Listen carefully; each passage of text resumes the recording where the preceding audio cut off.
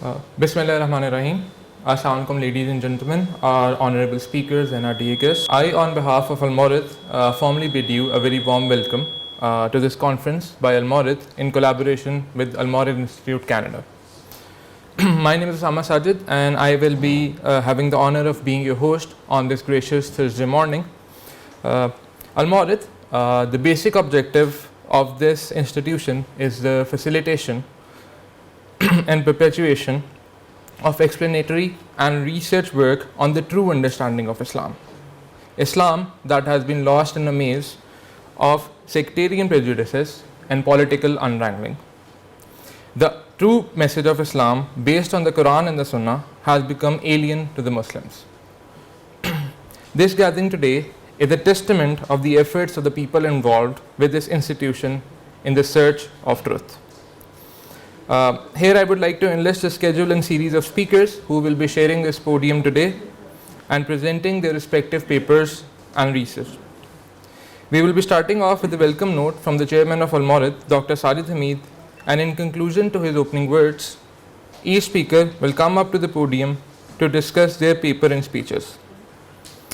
In order of appearance, we will have Dr. Ali Hassan Zaidi, who will be presenting his paper titled Interpretive Methods and Presuppositions, a comparison of Fazlur Rahman's and Javed Ghamdi's hermeneutics, followed by Mr. Azmat Abbas presenting his speech titled Transnational Muslim Diaspora, Ties That Bind. Next, we have Dr. Shahzad Salim presenting his speech on the topic titled Islamophobia, Roots of Muslim Rage. And finally, Mr. Asif Tahar will be presenting his address on the topic Epistemology of Religious Belief.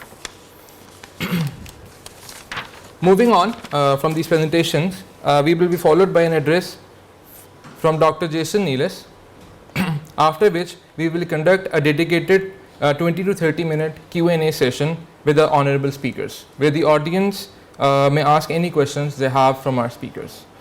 I'd like to mention that tea will be served throughout the conference, so whoever wants to help themselves, they can get a cup of tea. I will formally kick off this session with an introduction and opening welcome from Dr. Sajid Hamid, the chairman of Al-Mawrid. Dr. Sajid Hamid has been associated as a fellow with Al-Mawrid Foundation and has been a crucial part of the foundation under the tutelage of Ustaz Javed Ahmad Ghamdi since 1987. Dr. Sajid is an author of several books and articles, having recently completed his doctorate with a dissertation in Muslim epistemology. He also serves as the current head of the education department at Al-Mawrid. I would like to request Dr. Sajid to please accept the podium and deliver his opening address. Bismillahirrahmanirrahim. Professor Neelis Johnson, Dr. Ali Hassan Zaidi, Dr. Shahzad Salim, Mr. Asif Tahar, Mr. Azmat Abbas, dear ladies and gentlemen, Assalamu alaikum and good morning. On this beautiful morning, on the behalf of Board of Governors and on the behalf of my colleagues, I am very delighted to welcome you all from abroad and within Pakistan to Al-Mawrid, a foundation for Islamic research and education, a torch bearer of rich Islamic classical, intellectual and academic tradition. You are sitting in a kind of a historical hall where we have been striving for many decades to keep this torch lighting in thunders and storms of enmity, hatred, and of course, terrorism. As a foundation for education and research, we endeavor to work towards developing an atmosphere and prepare scholars who will be able to bring influence in Islamic academia. Conferences play an important role in reforming the academic fronts. Ladies and gentlemen, this conference provides us a unique opportunity for all of us. Because of its scope, it attracted delegates with wide-ranging knowledge on the issues the conference is going to address today. Along this journey today, we will learn from various sessions that broadly cover a wide range of topics. I hope it would be a learning opportunity for all of us. I extend my gratitude to all of you who have come to this conference, particularly guests from abroad. But in addition, let me also thank the staff of Al-Mawrid, organizers of the conference, and Mr. Faisal Aslam Malik for making the conference possible. Thank you. May Allah help and bless us all. Thank you. Thank you, Dr. Sajid, for the commencing address and warm welcome. We will now commence with the proceedings, and I would like to introduce the first speaker of this morning. Dr. Ali Hassan Zaidi is an associate professor in global studies, religion and culture at the Wilfrid Laurier University. He received his PhD in sociology from York University in 2007 and was a visiting fellow in 2008 at the Institute of the Study of Islam in the Modern World in Leiden, the Netherlands. He was a visiting professor at the Lahore University of Management Sciences, LUMS, Pakistan in 2013. Dr. Zaidi's research interests include Islam and modernity, religion and secularism, cultural globalization, intercultural dialogue and critique, and comparative hermeneutics. He also focuses on studying Muslims in Western societies and cultural changes in Pakistani society. His current research explores the comparative hermeneutics of Javed Ahmed Ghamdi and Fazlur Rahman. Ladies and gentlemen, I would like to request Dr. Zaidi to please take the mantle and present his paper titled Interpretive Methods and Their Presuppositions, a comparison of Fazlur Rahman's and Javed Ghamdi's hermeneutics. Bismillah ar-Rahman ar-Rahim. Assalamu alaikum wa rahmatullahi wa barakatuh. First, allow me to express my thanks to the Al-Mawrid Institute, to CEO Saab, Sajid Ami Saab, Dr. Shahzad Salim Saab, and honored guests, and Dr. Asif Iftikhar as well for coming. And first, and I guess above all, also to my friend and colleague and student, Faisal Malik in Canada, who's helped us to coordinate our visit from Canada with Al-Mawrid here in Lahore. In some ways, the paper that I'm presenting, or that I'm going to present, of course, it would not have been possible without Malik's assistance and work. And the reason for that is, as mentioned in the biography, I was a visiting fellow at LUMS in 2013. And I imposed upon Asif Iftikhar Saab for a short conversation. And we had a very lovely conversation, and there was some small comments that Iftikhar Saab made, because I was asking him about the work of Fazlur Rahman. And so he was engaging me, and from that conversation, my interest in pursuing a comparative work of Dr. Fazlur Rahman's work, which I was already engaged with Dr. Javed Ghamdi's work, that's where the kind of impetus started for the paper that I'll be presenting today. So if we had not had that conversation in 2013, maybe this conversation today would not have happened. And then what happened was I picked up your MA thesis from McGill, and there was a footnote there about the need for a comparative analysis of Javed Ghamdi Saab's work and Fazlur Rahman's work. And so that was another spark. And then it was quite a blessing actually to have Faisal Malik come and do an MA in our program at Laurier in Religion, Culture and Global Justice. And now he's been accepted into the PhD program as well. Malik's understanding of Javed Ghamdi Saab's work is quite deep, very, very deep, much deeper than mine. And so it became a real collaboration between myself and Malik. My understanding of Fazlur Rahman's work, Malik's understanding of Javed Ghamdi Saab's work. And so it's been quite a partnership in that regard. And so that's what I'm hoping to be able to bring to your attention today. I won't read the whole paper that Malik and I have written. It's a jointly authored paper. We probably don't have enough time for the whole paper, but I hope to tease out some of the important elements from the paper for your edification. But let me begin with the introduction. Does Islam present itself primarily to the life of an individual and the salvation of the individual soul, or does Islam address itself to the collective life of a society in this world? That is Islam primarily about spiritual and moral reform of the individual, or social reform of a socio-moral community? Now, this is a binary that has been part and parcel of Islamic thinking for more than 1,000 years, of course. Is it addressing itself to the individual or to the community? even if we resort to eschatology, meaning the end of the world, this does not really help us actually, because the Quran presents itself as referring to companies or companies sorted out, so communities being judged collectively. But it also talks about the individual being judged individually. And these are perennial questions that the Islamic intellectual tradition has engaged with for more than a millennium.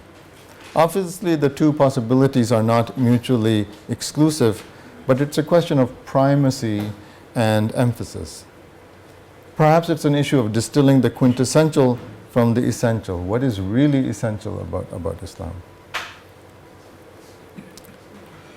These questions have returned to the forefront as Quranic studies in the Western Academy, and I want to emphasize that the thrust of this paper is about how Quranic studies is being undertaken in the Western Academy, in North America and in Europe, and the way in which Javed Ghamdi Saab's work and Fazlur Rahman Saab's work is being taken up in the Western Academy.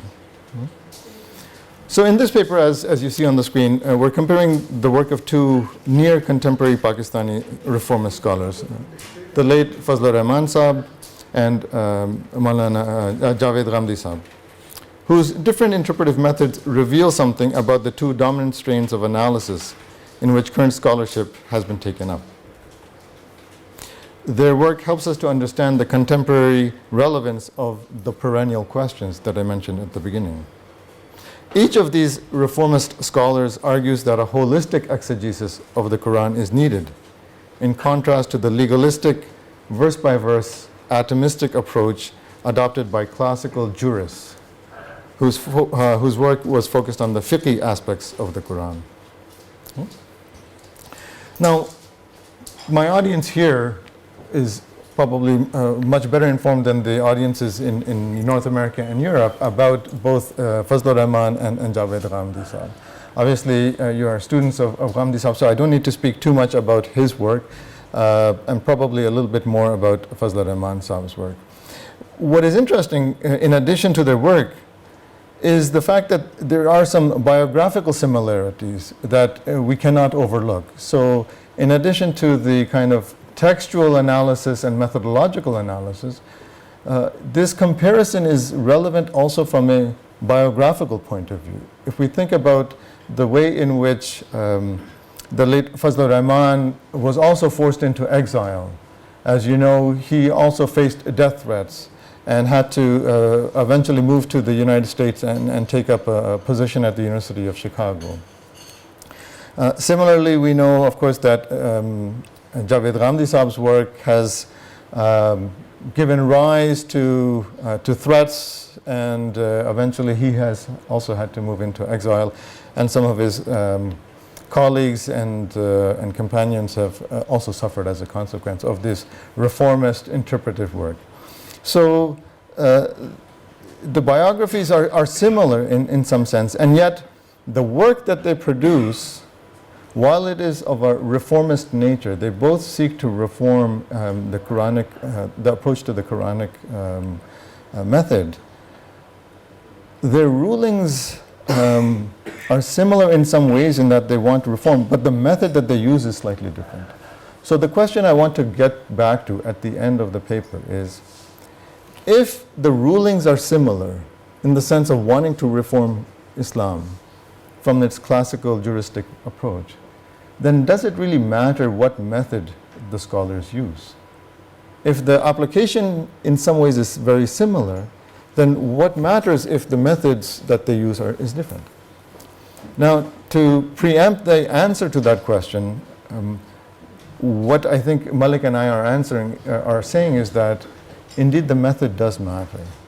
The method matters because it gives rise to certain ways in which you get to the answer. The way in which you get to the rulings matters. It's not that the rulings in itself is the final goal. It's how you get there. As they say, the journey, the path in itself is part of the journey, is the destination. Okay. I won't spend too much time on this slide. You're familiar with the kind of similarities, that they were both trained in both a classical and a modern approach. They both critiqued heavily Muslim philosophers and jurists and exegetes and so on. And they both earned a similar level of tanqeed or critique from traditional scholars.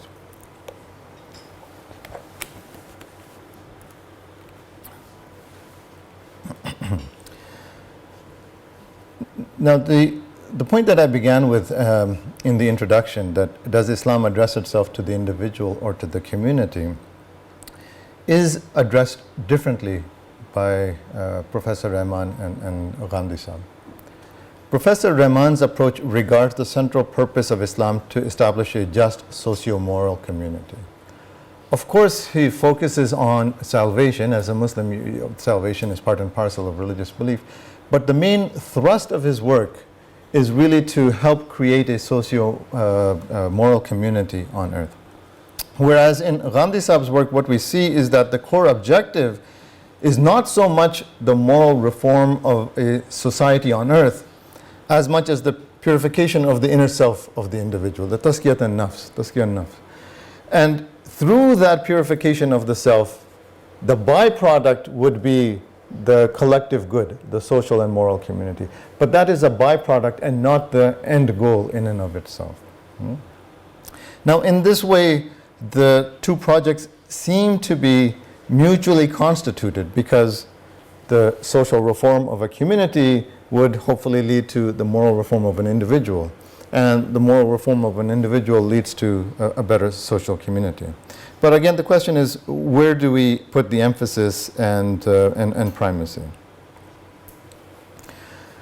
Fazlur Rahman Sahib's work is best known for what he called the double movement theory, the double movement method. And he argues that what contemporary Muslims need to do in order to revitalize Islam is to move back in time. The first movement is a movement back in time. First, they need to understand the specifics of the Quranic verses and their objective meaning. What did the Quran objectively mean? But also an overarching Quranic worldview. What Fazlur Rahman Sahib argues is that Muslims have not adequately understood the Weltanschauung, the worldview of the Quran, because the fiqhi approach has taken an atomistic verse-by-verse approach to it. And Fazlur Rahman would argue that there is a worldview that the Quran presents. The worldview is coherent, it's concrete, and has no inner contradictions.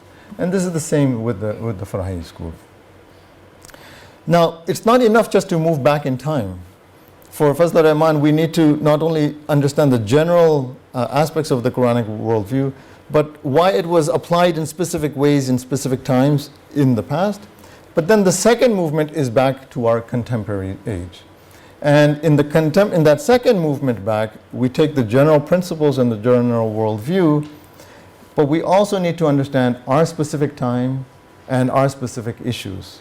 And then, of course, this movement back means you try to apply those general principles to the issues that we confront in our day and age.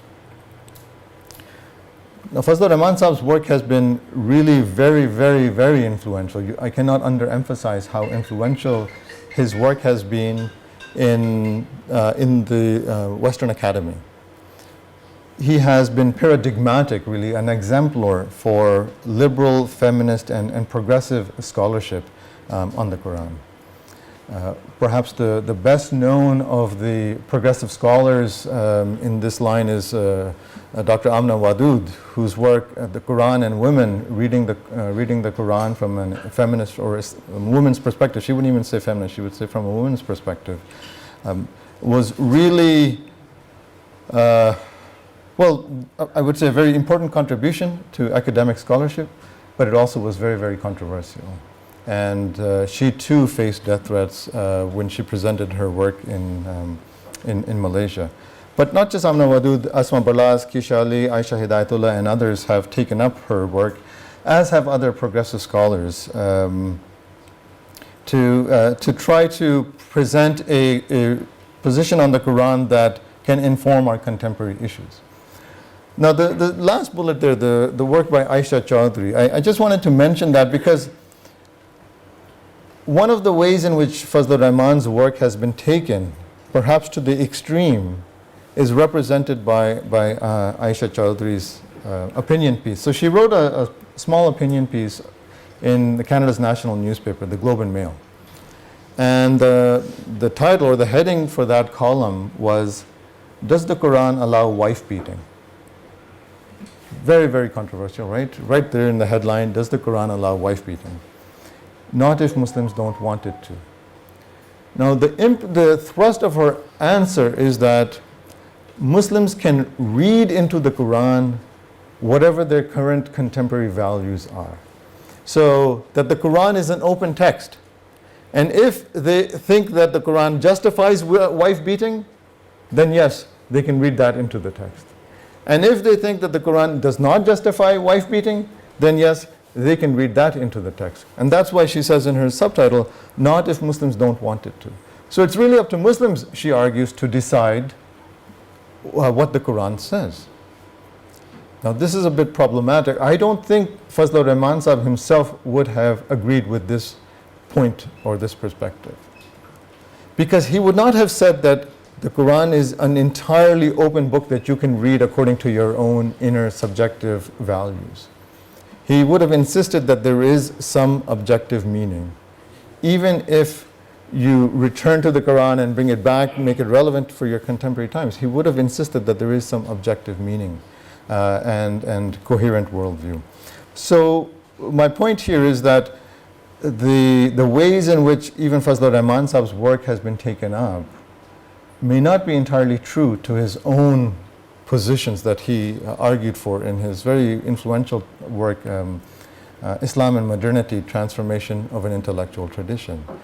I don't think he would have gone as far as those who have taken up his work have taken it. He would have insisted that there is an objective original meaning that does not change with the reader. So it's not that the reader can completely decide what the meaning of the Quran is. What does change is the application of that meaning. So the meaning remains the same, but how you apply that meaning with respect to certain juristic principles, fiqh issues, that will vary from time to time and from society to society.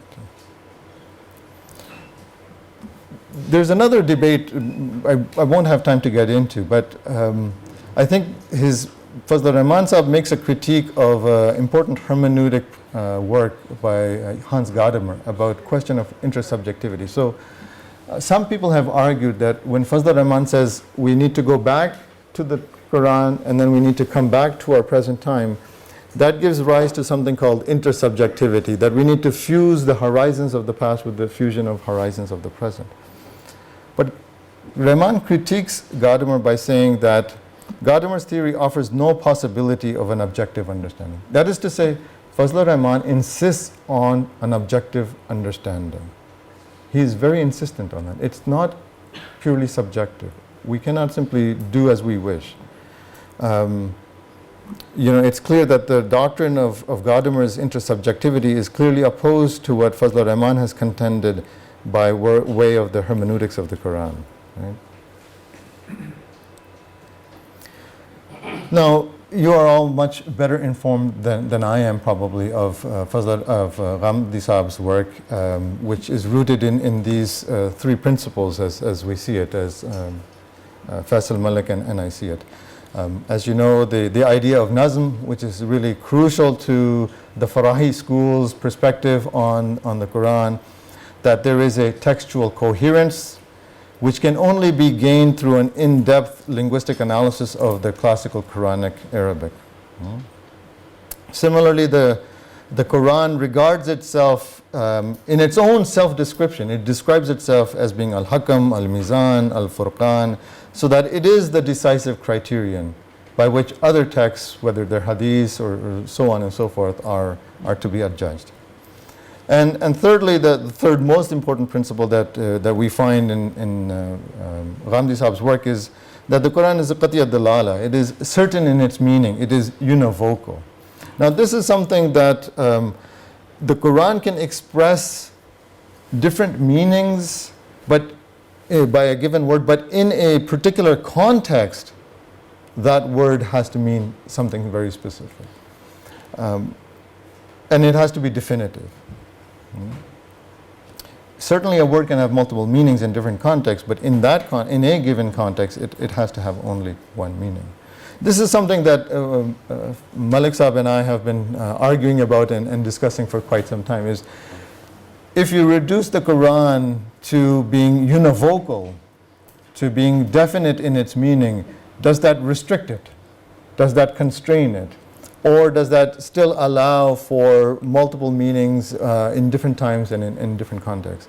So we see that, Ghamdi Saab takes a very strong position on this, and the Farahi school in itself. And Malik, as a student of the Farahi school and of Al-Mawrid, insists on this. This is something I'm still engaging with him on this point. As you know, in Ghamdi Saab's discourse, the Quranic Weltanschauung can be inferred, that it can be derived from its nazm, its textual and intratextual coherence. So not only is the text coherent throughout, but in the different parts that refer to one another, they are also coherent. But this is perhaps the most important difference between Fazl Rahman Saab's and Ghamdi Saab's work, is that the nazm or the Quranic Weltanschauung is to be derived from the text in itself, first and foremost, and not through the socio-historical context. That whereas Fazl Rahman Saab would say, you need to understand the Quran in its socio-historical context, Al-Mawrid and especially Ghamdi Saab would say, you cannot put the socio-historical context first. The text comes before the context. This is perhaps the most important difference. The socio-historical context cannot be decisive in elucidating meaning. What we found, and I haven't had a chance to go through the paper with you because I wanted to allot time for other speakers as well. What we found is that the best way to contrast Ghamdi Saab's work and Fazl Rahman Saab's work is in the applications of their method. So I've given you a little bit of sense of their method, but okay, how does that play out with respect to the application? We've identified three issues that are really important and crucial for our contemporary age. One is the question of riba. So what are the positions that they take on the question of usury or riba? Another is the question of zakat, and the third that we've identified is the question of polygamy. So both Fazl Rahman, of course, and Ghamdi Saab would argue that riba or usury, and I want to make the distinction between interest versus usury. I'm not talking about interest, we're talking about usury, which is the exploitation and the severe exploitation of people, right? From Rahman Saab's work, we see that riba is denounced in the strongest possible terms in the Quran. But for Rahman Saab, it's because it's an abominable form of exploitation and disrupts the social order. Riba for Fazl Rahman is denounced because it creates social chaos. It causes, in the Prophet's time, it caused troubles between the tribes that they were trying to reconcile to Islam. And so it's not a question of the moral repugnance of riba in and of itself. From Fazl Rahman's point of view, it's not that riba in itself is problematic, it's the social consequences of riba that are problematic. Whereas from Ghamdi Saab's perspective, riba is a sin in and of itself because it morally pollutes a person. Regardless of the social consequences of that, it's what does it do to a person? How does it corrupt an individual? Similarly, that distinction we see playing out with respect to the zakat. From Fazl Rahman Saab's point of view, zakat is a social welfare tax, very much like the taxes that are imposed by our governments, by our states. From Ghamdi Saab's perspective, zakat is not just a regular tax, it's actually a religious ritual. And so this is an important distinction. we have on the one hand an argument that it's a social imposition or a social tax, and another, from Gandhi Saab's perspective, that it's a ritual, a religious rite that is rooted in the notion of tazkiyat an-nafs, the purification of the self. And Gandhi Saab would argue, as you know, that the word itself is rooted in the notion of purification. And so the word zakat is indeed not just purifying the social community, but the individual soul as well. The issue of polygamy, of course, both of them comment on it and recognize its restrictions. Rahman Saab would say that the Quran makes the distinction between legal and ethical pronouncements. So what is required as opposed to what is the ideal to which human beings should move. How should they move there? And the process has to be a gradual one, that the Quran is wanting human beings to move in a particular direction, but it's encouraging them to do so through ethics and through ideals and not just through legal pronouncements. So there is on the one hand a legal pronouncement, but there is on the other hand an encouragement to do better. From Gandhi Saab's perspective, the verses on polygamy deal with issues of orphans and don't directly deal with the question of the marriage between multiple wives, but how do you deal with orphans whose father might have died in wars or parents might have died from illness or whatever. And so polygamy is permitted with respect to protecting the orphan's well-being, not the question of polygamy in and of itself. So we see that even though they come to similar juristic positions, the reasoning is very different. This is what I was trying to argue at the beginning. So this is the question that we started with at the beginning and is mentioned in bullet number 2. If the methods lead to similar kinds of reformist legal rulings, then why should we insist on method? Now, for me as a scholar, I'm really passionate about methodological issues. So, this is my bread and butter. I love this kind of stuff. But suppose you're not a methodological scholar. Maybe that is irrelevant to the society. If all that matters to society is how is this applied, then why do we have to spend all this time thinking about the methodological approach?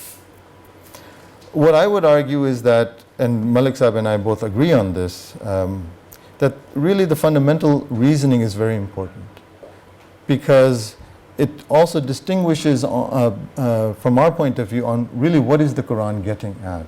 What is the ultimate raison d'être? What is the ultimate meaning of the Quran and what is its reason? Does it simply want us to create better societies, which you can do through multiple ways? Liberal societies, socialist societies, all of these ideologies are also trying to create a better social structure. Or is it really focused on the individual soul, on the individual self?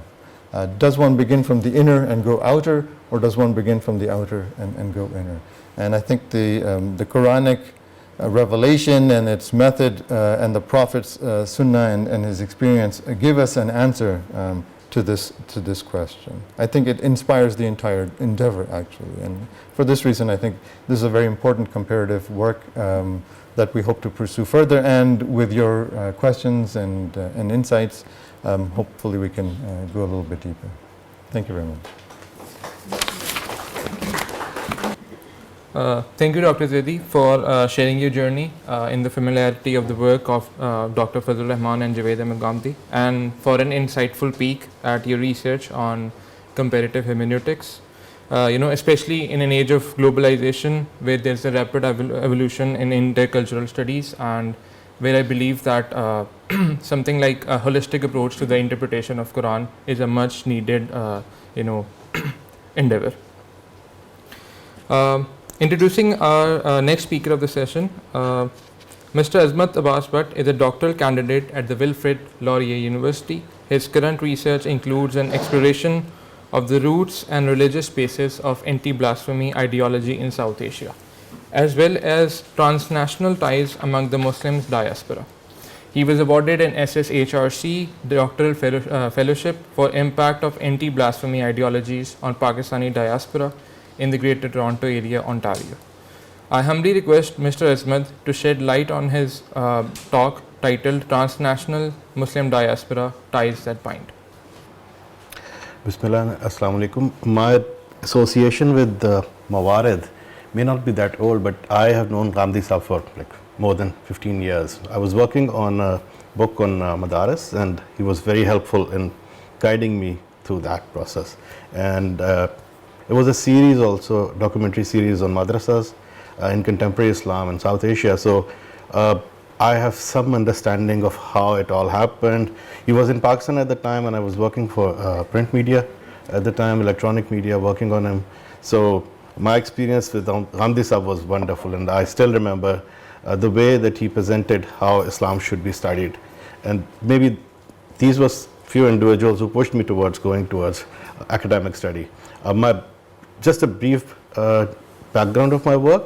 I worked as a media person most of my life. I was with Dawn Group, and then with Herald and Dawn TV.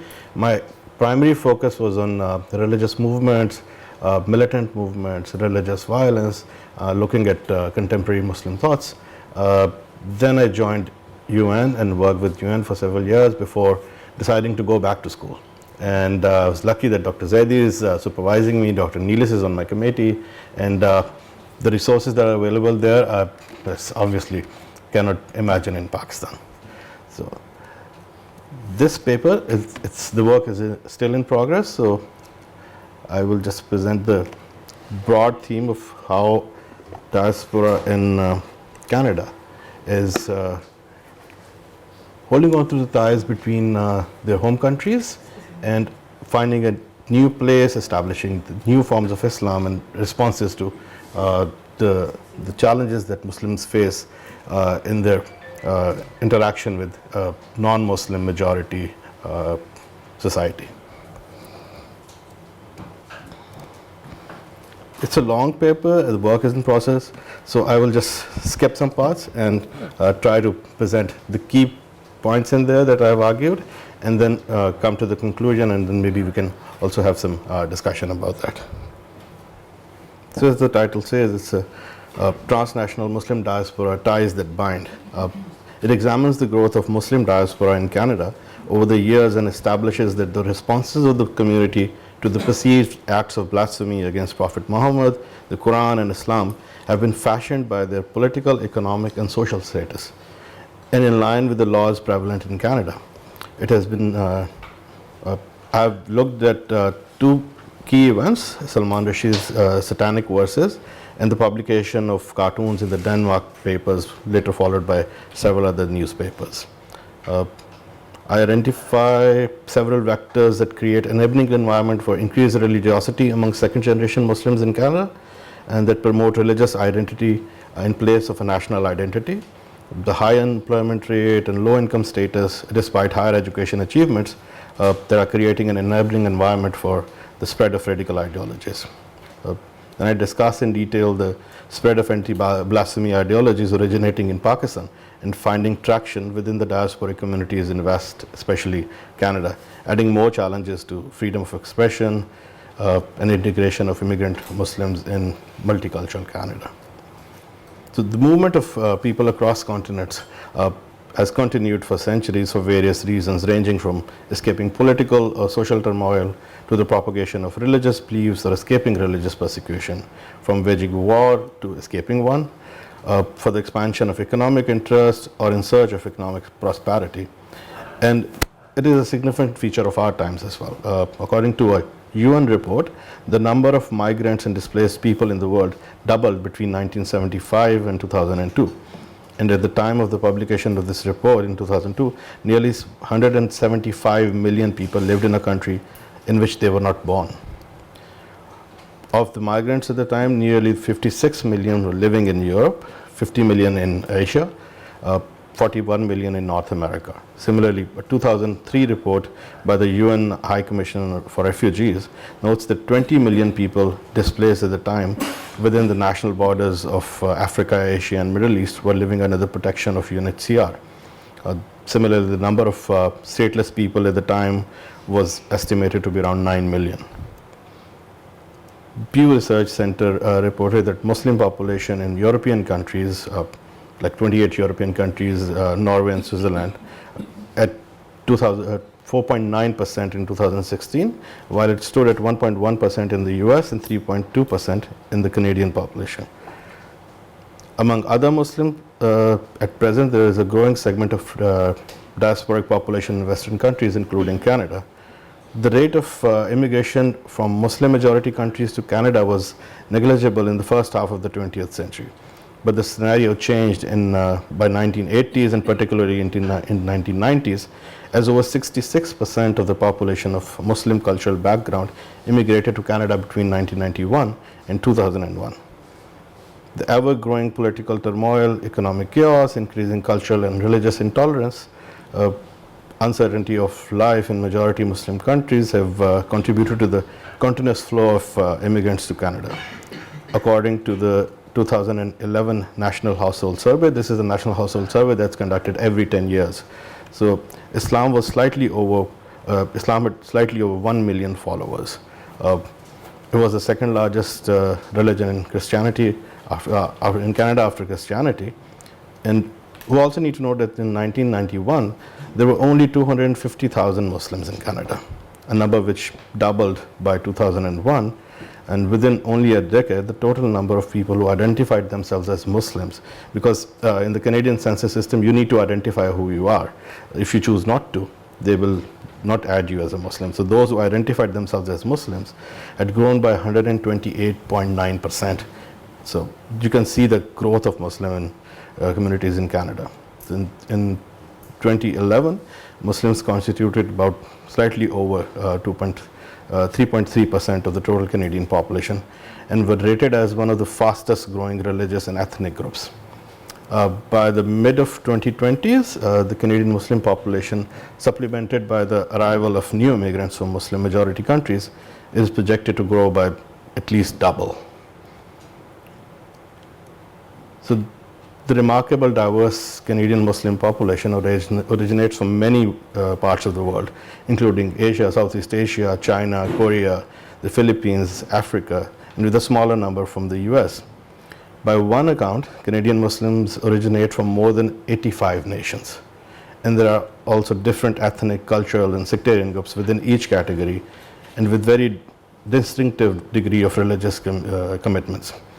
Adding class, gender, and racialized division means that Canadian Muslim heritage can hardly constitute a community or a ummah, a term widely referred to its heterogeneous population. The social, economic, and political conditions of life in the home countries, level of education, and their rural and urban regions, by and large define how immigrants live in Canada or any other Western country when they move.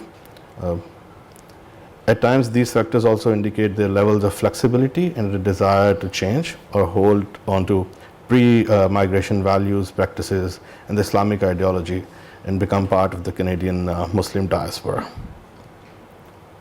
So slightly move forward because this is the brief overview of how Muslims are figured there. So the theoretical work that I follow for this research is borrowed from Alex Schmidt. He's a political scientist and a terrorism studies scholar. He adopts he examines the causes of radicalization and adds that it adds to it the spread of anti-blasphemy ideologies among the immigrant communities, especially those of Muslim origin. The influences at the three levels that he identifies include micro or individual level, meso or enabling environment, and macro level, or the actions and influences of the host or the home countries. They all collectively contribute to increasing religiosity, heightening association with religion as compared to national identity, and push towards the spread of radical ideologies. So I look at the satanic verses, Canadian Muslims' response to satanic verses, Salman Rushdie's novel, and the Danish cartoon incident. So, and how, touching upon the vectors of radicalization which contribute to these incidents, and sum up that the challenges that the spread of and summing up with the challenges that I'll sum up with the challenges of spreading of anti-blasphemy ideologies within the Pakistani diaspora, and the challenges they might create for the multicultural Canadian society.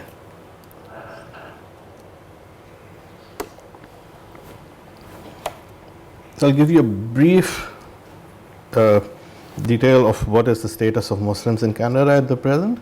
So the official records indicate that the Muslims arrived in Canada in the early 18th century. There's a documented birth of a Muslim child to a Muslim couple in 1854. Similarly, the data from 1871 confirms the presence of 13 Muslims in the country. The change came in the immigration policies in the late 60s, resulted in the increase of a number of Muslim immigrants to Canada, and gradually the population has grown to a sizable one, if you know today. So in the 2011 household survey reported that almost 7 in 10 Muslims in Canada at the time were foreign born. So it's predominantly a foreign born diaspora, principally coming from Asian countries, Africa. Immigrants from Pakistan make up 13% of the total population, followed by Iranians and Algerians. So if you look at the education and employment level and age of the Muslim diaspora in Canada, the Muslim population in Canada is overwhelmingly urban. 95% of the Muslims live in metropolitan areas, with 55.2% living in the province of Ontario, which is the largest one. The median age of Canadian Muslims is 28.1 years, making them the youngest generation compared to the median age of Canadian population, which is 37 years. Among the Muslim Canadians, nearly 91% are first generation. 7.7 are second generation, and less than 1% residents represent the third generation. So with such a high percentage of youth, Muslims have a high percentage of people attending universities, and at the same time the second highest unemployment rate in the country. As many as 14.4% of Canadian Muslims were unemployed, compared to the national 7.4% national unemployment rate in 2017.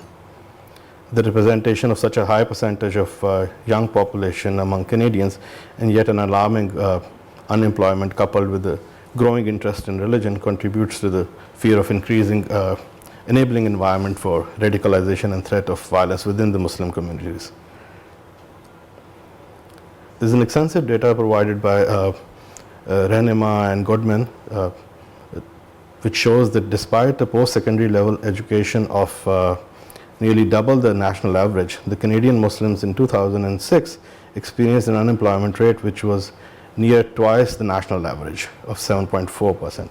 Nearly 61.3% of 400,000 Muslims aged 15 years and above were in the labor force, of which 215 were employed, while the rest were unemployed.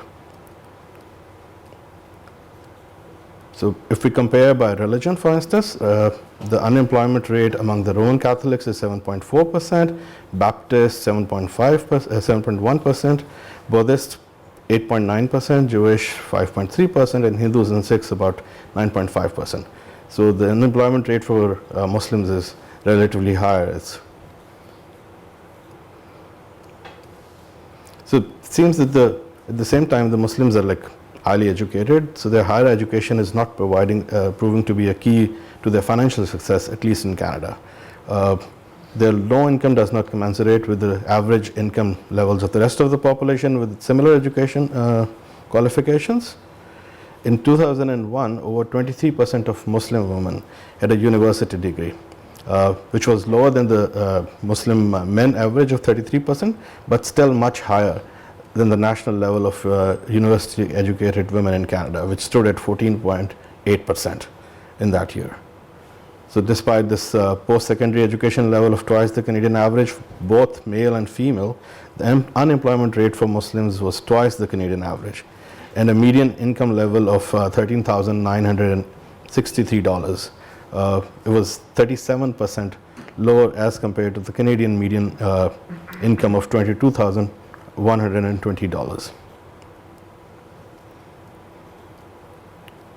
Okay, so looking at the growing religiosity among the Muslims. So the challenge of being a Canadian Muslim or a Muslim Canadian. So thousands of immigrants who arrive in Canada every year join religious organizations, mosques and Islamic schools, setting up new ones, becoming part of the ever-existing diaspora. The Pew Research reports that report on restrictions on religions place Muslim countries at the top of the list. For instance, Pakistan was listed as a country with the highest overall restrictions on religion, where both government and society imposed numerous limits on religious beliefs and practices, and the highest level of social hostilities involving religion.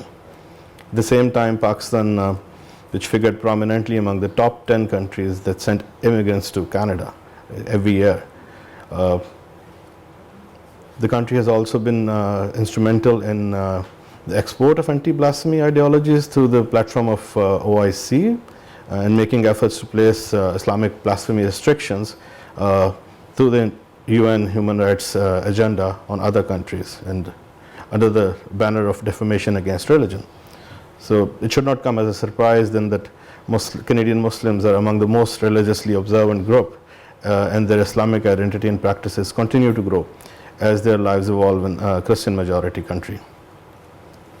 It seems that Alex Newman notes that it seems that in moving to Canada does not appear to have a secularizing effect on Muslim immigrants, who are, he quotes, are more likely to say their attachment to Islam has grown than waned since arriving in the country, unquote.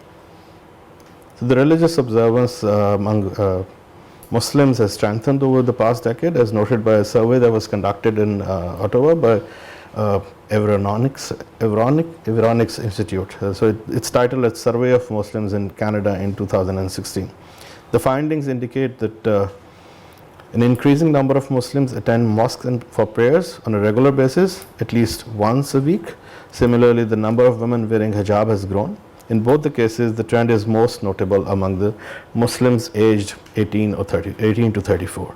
In contrast to the broader Canadian society where youth is turning away from organized religion. The survey also identified that second generation Canadian Muslim, both male and female, as the most religiously observant generation in the Muslim community as well, and most likely to regularly visit for mosque for prayers, wear hijab, and support their right for prayers in the schools. The frequency and number of people visiting the mosque for prayers every week has increased nearly half, or 48% of all the mosque attendees, compared to 41% reported in 2006. One of the most important developments over the past decade is the proportion of younger Muslims attending mosque, and it has increased more than the older generation.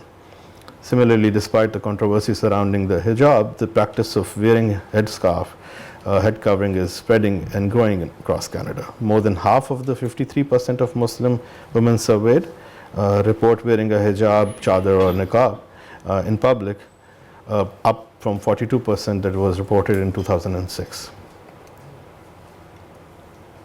And this trend has grown noticeably among the women aged between 18 and 34, which is like nearly 30%, 60% prevalence among them. Okay.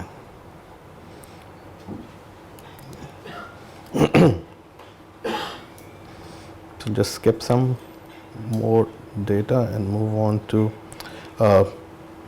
how the Muslims responded to the Salman Rushdie and Danish cartoon effect.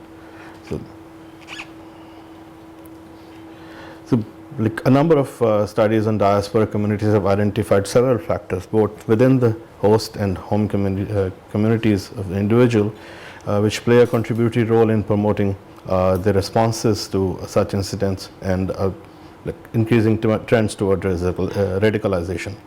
Borrowing from Schmidt's categorization of micro, meso, and macro level influences to highlight that, in addition to other factors, the diaspora communities are inherently hybrid and reflect continued attachment to countries of origin alongside the adaptation of elements from the host country. Schmidt provides a framework that examines the causes of radicalization at the micro or individual level. So, and he talks about the impact of the host country and the origin, country of origin. So at the micro level, the individual level involving, for example, identity problems, failed integration, feeling of alienation, marginalization, discrimination, level of deprivation or humiliation that one feels, stigmatization and rejection, often combined with moral outrage and feeling of revenge. So at the meso level, which is the wider racial milieu, the supportive or even complicit social surrounding, which serve as a rallying point and is the missing link with the terrorist, broader constituency or reference groups that is aggravated and suffering injustice, for instance, in turn can radicalize parts of youth cohort and lead to formation of terrorist organizations. At the macro level, the role of government and society at homeland, at home and abroad, the radicalization of public opinion and party politics also plays into this. The tense minority-majority relationship, especially when it comes to foreign diaspora in case of Muslims in Canada who are a minority there, and the role of lacking socio-economic opportunities for whole sectors of society, which leads to mobilization and creates an enabling environment for radical ideologies to grow.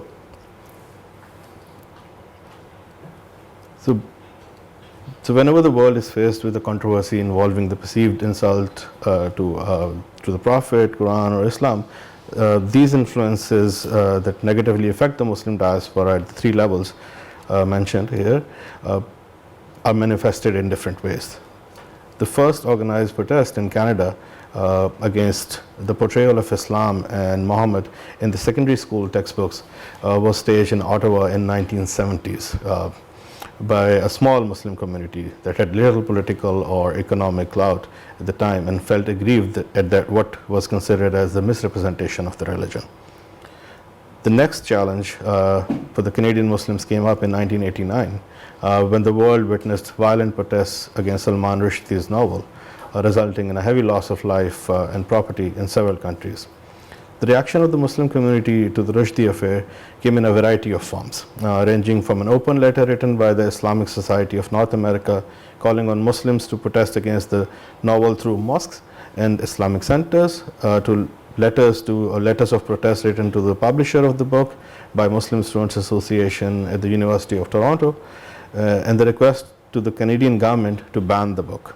The feeling of anger was prevalent among the Canadian Muslims of various origins who were furious at Rushdie as an individual, but more towards the West for a quote from a Somali Muslim who said that the lack of respect for Muslim feeling, not everyone but a majority of the people.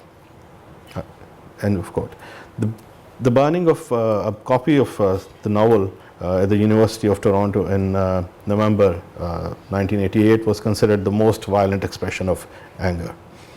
Many Muslims have many Muslim scholars discussed the novel from the platform of the mosque and criticized the Canadian government's response and the public in general. A Muslim preacher, Imam Gad, wrote in a Toronto newspaper, Muslims are also, and I quote here, Muslims are also puzzled by the attitude of some writers defending the obscenities against innocent people and calling it freedom of expression. Are we looking at selective freedom of expression here? Even if sacred scriptures are desecrated and revered personalities are slandered, there are few Muslims in Canada, they have little economic or political power. If they complain because their religion is attacked, they are ridiculed and labeled uncivilized. Muslims are sometimes threatened because they speak up against the wrongdoings. End of quote. Dr. Amir Hussain has worked extensively on this case study, and he knows that the Canadian responses were much more muted and peaceful than those in other countries, and there was a deliberate effort made by various Muslim communities to keep the protests non-violent.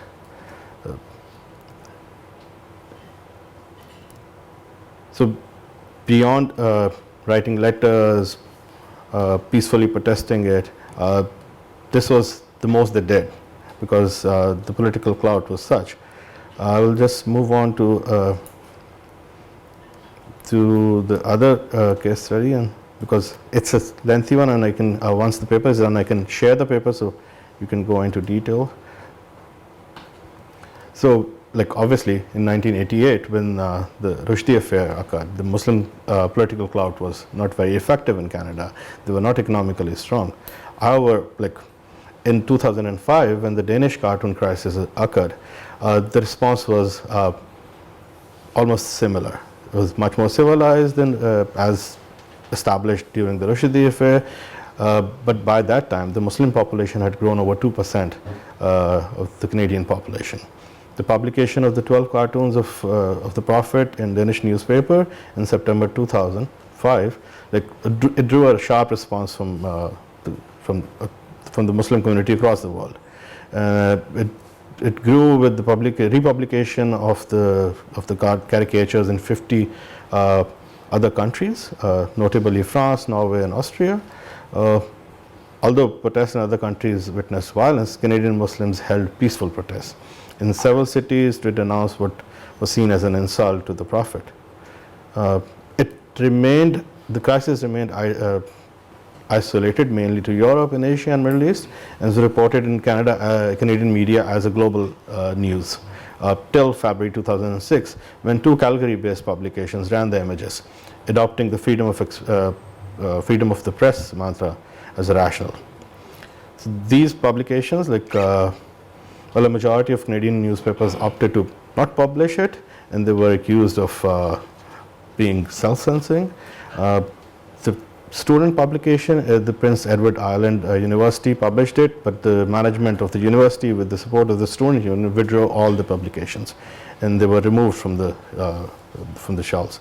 So Calgary-based Jewish Free Press published, it's a 2000 circulation magazine, which and in the Western Standard bi-weekly, which claims 40,000 publications. These two publications went ahead and published it. Their main competitors, who were much bigger than them, decided not to do that. And I quote from one of the editors of the Calgary Herald here. He was accused by the publications who went ahead and published the cartoons of exercising self-censorship. And his response was, I quote, "There is a wondrous spectrum of offensive material we choose not to publish every day, because it is judged to be too offensive, sexually explicit, libelous, racist, beyond the limits of taste, obscene, or culturally insensitive." So this indicates that the level of understanding was much more of the Muslim sentiments was much more higher in 2005. So the Jewish press also ran into unexpected opposition when the Calgary Jewish Community Council disassociated itself with the publication, saying that they would not have published it, which was kind of something that the Muslims were very pleased to find support within the Jewish community, who termed it anti-Semitic cartoons, and they were not very pleased with that. There was one notable thing that happened. There's a Calgary Imam, Syed Sohrawardi. He filed a complaint against the publication in the Alberta Human Rights Commission. The lengthy proceedings continued for nearly 2 years, pitting the freedom of expression and the freedom of press against the right not to be offended. Eventually, Imam Sohrawardi withdrew his complaint in 2008 and announced the setting up a Freedom of Speech Center in Calgary, which is functional now. The aim was to educate Muslim immigrants of why freedom to offend is important to the Canadian democracy. So you can see over the years, the response of the Muslim community in Canada in general has been very peaceful to various controversies about Quran, Muslim beliefs, Prophet Muhammad.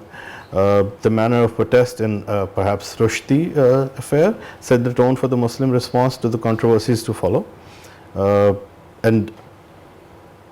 can we elaborate can we celebrate this as the integration of the Muslims in the wider Canadian society? Well, it is too early to say, because there are vectors which continue to provide an enabling environment for the spread of radical ideologies.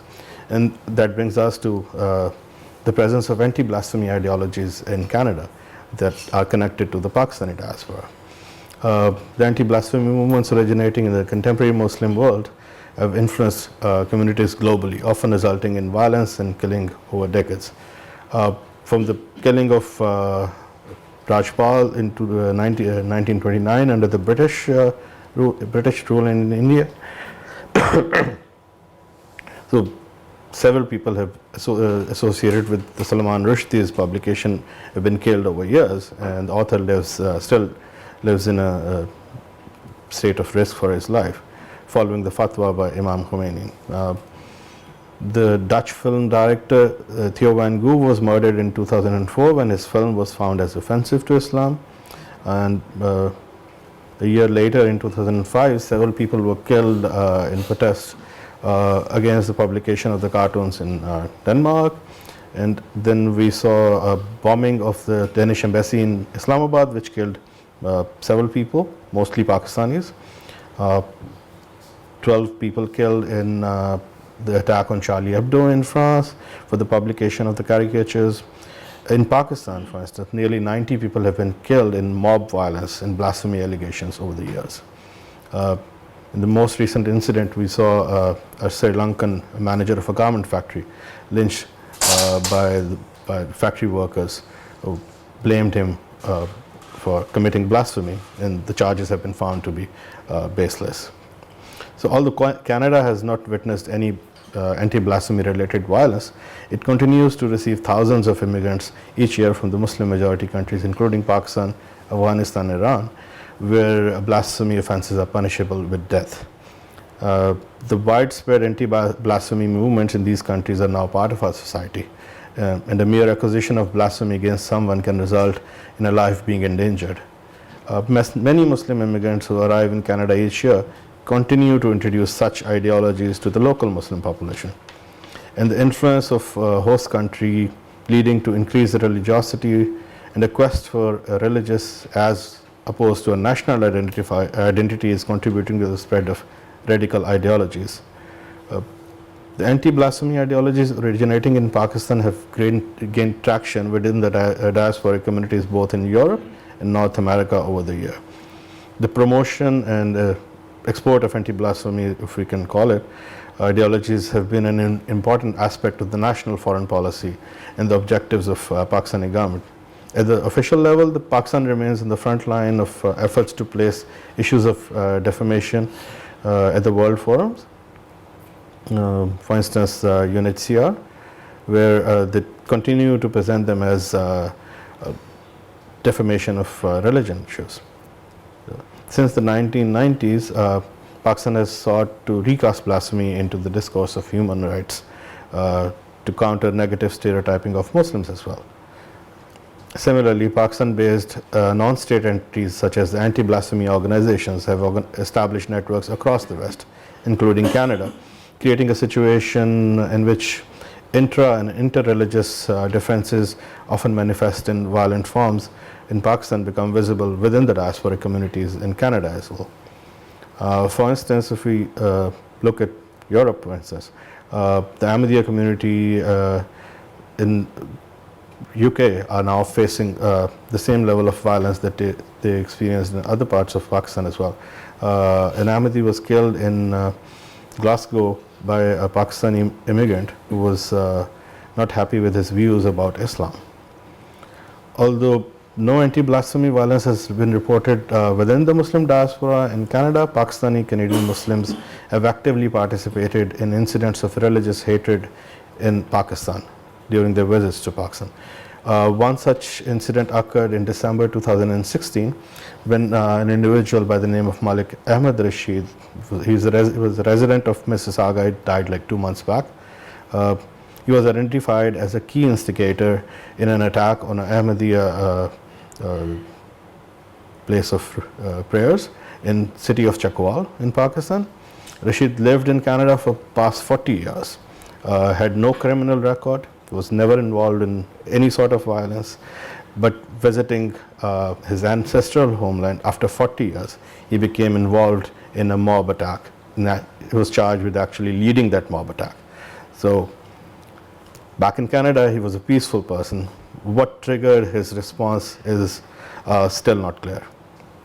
Similarly, many architects of Pakistan's anti-blasphemy ideologies have migrated to Canada.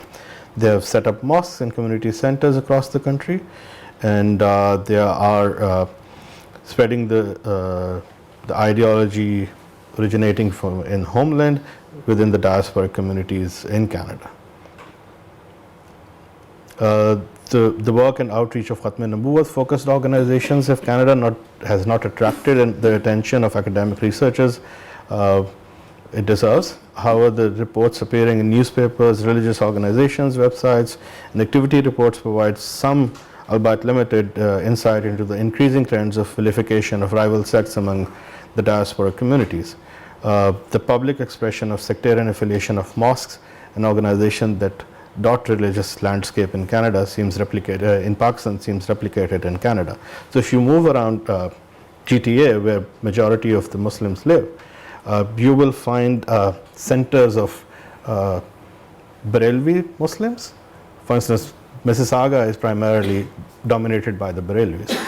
So if you move up south, Vaughan, center of Vaughan, is dominated by the Ahmadiyya community. You come towards the city center, York is majority Shia. If you just go towards the lake, Scarborough is majority Deobandi. So, and the segregation is very prominent. You can actually see that.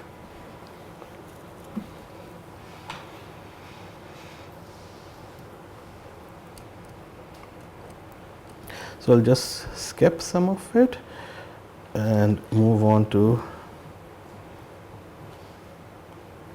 the concluding remarks. So Canada repealed the law of blasphemy libel in December 2018 through a bill, Bill C-51, joining a growing list of countries in the West that has abolished such legislation. Therefore, a group of citizens with country belief among on the notions of freedom of expression and what accounts to blasphemy would have a far-reaching social political impacts on the country and would serve as a challenge to the notion of freedom of expression, which is very important in the Canadian democratic setup. On the political front, the impact of Muslim votes has become very prominent. In the recent elections in 2019, there was the Canadian Muslim Vote. It's a non-profit organization with a focus on Muslim participation in the electoral process. They listed 37 ridings. Riding is like a constituency, जैसे हमारे हल्का होता है. So 73 ridings in 6 provinces where Muslims were considered the deciding factor. So whoever the Muslims would support would win that election. They noted that the Muslim community has the number to decide the winners and losers within elections, which directly impacts the composition of the government we will have. So this means that they will have more say in the government as well. The organization claims that they have an outreach to more than 750,000. A 7.5 lakh vote in Canadian context is big. It's unlike Pakistan with a population of 35 million. If you have 0.7 million voters in your pocket, you are bound to be in a very good position politically. There was a study done by Dr. Jasmine Zan of our university on the Canadian Muslim voting guide.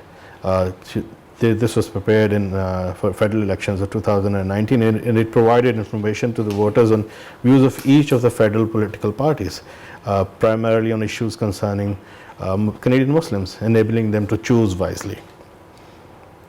So this positive development of participation in the electoral process creates avenues for Muslim Canadians to become part of the national policy and decision-making process. It becomes more critical in the light of the finding of the survey of the Muslims in Canada of the growing religiosity and weakening of their Canadian identity, perhaps influenced by transnational religious entities. So if you look at, for instance, Ikra Khalid, she was a Liberal MP, Member of Parliament from Mississauga, Erin Mills. She presented a motion in the 42nd Canadian Parliament in 2017 calling on the Canadian government to condemn Islamophobia in the country, which they have now done. But at that time, the debate surrounding the Canadian motion was characterized as deeply divisive. though non-binding, it was seen by this resolution that she presented was a non-binding thing. It was not going to become a law. So it was seen by many as the first step towards enforcement of Sharia and curbing of freedom of expression. So you can see when you gain more political power, the resistance also grows.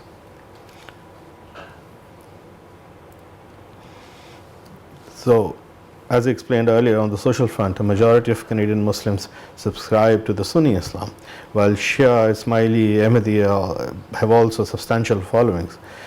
Shia and Sunni both consider Ahmadiyyas as non-Muslim, and Ahmadiyyas consider all of them as non-Muslims. So the schisms that we experience here continue in Canada as well. So faith-based ideology is perhaps one of the factors that drive radicalization, and despite the reputation of being immigrant-friendly, Canada offers unique challenges when it comes to social integration that inadvertently pushes ordinary Muslims toward a role as a defender of the faith and brings Islam into as the identity of Muslims to the forefront as compared to the Canadian identity. In the light of increasing religiosity and spread of anti-blasphemy movements globally, the threat of violence remains real.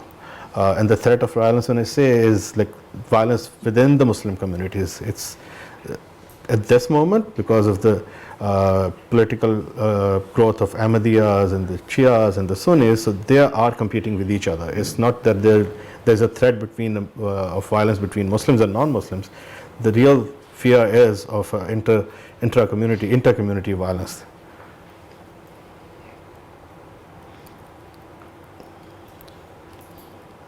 So I've attempted to highlight that an entire class of citizens finding refuge in an identity based on religion creates challenges for Muslim integration in Canada. The Canadian Muslim diaspora has grown in population, political and economic status, and whether their responses to any future acts of perceived blasphemy towards the Prophet, Quran, or Islam would be identical or different from the ones witnessed in Rushdie affair or the Danish cartoon saga remains to be seen.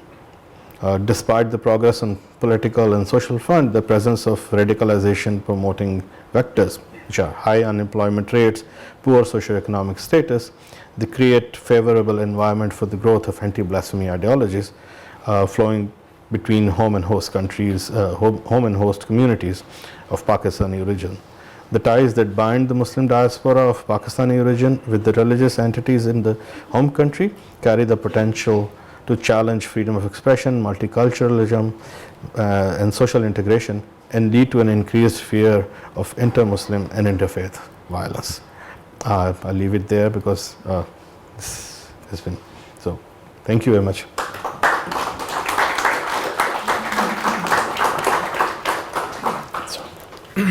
Thank you, Mr. Azmat, for shedding light at your impressive research on the historical and diverse impact of anti-blasphemy ideologies on the transnational Muslim diaspora in Canada, the consequences in terms of legislation and social reforms. Introducing our next speaker of the session, Dr. Shahzad Salim is a fellow at Al-Mawrid Foundation for Islamic Research and has a PhD from the University of Wales, Lampeter, United Kingdom, and a BSc Electrical Engineering from the University of Engineering and Technology, Lahore, Pakistan. Dr. Shahzad's special areas of research and interest are namely history of the Quran and the previous scriptures, critical study of the corpus of the Hadith literature, moral education, and character building. His extensive research and projects include completing an 18-year research project on the history of the Quran that attempts to address the issue of multiple versions of the Quran. His achievements include completing a translation of a 5-volume Quran commentary, Urdu to English, of Javed Ahmed Ghamdi's titled Al-Bayan, and his painstaking work on translating a 9-volume version Quran commentary, Urdu to English, of Dr. Amin Ahsan Islahi titled The Dabur Quran. I would graciously request Dr. Shahzad to accept the podium to enlighten us regarding his address titled Islamophobia, Roots of Muslim Rage. Bismillah ar-Rahman ar-Rahim. Dr. Sajid Hamid, Chairman Al-Mawrid, Dr. Nilas, Dr. Zaidi, Dr. Asif Iftikhar, Dr. Azmat. And when I say doctors for Asif Iftikhar and Azmat, this is not a Freudian slip, it's rather a Farahian glitch. So as the Farahi school would say, that you address people by the title that they ultimately will achieve. So Doctors Asif Iftikhar and Azmat are doctors in our eyes already. In the 19th century, there was this gentleman who had the honor of becoming the Prime Minister of the United Kingdom for four terms. His name is William Gladstone. And he has been ascribed a statement about which the historians are still grappling whether it's true or not. And the statement that he gave in the British Parliament once was that, and he actually referred to the Quran, he was pointing to the words of the Quran and said that as long as this book exists in this world, there's not going to be any world peace. And as I said, the authenticity of this statement is still being debated. But if I view this statement as an unbiased person, or a person who would actually call an unbiased Islamophobe, if this term could be coined, right after his address in the Parliament, if it is correct, we find that there was a spate of activities that took place, and especially a century later when Osama bin Laden addressed the host parliament in 1994, around that time. So he actually used some of the Quranic verses and came out from that shura. This was about 6 years before the World Trade Center bombing. And he said that verses like Qatilu A'immat al-Kufr, which means kill these leaders of disbelief, pointing towards the US, and he said that the West is our enemy number one.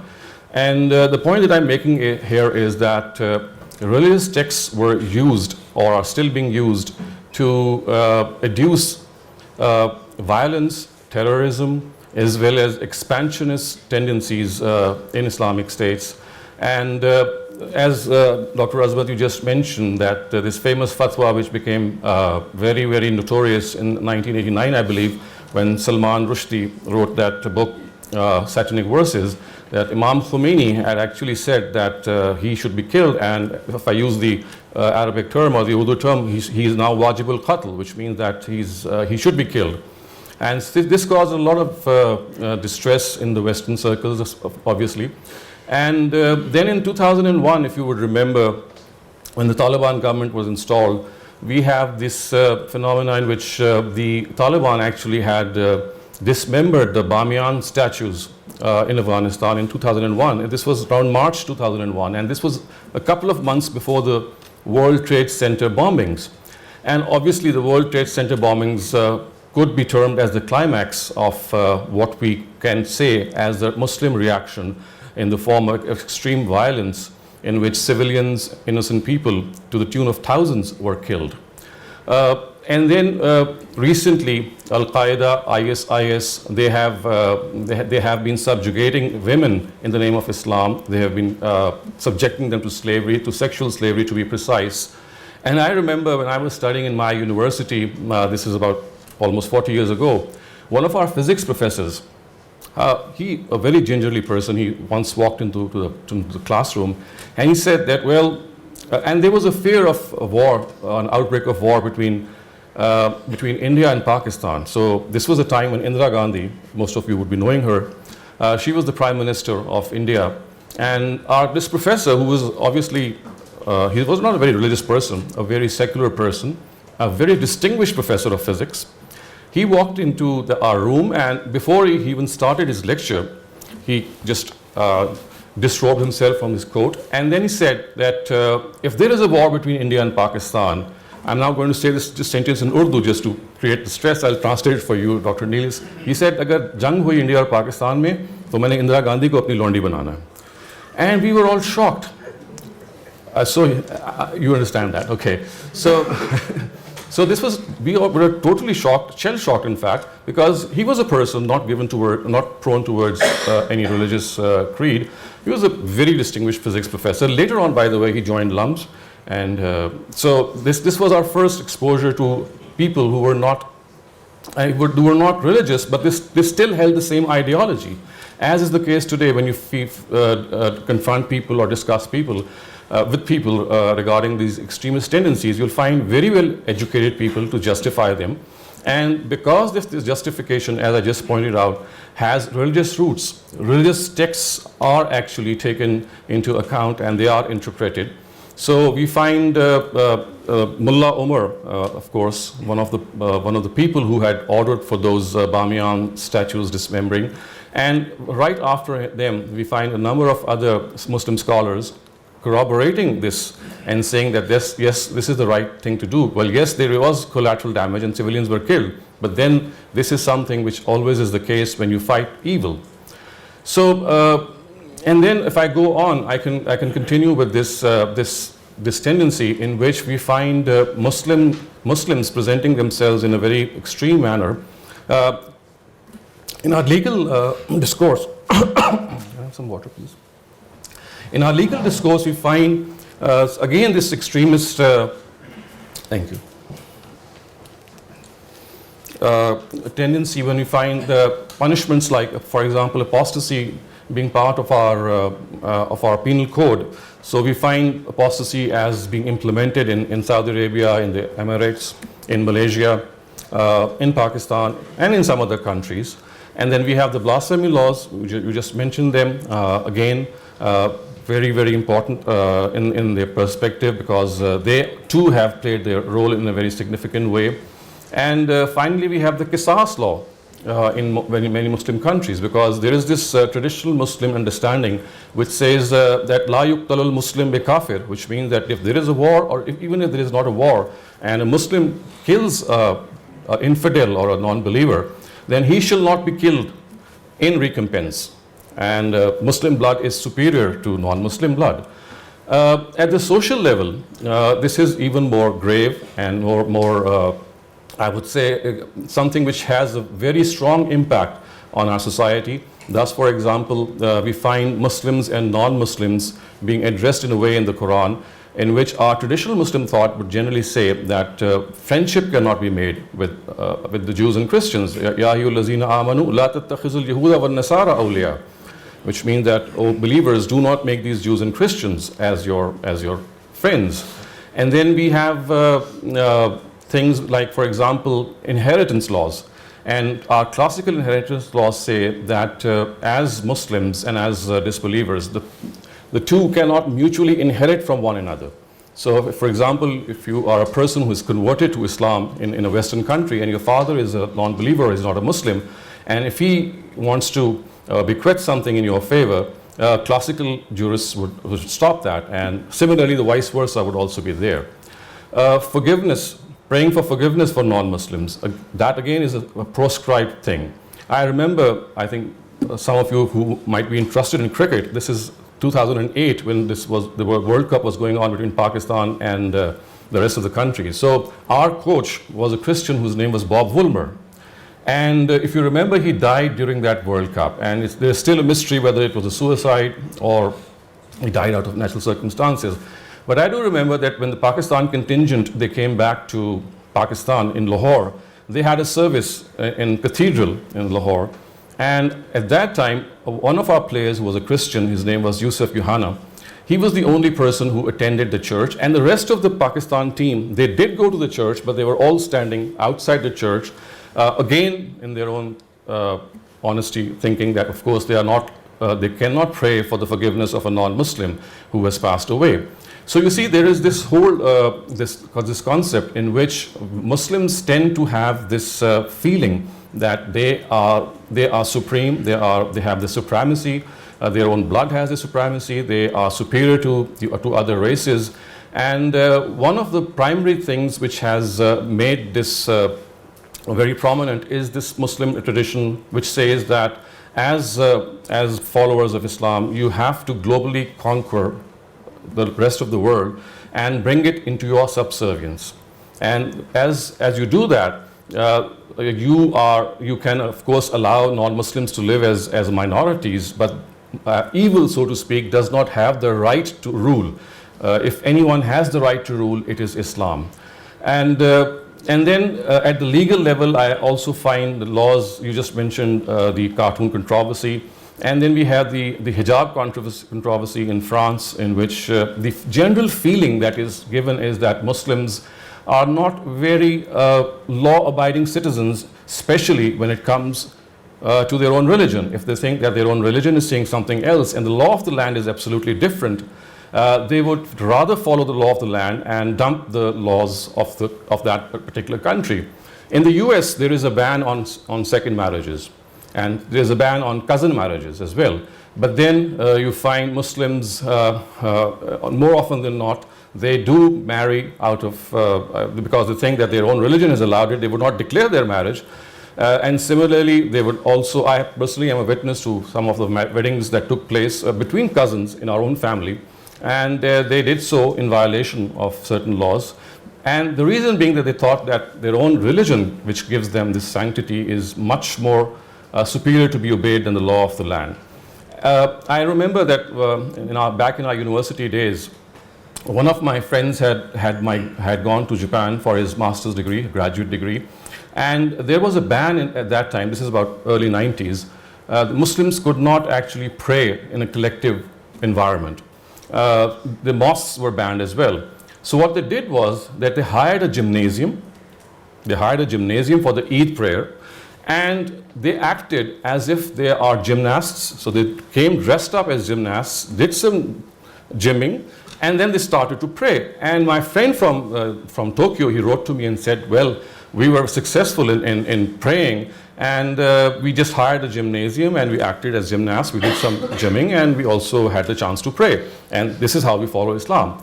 And I was really wonderstruck, and although I didn't tell this to him, but later on when I got the chance to exchange views with him, I said, well, this is something that you should think twice, because when you're in a non-Muslim country and they have certain laws, either you bring your grievances before the people that these laws are not correct, otherwise there is no option but to obey those laws, or you just simply migrate from that country. Violating the law is not an option, whether it is the hijab controversy or the masjid controversy or whatever. So this is the general worldview of Islam, which gives this impression that Islam is a religion to be feared. It is something which really it puts human freedom into subservience, and then there's a whole bunch of directives related to women, which I would just pass at the moment, because again that would be an entirely different episode, because that is even more graver than some of the things that I've just mentioned. But this is precisely what Muslim traditional thought is today presenting in the name of Islam. And as far as this presentation is concerned, what we need to understand is that this is an interpretation, and interpretation itself, whatever the interpretations are, they always need to be revisited. And I always think that just as the Quran is the word of God, and it needs to be understood, interpreted, and then of course people who make those interpretations, they base their interpretations on certain arguments, and those arguments could be flawed, and people coming after them, they could either improve upon those interpretations or of course ratify those interpretations. And I think this is very similar to what science does. So the universe is the work of God. The universe is the work of God, and the Quran is the word of God. So just as the work of God is interpreted by scientists, for example, we had Aristotle, we had Ptolemy, we had Copernicus, we had Galileo, we had Newton, we had Einstein, we had Stephen Hawking, all of them interpreting the work of God, which is the universe, and each person contributed in his interpretation. And I think that the way things are moving, we are moving towards a more precise interpretation of this universe, and this current of human intellectual thought has to go on, because this is what we have to do. On the other hand, something which is very similar is the word of God. So just as the work of God was interpreted by scientists, I think the word of God again is something which is always open to interpretation, understanding.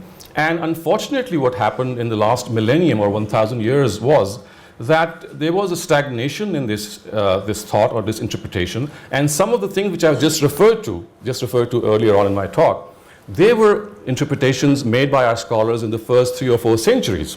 And after that we have this period of taqleed or stagnation of intellect, in which whatever was once thought or had been identified was stuck there, right there. And it took about, I would say, 1,000 years maybe for a person by the name of Hamiduddin Farahi to arrive on the stage.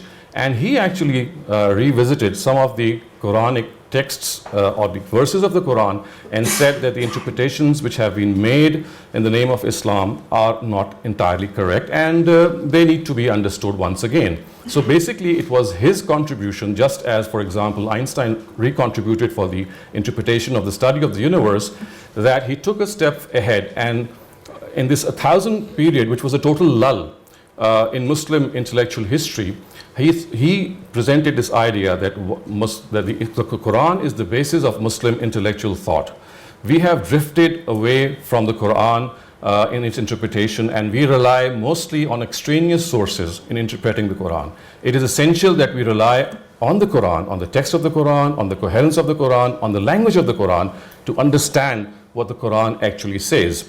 And one of the phenomenal discoveries, I would say, or phenomenal contributions that he made was something that I'm just going to very briefly describe before you, because it completely changes the complexion of understanding the Quran vis-a-vis some of the directives I just mentioned. So just to make things a little more simpler, you see, if I divide the religious history of mankind, into three phases, I would say that there is a phase which began with Adam, and it ended on Prophet Muhammad sallallahu alaihi wasallam. This I would call, for want of a better word, as the prophetic period. This is the period in which prophets of God were sent, messengers of God were sent, and until the time of Prophet Muhammad, this was a continuous practice of the Almighty. And after the demise of the last prophet, the institution of prophethood was terminated, and then we have the day of judgment, which of course is going to take place. So this is the post-prophetic era in which we all are living. So there's the prophetic era, which extends right from the beginning of time, from Adam to Prophet Muhammad. And then we have the post-prophetic era, which actually is from Prophet Muhammad to the day of judgment. And then there's a third sort of era, if I could call it an era, that is the day of judgment, in which accountability is going to take place. So this religious history of mankind, if we take into account this rather unique eschatology in which two periods belong to this world, the era, the prophetic era and the post-prophetic era, and one of them, which belongs to the next world, the day of judgment. So the biggest contribution of the Quran, or I would say all divine scriptures, is that it warns mankind and reminds mankind that there is going to be an accountability that each one of us would face. An accountability in which we would face with the deeds, the results of our deeds in the hereafter. And this accountability is something that we also find ingrained in our own selves.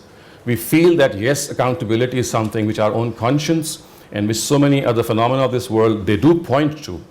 But we of course forget this. We tend to forget this accountability. We tend to forget that yes, one day we will be held accountable before the Almighty.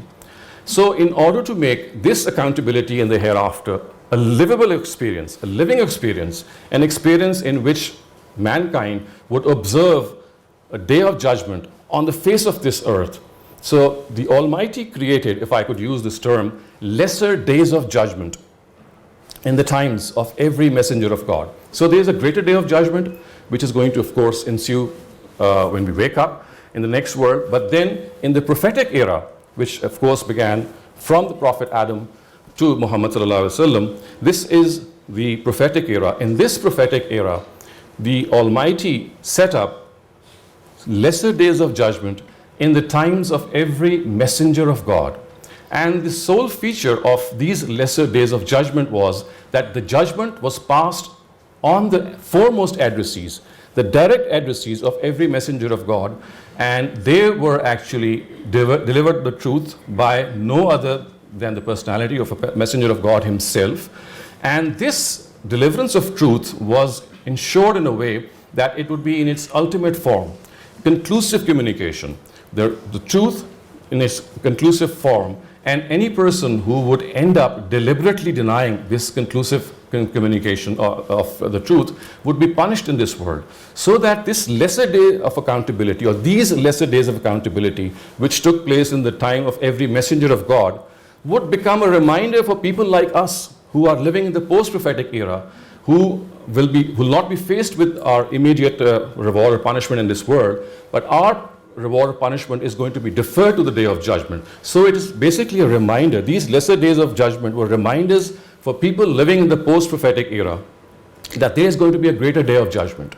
So this specific feature of the Quran, in which messengers of God act as instruments of God's justice on the face of this earth, they are destined to prevail, and it is the Almighty who actually makes them deliver the truth in its, as I said, ultimate form.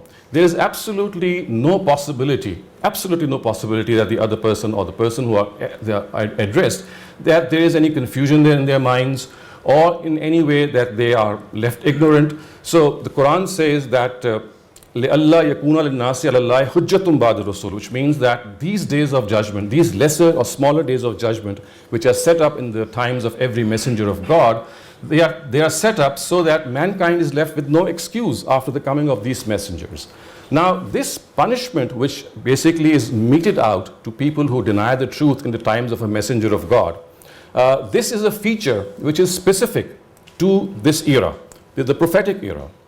The prophetic era, as I said, which starts from Prophet Adam and ends on Prophet Muhammad sallallahu alaihi wasallam, this feature is solely specific to this era, in which messengers of God are sent. The Almighty, with the help of the Almighty, through various miracles, through various arguments, they deliver the truth. And once they are sure that the adversaries are denying, not on the basis of any confusion, but on the basis of deliberate denial, then they are taken to task and then they are punished. And remember this, that this actually is something which the Almighty Himself communicates to the messengers, because a messenger is not in a position in any way to determine whether any of his adversaries is deliberately denying or not, because intention is something which only God can know. And so therefore, even in the times of messengers of God, this punishment only takes place once God communicates to His messengers that a particular group of people have denied the truth, and therefore they are liable for this punishment. Now, this punishment has taken two primary forms if you study the Quran, and what I'm just presenting to you basically is something which Ustaz Hamiduddin Farahi has elaborated upon in some of his books. So it's basically his presentation or his revisitation of these some of the verses of the Quran, which, if not interpreted in this light, would give the same picture regarding the traditional understanding of some of the directives which I just presented. So he said that once the deniers of the truth are punished, this punishment actually takes place, or it assumes two forms. People who are polytheists, people who subscribe to polytheism, they are not given the choice to live, because the Quran says, and the Almighty says as well, that on the day of judgment, the polytheism will not be forgiven. So similarly, in this world also, it is not forgiven. And perpetrators of polytheism, they are put to death, or they're given this option that they have to accept faith, and if they don't accept faith, then they will be put to death. And people who are primarily monotheists, like the Christians, for example, they are primarily monotheists. They, in the times of a messenger of God, because of being monotheists, they are allowed to live, but they are allowed to live as subservients to the Muslim rule, and they have to pay the jizya tax in order to express their subservience. So I have very briefly touched upon this law, which Ustaz Hamiduddin Farahi described in his exegesis, and said that unless we understand this very fundamental, this very basic premise of the Quran, we will end up extending some of the directives which were specific to people who had intentionally denied the truth in the times of a messenger of God to the post-prophetic era. And lo and behold, this is exactly what has happened, that some of the directives which were the prerogative of the messengers of God, because as instruments of God's justice, they were implementing this punishment. People like Osama bin Laden, people like Mullah Omar, people like Abu Bakr Baghdadi, they thought that they too have this authority to follow the Prophet Because you see, the Quran says, لَقَدْ كَانَ لَكُمْ فِي رَسُولِ اللَّهِ أُسْوَةٌ حَسَنَةٌ, that the example of the Prophet is the best and you have to follow it as a result. So when they thought that the prophets of God, including the last prophet of course, he was given this task to punish disbelievers if they did not accept faith. If he did so, then we too have this authority.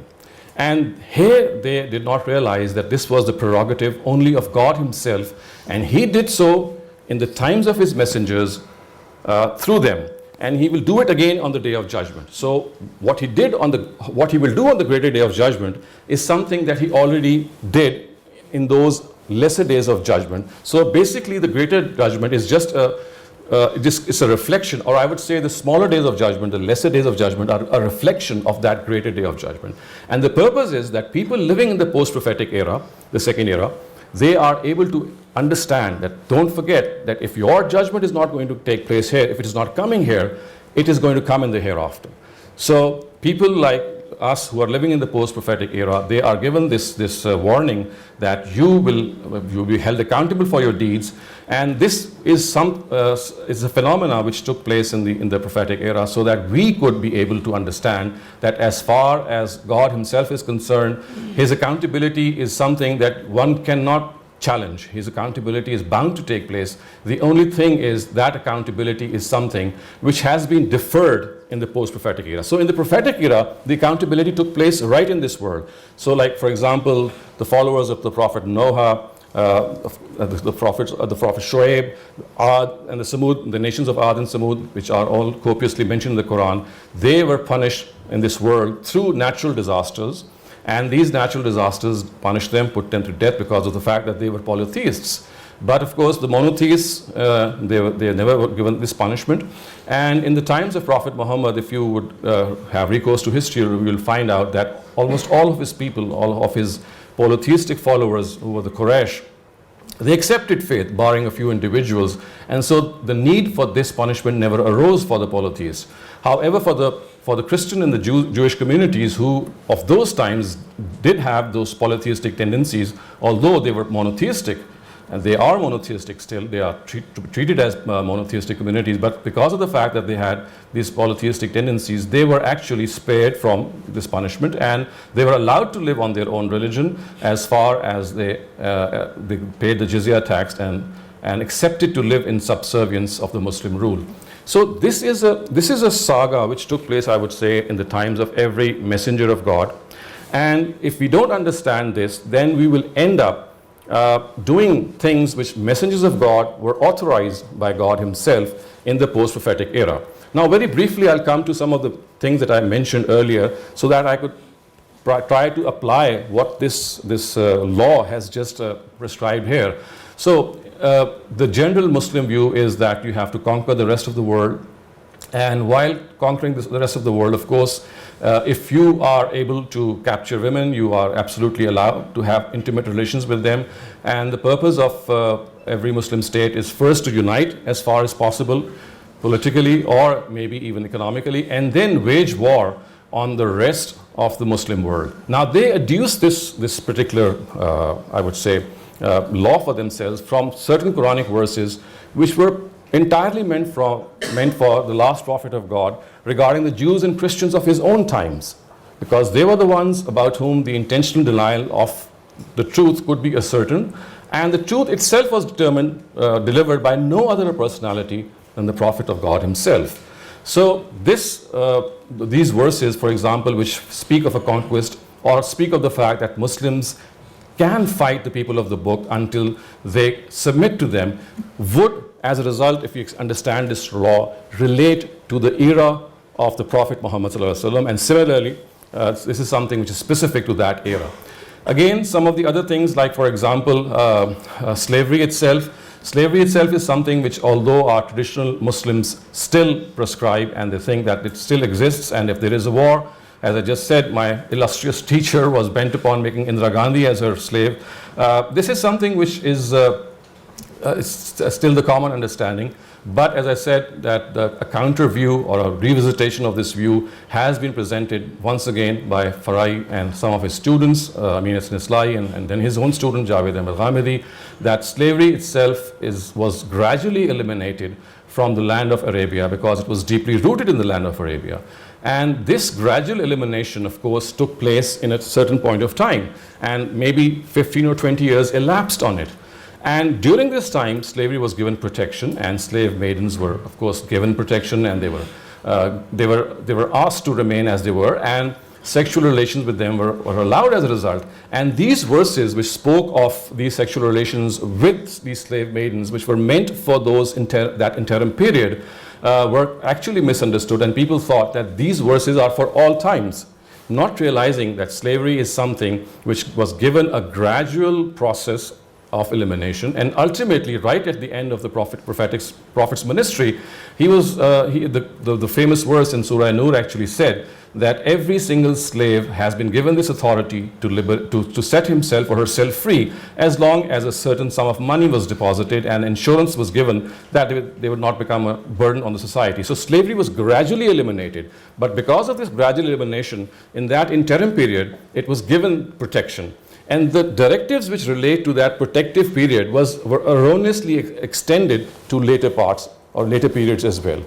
So this once again tells us that not only we cannot fight non-Muslims for the expansion of Islam, for example, or to in any way to punish them for their kufr or disbelief, it also tells us that there is absolutely no chance of making any women caught in a war as a slave. In the times of the Prophet Muhammad ﷺ, we know that immediately when the first war took place, the Battle of Badr, it was ordained that they had to release every single prisoner of war, imma mannam ba'du wa imma fidan, which meant that either on ransom or without ransom. The law was that every prisoner of war had to be set free. None of them could be made slaves. So what happened was that the slaves which already remained within households, they were actually a part of that protective strategy in which they were slowly given this right that they could buy their own right and come out of this slavery. As far as some of the other aspects are concerned, like for example, which I outline in the form of some of the legal aspects, like for example the fact that apostasy is punishable by death, or blasphemy is punishable by death, or in qisas laws, a Muslim cannot be executed in exchange for a non-Muslim. All of them have to be understood in the light of the principle I just described, which is such a fundamental principle. So for example, apostasy, which says that every person or every Muslim who changes his faith and reverts back to his original faith has to be put to death. Man baddala deenahu faqtuluhu are the words of a hadith. They have to be interpreted in the light of this practice. And I just outlined the fact that basically it was the mushrikun or the polytheists who were required to be put to death if they persisted on their denial. So it is about such people about whom it was said that if they accepted faith and then they reverted back to their own original faith, such people were to be put to death, because for them the original verdict was to be put to death because they were followers of polytheism. Again, this was something which was meant specifically for the era of Prophet Muhammad and people who had recanted in his times. Blasphemy, again, something is presented that it is punishable by death, or capital punishment is one of the reasons, or one of the punishments. Again, this is something, if we study in the light of the Quran, you will find that there is not a single verse of the Quran which says that blasphemy is punishable by death. And in fact, there is no specific punishment mentioned for blasphemy in the Quran itself. And of course, there are verses in the Quran which have been used as basis for this punishment. And the famous verse of Muharaba in Surah Ma'idah, for example, tells us that those people who strive to spread disorder against the Prophet and the Almighty, they could be punished in a very severe manner. But then again, the way that verse is presented, which says, "Min qabli an taqdiru alayhim," that if people who repent from for example, they said something, or if they explain that they had a different meaning, or if they are presenting their own point of view, all such people cannot come in the ambit of this punishment at all.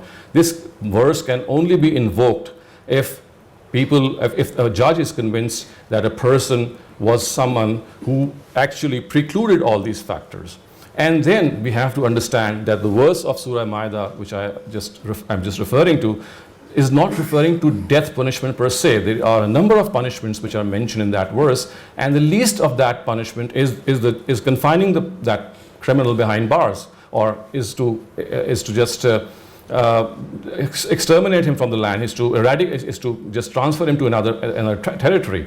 Are the Quranic words. So this has to be understood again, that blasphemy laws, the way they are acted today and enacted today, they are an absolute violation of not only the Quran but also the established precedents of Prophet Muhammad sallallahu alaihi wasallam himself.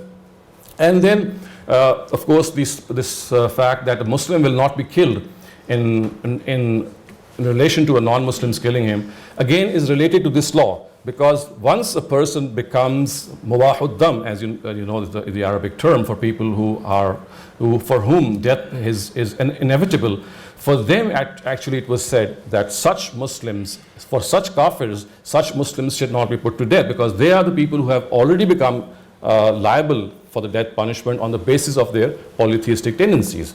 So again, this is not a general ruling that Muslims, or if a Muslim kills a non-Muslim, then he should not be put to death. Again, it's just a corollary of that original law. And finally, I would say that the social laws, or the social attitude which have resulted as a result of some of the laws again.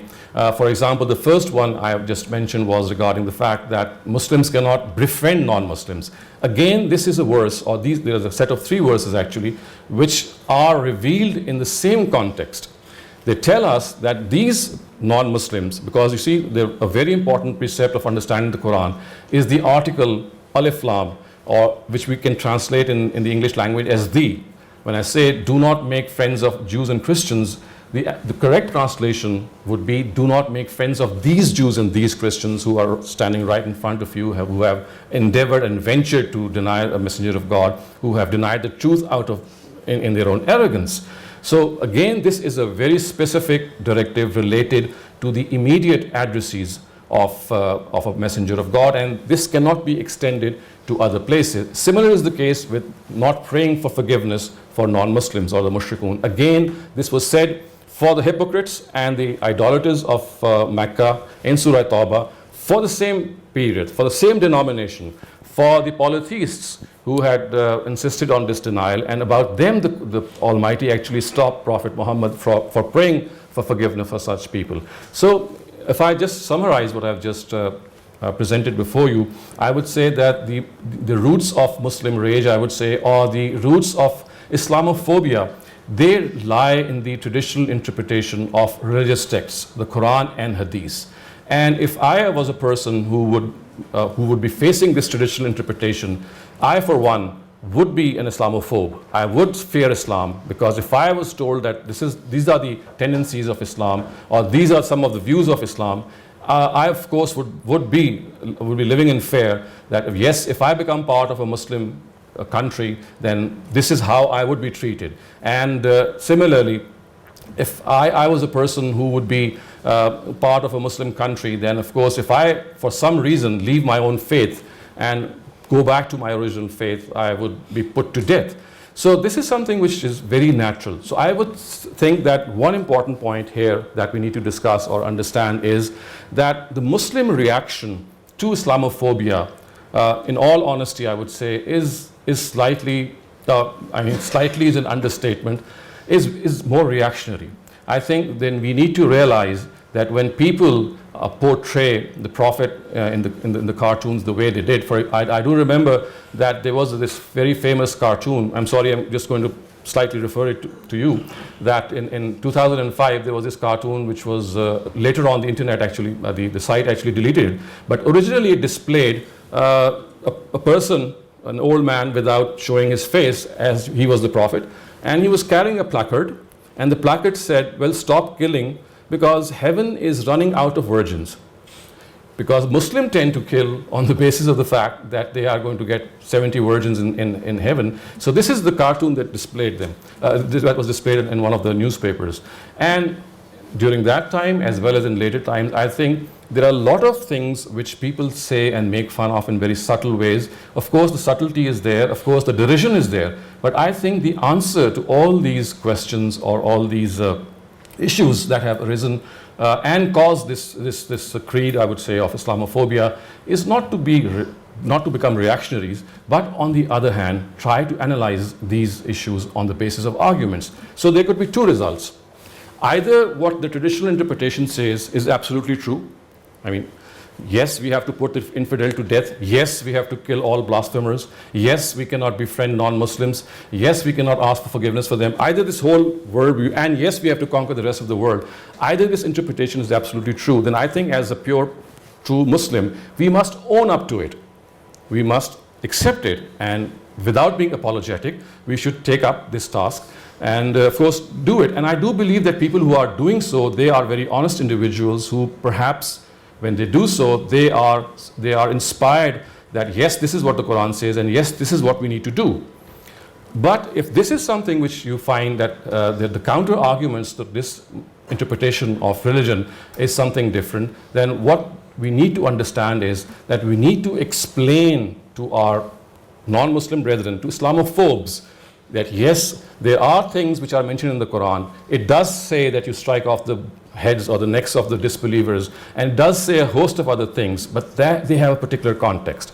Today, living in the prophetic era, we are your friends, we live in peace with you, and as far as some of the interpretations are concerned, which mention some of these directives which I just referred before you, they have a particular background and they refer to the prophetic era. And when they refer to the prophetic era, the purpose of referring them in this way in the Quran is that the Almighty, as I said at the beginning, is to remind people that this day of judgment which took place, or these smaller days of judgment which took place in the prophetic era, in the time of every messenger of God, don't forget, they're going to take place for you as well.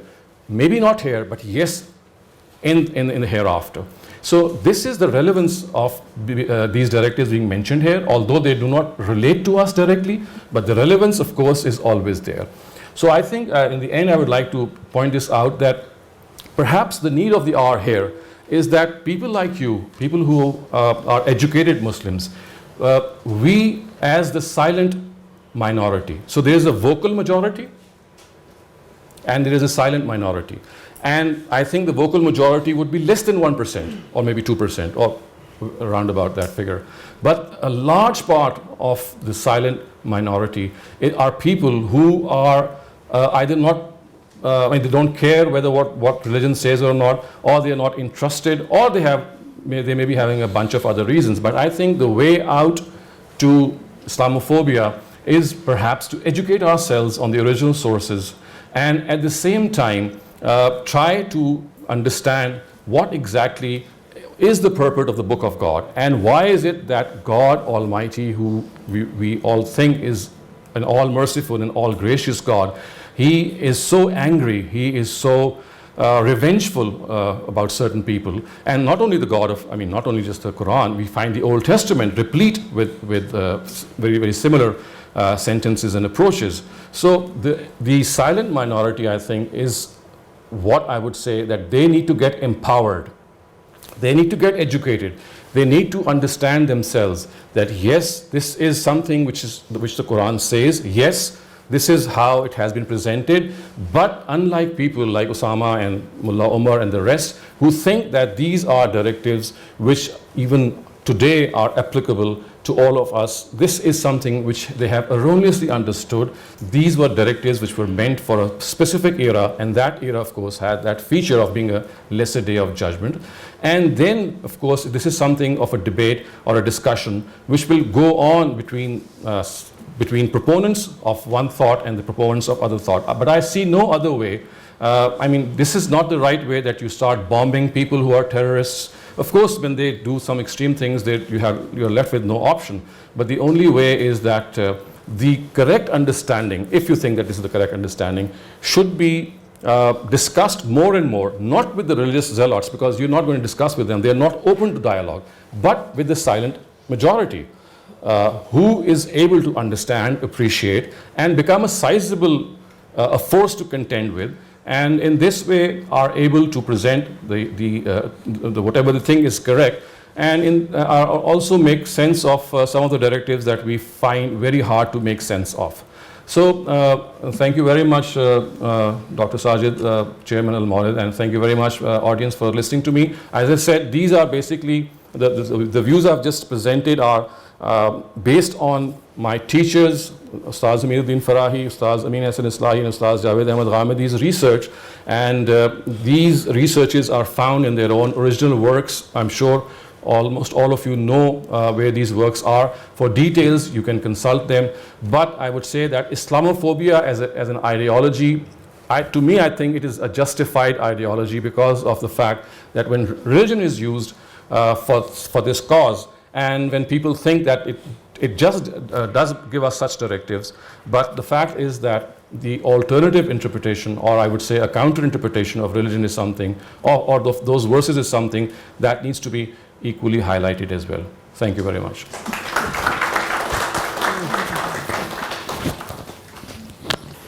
Thank you, Dr. Shahzad, for enlightening us with your stirring discussion on Islamophobia and its roots, which is a great need of our time, in an age where the global scale shift towards, the extensive use of freedom of speech and anti-Islamic sentiments due to the misconceptions with traditional interpretation of the Quran and Sunnah. Moving on to our next speaker for the session, Mr. Asif Iftikhar is a fellow at Al-Mawrid Foundation for the Islamic Research Center, Lahore, and the member of the Mushtaq Ahmed Ghamani School of Humanities and Social Sciences at the Lahore University of Management Sciences. He is also an adjunct faculty member of the Salman Daud School of Business Administration at LUMS, and having more than 3 decades of teaching experience at university level in various institutions both in Pakistan and abroad, namely particularly Canada and US. He holds a master's degree in Islamic Studies from McGill, Canada, and an MBA Finance and BCom Accounting from Punjab University, Lahore. He has authored numerous articles in the field of Islamic Studies and related disciplines and teaches various courses in these areas. I solemnly request Mr. Asif Iftikhar to come up to the stage and orate his research on the topic titled Epistemology of Religious Belief. Alhamdulillah al-azim wa salatu wa salamu ala rasul nabi al-kareem fa'uz billahi min ash-shaytan ar-rajim bismillah ar-rahman ar-rahim.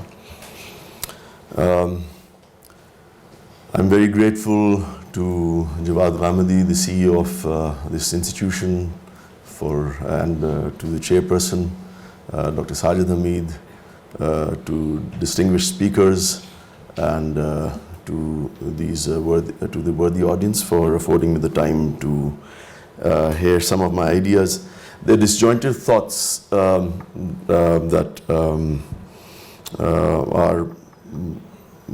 are developing as I work towards producing written research on some of these issues that have emerged from my journey, from my pursuit to understand religion in vis-a-vis the problems of my own private conscience. So I always begin this kind of discussion with a disclaimer that I am not the detached scholar that the Western academia sometimes eulogizes. I have stakes, I have kind of been battered by my own introspection, have paid a heavy cost. There's a Arabic couplet from the Muallaqat where the poet says that I've paid a heavy price for my wine, which is now in a very decrepit cognac. So that's the kind of price I've paid. So these disjointed thoughts, which I will really fully cite in terms of the references that I'll make, because they are going through a paper, and as is the problem with academia, we can sometimes be subjected to the accusation of self-plagiarism, so I have to keep some of the information to myself until it's published. But what is it that I really wish to talk about? I'm talking about the epistemology of belief, and I could perhaps also include the word hermeneutics in the rubric, epistemologies and hermeneutics of belief. And I'm referring particularly to the sets of beliefs and ideas that I developed in my journey that I mentioned under the auspicious halls of this institution, working with colleagues like Dr. Shahzad Salim, who's always been far more concerned than about my personal and professional issues than I've been. Rarely have I've been able to explain to him in years of work with him in editing his work that sometimes procrastination is a target, not an impediment. But others also, and I can safely say that labistu fiikum umrah, that I've spent my life with them. So some of the issues that I've often discussed with my colleagues, which have thus far remained mostly to myself, shared with some of my professors at McGill and within the academia, I'm sharing these thoughts for the first time. It's a kind of a self-criticism. It's a kind of an introspection. It's looking at things and talking about things that are not really very far away from anathema under the auspicious halls of our institution where I speak today, and I'm grateful that I've been given this opportunity. So when I refer to epistemology, I'm basically again talking about one particular aspect, or let's say a wide boundary within that aspect of talking about how belief systems, how beliefs have been shaped here under these halls, in these halls, and what has been what might be termed as the justifiable kind of approaches towards sources of knowledge, towards methods and approaches towards interpretation which have created a belief system, and how they've developed, what are the things that I'm comfortable with still, and what are some of the issues that I'm quite uncomfortable with in terms of these ideas and beliefs. So talking both about the sources, their authenticity, the interpretive approaches, as I've been able to understand in my humble capacity here. To begin with, I'm very uncomfortable. I'll also talk about what I'm comfortable with, because those things also need to be highlighted. Those things also need to be explained. And they are important breakthroughs. If Al-Mawrid and the founders of Al-Mawrid and the Asatiza of Al-Mawrid are proud of a certain heritage, they have the right to that, because it's no mean feat, the kind of breakthroughs they have made. It's no small wonder, therefore, that you have references like Oxford Encyclopedia of Islam or the Oxford Dictionary of Islam mentioning Ghamidi as one of the most influential scholars of modern times.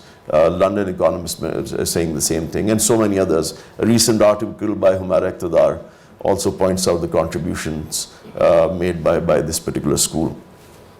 But to begin with, the first and the foremost issue is this claim to truth, this unequivocal claim to truth, that this is what the true Islam is very, very problematic to an academic. The idea that we are out to disseminate the truth rather than sharing our views is very problematic, because those truths have evolved over time. If they are so unquestionable, then they should not have evolved. I was just joking with Dr. Sajid Hamid today, a former teacher and an old friend, and he was referring to his phenomenal work on Qat'iyud Dilala, how the Quran remains univocal in its intentionality.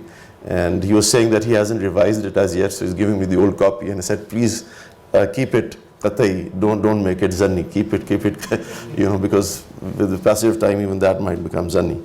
So the first issue that I want to talk about is how some of these ideas that we claim, like Dr. Shahzad Salim mentioned, the breakthroughs done for the first time, maybe as Dr. Zaidi pointed out, some of these methods are unique. I would say the assortment of approaches is unique. Perhaps not all the methods have just emerged out of thin air. We are all standing on the shoulders of past scholarship.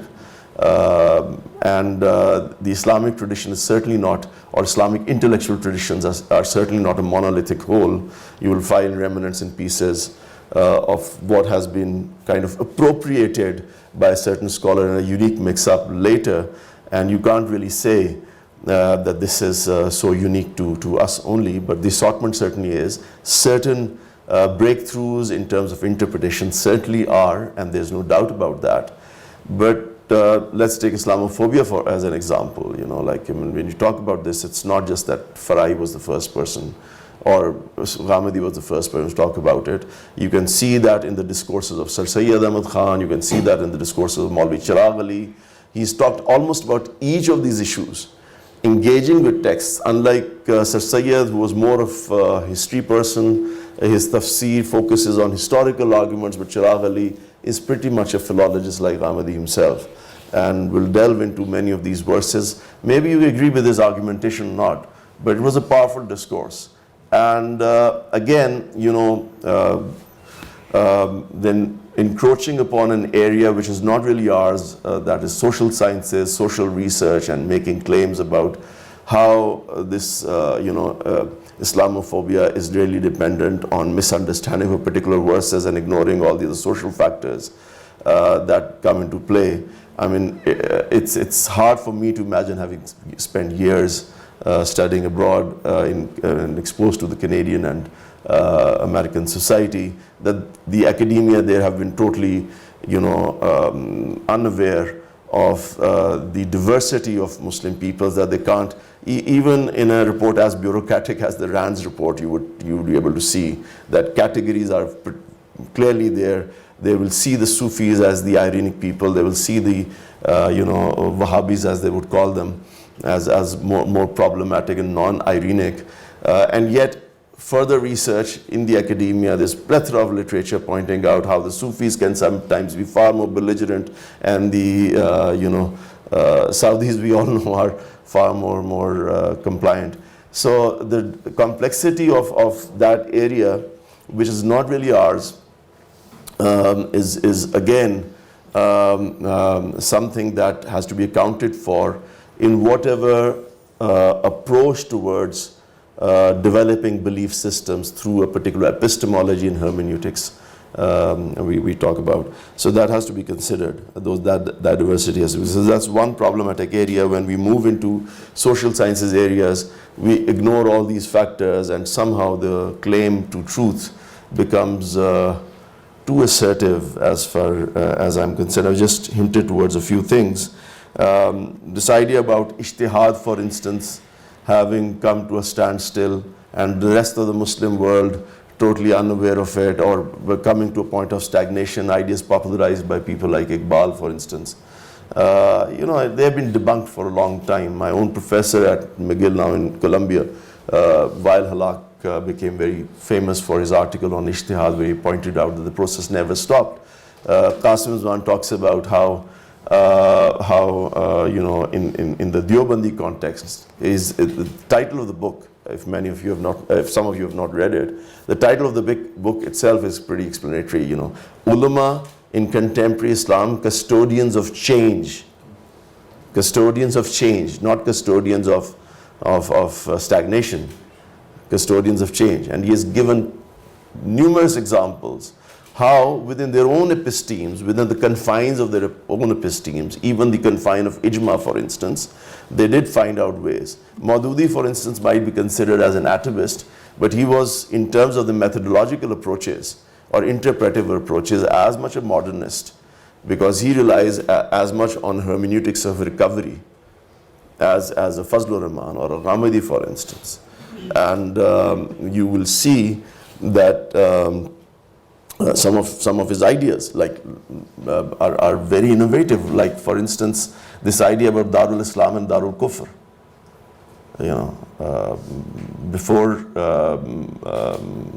Shah Abdul Aziz, there was a huge issue about the controversy about Darul Harb and Darul Islam, and the classical jurists, almost all classical jurists, agreed that when the de facto Muslim rule is over, the area becomes Darul Kufr and becomes Darul Harb, the abode of war as well. But then in the British Raj, this had happened for quite some time, and the Muslims were not really acknowledging it because it was not feasible. Some of them did try to migrate, but most of them died. They were not very welcomed, contrary to Iqbal's idea of pan-Islamism. they were not very welcomed, and they had to face a lot of consequences.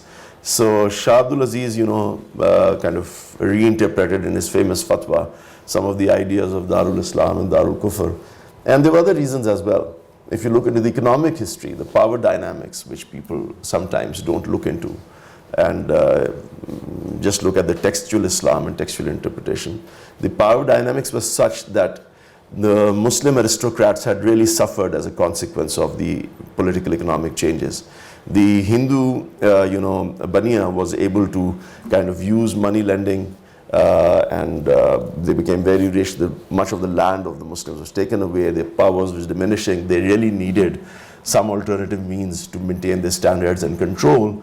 And one of the ways was finding a subterfuge in the Hanafi conception of being able to lend on riba, not borrow on riba, lend on riba to Muslims in Darul Harb, in a temporary situation.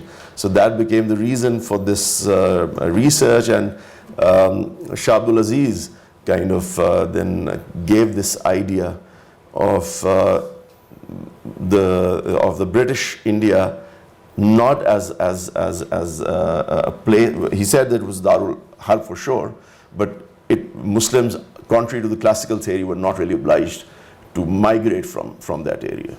They were not obliged to do a jihad against the British.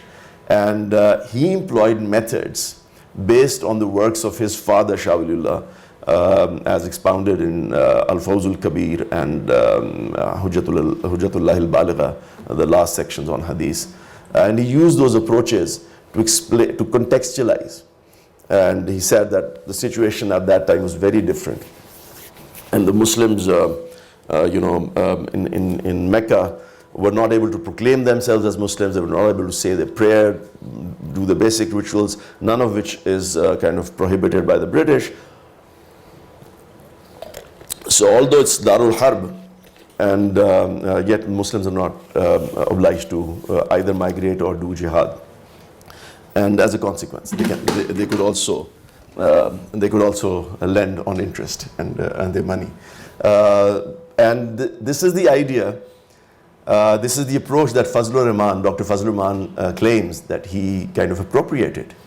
Shah Abdul Aziz is one of those people that his idea of double hermeneutics, because he needed precedents apart from, your strength becomes more, you become more powerful in your claims to a particular approach if you can cite, precedents of big names. Even Amina Wadud does it. She cites Amina Sinislahi and Dr. Fazlur Rahman, despite the fact that Amina Sinislahi, for sure, if not Fazlur Rahman, has a completely different view on Fazl Buhunna, in the famous Ar-Rijalu Qawwamuna verse.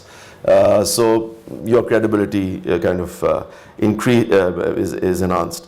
And from that time onwards, so much happened in India.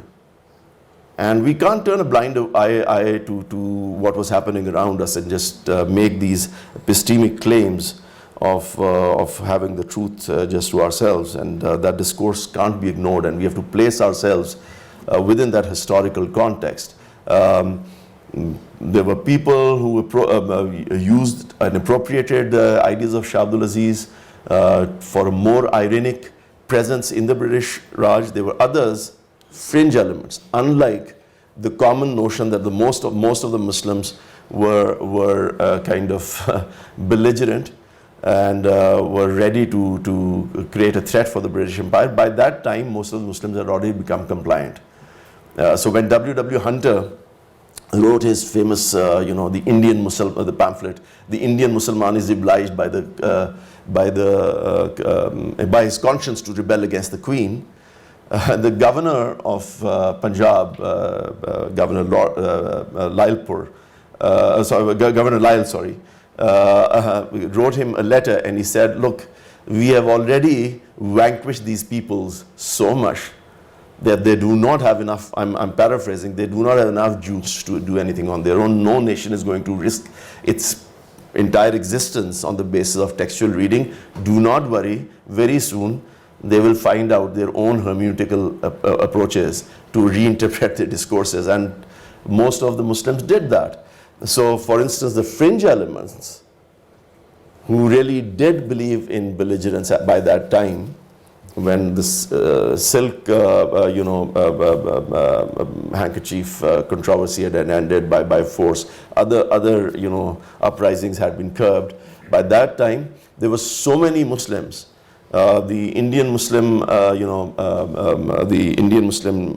Mohammedan Literary Society proceedings, for instance, in 1870, there was a conference. There were many other conferences where ulama were brought from all over. So it's very interesting that those fringe elements brought up by Shah, Sayyid Ahmad Shahid and Shah Ismail, who become kind of the eponyms for this kind of militant Islam, were defeated, and then later on some of their own followers, like Maulvi Karamat Ali, for instance, a big name, a madrasa trained Ahle Hadith alim, who wrote a pamphlet for this conference and explained why the ideas of Shah Ismail and Shah Ismail and Sayyid Ahmad Shahid were totally misplaced. He was a disciple of Sayyid Ahmad. So this notion that the vast majority of Muslims have been completely inactive, the ulama have been completely inactive, and there's been no development in the discourses is very, very problematic. But having said that, right in the beginning, there are other areas that I'd like to point out. I must also acknowledge the strengths of the discourses that have emerged from the Farai Islamic Ahmadi school. And there are too many and too numerous. I've just pointed out one in my thesis on jihad and establishment of Islamic global order, and I've pointed out how the assortment of approaches, the unique development of approaches, and then the application of those approaches to actually interpret text, the hermeneutical part, is unique, it's strong, it's very relevant, and it can't be ignored anymore. Through the works of scholars and students like Dr. Sajid Hamid, Dr. Shahzad Salim, and so many others, and mostly because of the works of our mentors as Ghamidi Saab himself. I'll just mention two or three because this work is almost known to everybody, but I want to pit those approaches with some of the other modernist approaches, because when we talk about the hermeneutics of recovery, when we talk about reform, what really is at stake there is the question about how we can be compatible with modernity in which all of us are living, and as Halak would argue, none of us can escape. Is it that? The stated objective, at least, of our discourses, of which I am a very small and rather pariah, evil flower,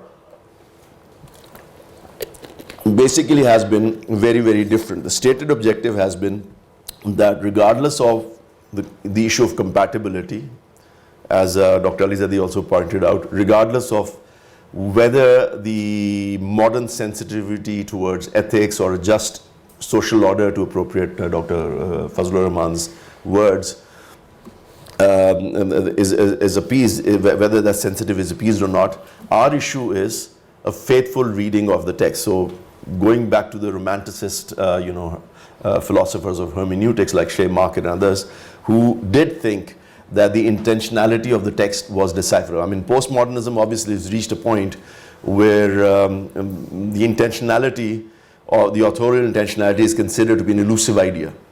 It's something which really can't be deciphered, After works like Lyotard, Lacan, and Derrida, and Foucault, and so many others, this idea is, like, for instance, when I say, for those who are not well entrenched in this area, when I say to somebody, I love you, what really does that mean today? What does it really mean? When Jean-Paul Sartre and Madame Simone de Beauvoir had, a love affair, it was existentialist. It was not till death do us part, but till we find it relevant.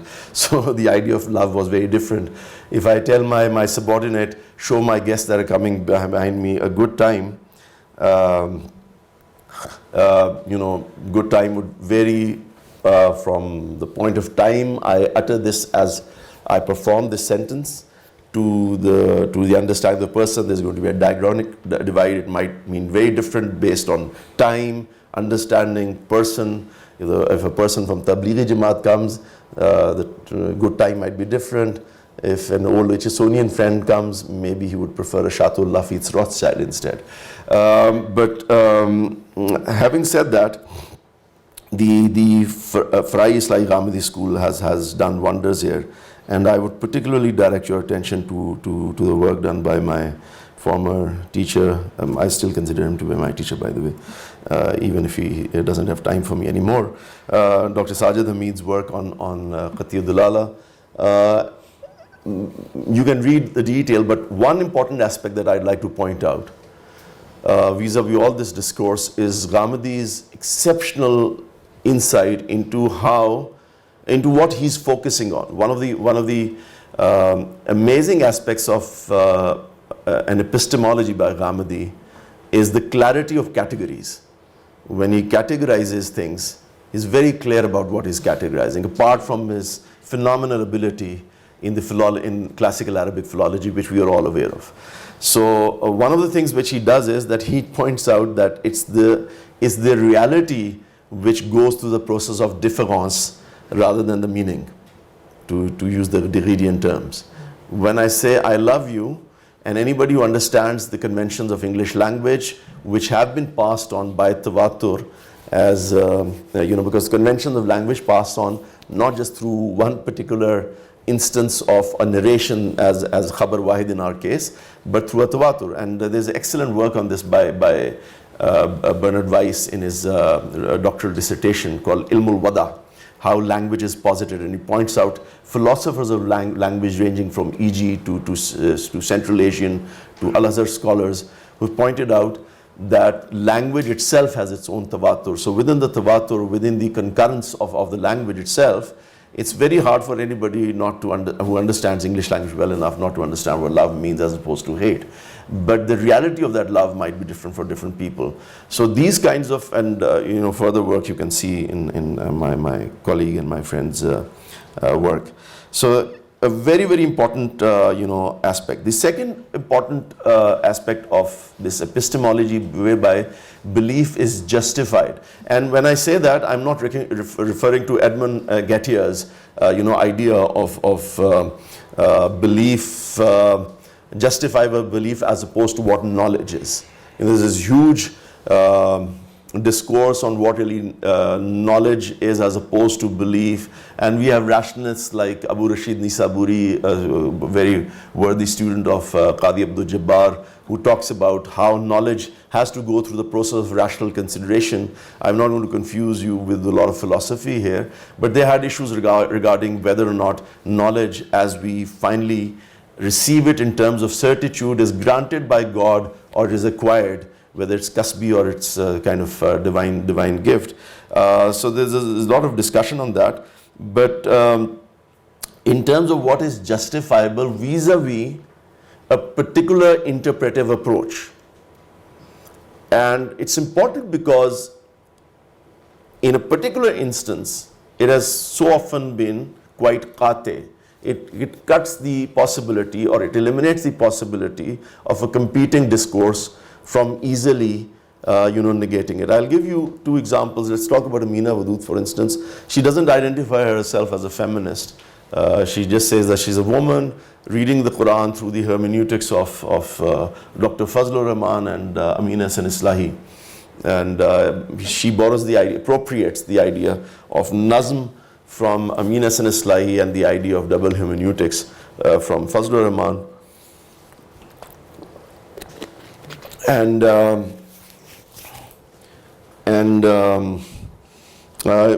She revisits a number of readings which she believes were patriarchal readings of the Quran, and they were atomistic, juristic, and so on and so forth, as Dr. Ali Zadi pointed out.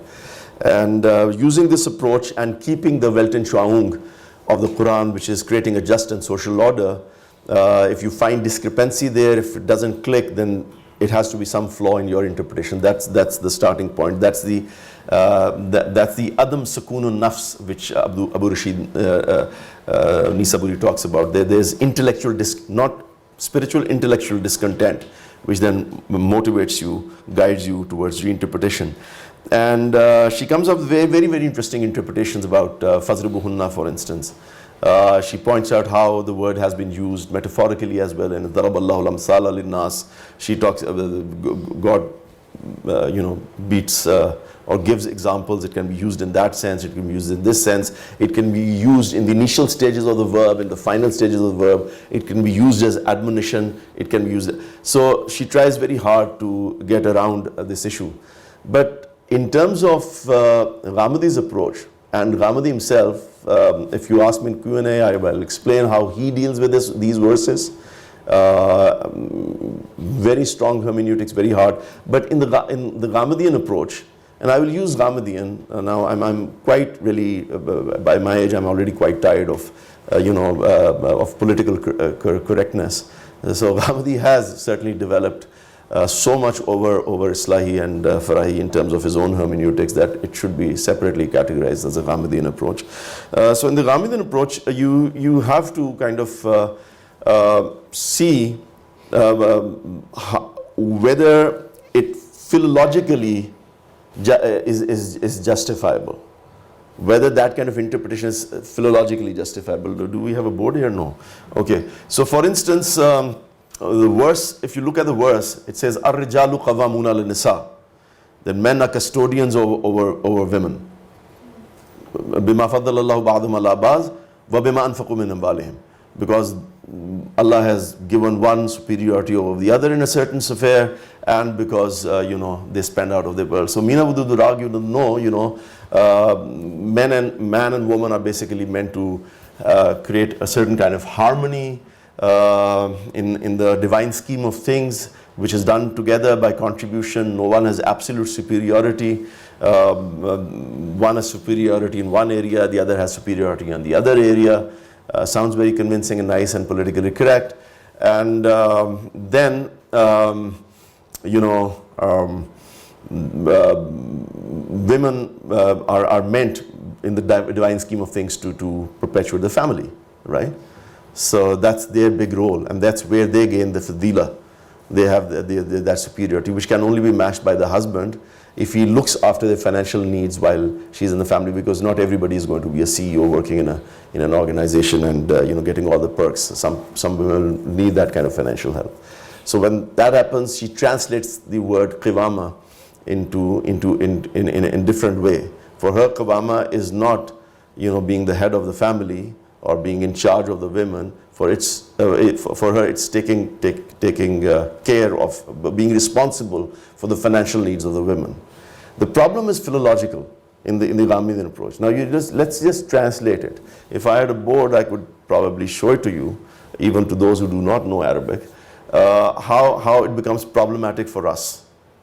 And when a Ghamdi scholar like Dr. Sajid Hamid, for instance, will resolve it, he will not use this kind of, he has certainly studied Islahi as much as Amina Wadud, who studied it from Dr. Mustansir Mir. So when Sajid Hamid, for instance, will do it, he will not do it this way. Because look at how the verse moves, how the syntax and the structure moves. It says, men are custodians of women because one has superiority over the other, and because they are coordinating clauses. Both clauses are coordinating clauses, and because they spend money of them. Translate it the other way. Men are responsible for spending on women because one has superiority over the other, and because they spend out of their money. So eliminate the one clause in between, because it's a coordinating clause. It should still function. It still function because it's not a subordinate clause. It's a coordinating clause. So try to translate it. Men are responsible for taking care of the financial needs of women because in other words, men are responsible for spending money on women because they spend money on women. To us, you have to explain how, regardless, and this is where Fazlur Rahman and Ghamdi become very, very different. And yes, in 4 or 5 areas, they might have come up with similar conclusions. Maulvi Chirag Ali emerged with similar conclusions. But the approach is very, very different. It's, in my very humble opinion, far more powerful than anything I've seen in my years of study, right from the classical times to modern times. It's a very, very powerful approach. It's very unique in that way.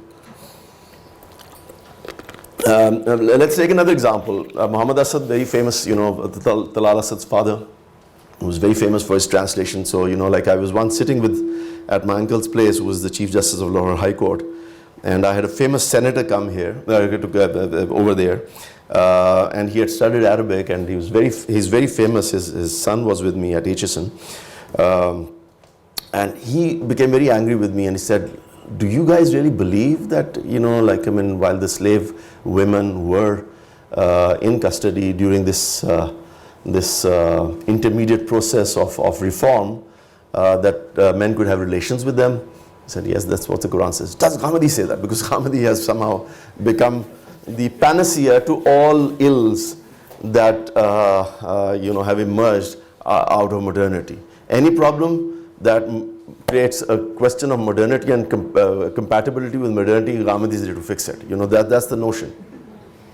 It's an unfortunate interpolation of the identity of the man that I've grown to love as a student, as a protege, and as a humble learner. So it's like using a cannon to kill mosquitoes. That's the best translation of a phrase that Amin Hassan Islai used to use. So now look at how he said, look, Muhammad Asad has resolved this problem already. Muhammad Asad, the senator said, because he translates Awma Malakat Aymanuhum, those that their right hand possess, as wives. So he said, that's wonderful. And these are slave women who are finally converted to wives. So I said, let's just translate the verse. That, وَالَّذِينَ هُمْ لِفُرُوجِهِمْ حَافِظُونَ, that believers are those who safeguard their chastity, except إِلَّا عَلَىٰ أَزْوَاجِهِمْ, except with their wives, أَوْ مَا مَلَكَتْ أَيْمَانُهُمْ, or their wives. Because that is what it means. So the strength of the Ghamidi approach, or the Ghamidin approach, of the Freudian approach, and here all three are common, because they all talk about philology, they all talk about context within the text, is not how well they have understood history, how they have understood sociology. Obviously they are giants, they are intellectual giants. Ghamidi is an intellectual giant, no doubt about it. He will also have views on philosophy. Maybe if he has started reading everything on the Facebook, I think if he began watching movies, he would have views on movies as well. But it doesn't mean that he has done that kind of research in those areas. And that is where his strength or forte lies, as an intellectual, as a genius. And I use these terms very carefully and very deliberately. At least the US has kind of accepted him in that category while giving him the visa. So world geniuses category. So I'm not bragging too much about my teacher, I hope. But the genius that he is, he's not done, that's not his forte. His forte is where history and historical research by Fazlur Rahman, for instance, a research by Sir Sayyid Ahmad Khan, for instance. Sir Sayyid Ahmad Khan spent 200 pages in his tafsir explaining why jihad was defensive. Rudolf Peter then explains that perhaps Sir Sayyid is arguably one of the first people who changes this notion of mainstream Muslims, beginning from the times of Shabani and Azai in the 8th and 9th century, going through Qadi al-Mawardi and coming up to modern times until the British Raj. Where the Muslims have this Welton Shrong of Darul Harb, Darul Kufr division, and was kind of a fard kifaya, a collective duty to pave the way for Islam to dominate the world.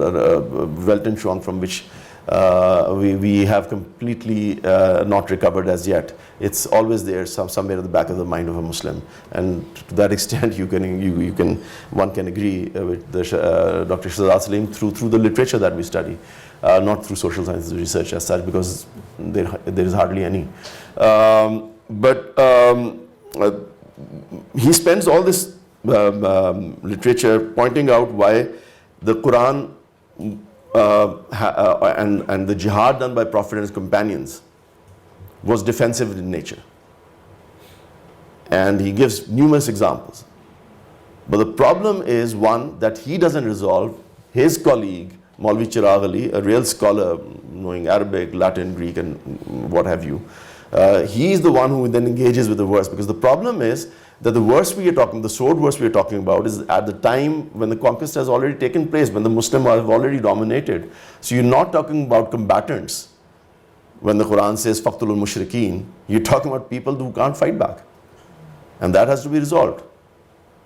So the illusion that Dr. Shahzad Salim made, how Ghamidi kind of looks into that, how he resolves that issue, and I've studied about 16 or 17 classical tafasir, and this kind of hermeneutics is absent anywhere. So these are some of the strengths. Similar strengths you will see in his interpretation of varasat, of inheritance laws, where he explains difficult issues like the Kalala distribution, where he explains how emphasis on words like yusikumullah fi iladikum, that it's about how the children are the legatees and the rest are the shareholders who shares have to be given, and it opens up the way for entirely new interpretation of having shares higher for girls, for instance. But it's not the Amina Wadud kind of hermeneutics. It's not the Fazlur Rahman kind of hermeneutics. It's a very different kind of hermeneutics. And from the earliest times, I think he was about 18, 19 or 20, Sai Saab, correct me if I'm wrong, when he published his first work, and it has only been augmented with time, such is the strength of his hermeneutics, his epistemology, his reliance on ideas of tawatur, which he develops. Because if you look at the classical usulis and the muhaddisun, they have those remnants there. Even Jonathan Brown's book discusses some of them. But the unique way he understands tawatur and then appropriates it from the Muslim tradition, not inventing it, but just explaining it, adds to the strength of his argumentation. And along with that is his philological approach. And I've just pointed out inheritance is one area. His work on rape laws, rajam laws, his work on the testimony of women. These are areas which have only been augmented with time because they're based strongly in his epistemology, which I've mentioned briefly, and in his philological hermeneutical approach. I don't need to go into the details because so much is now available both in literature and in terms of his own lectures as well. But I'll mention just 2 or 3 areas that are not usually easily found either in his literature or in his verbal discourses. But his students are pretty well aware of those approaches and those breakthroughs. So I'd just like to mention 2 of them, although some literature has been produced both by Ghamidi and by his students. Actually, one of the first works on that was done by my friend Sajid Hamid a long time ago. I still have that article with me on Ijma, for instance, which is an important epistemic confine. So we all know what Ijma is, the classical idea which was developed somewhere around the middle of the 2nd century Common Era amongst the Sunni Muslims who did not have a counter to the Shiite ideas of infallibility of the Masum Imams in interpretation. Because the idea of certitude in interpretation gives you a very powerful tool. And that's why I'm very scared when somebody says, this is the truth, and we are about to disseminate it. It's very problematic, because the moment you're able to say that, you are saying this is the final interpretation, this is the final application of the word of God.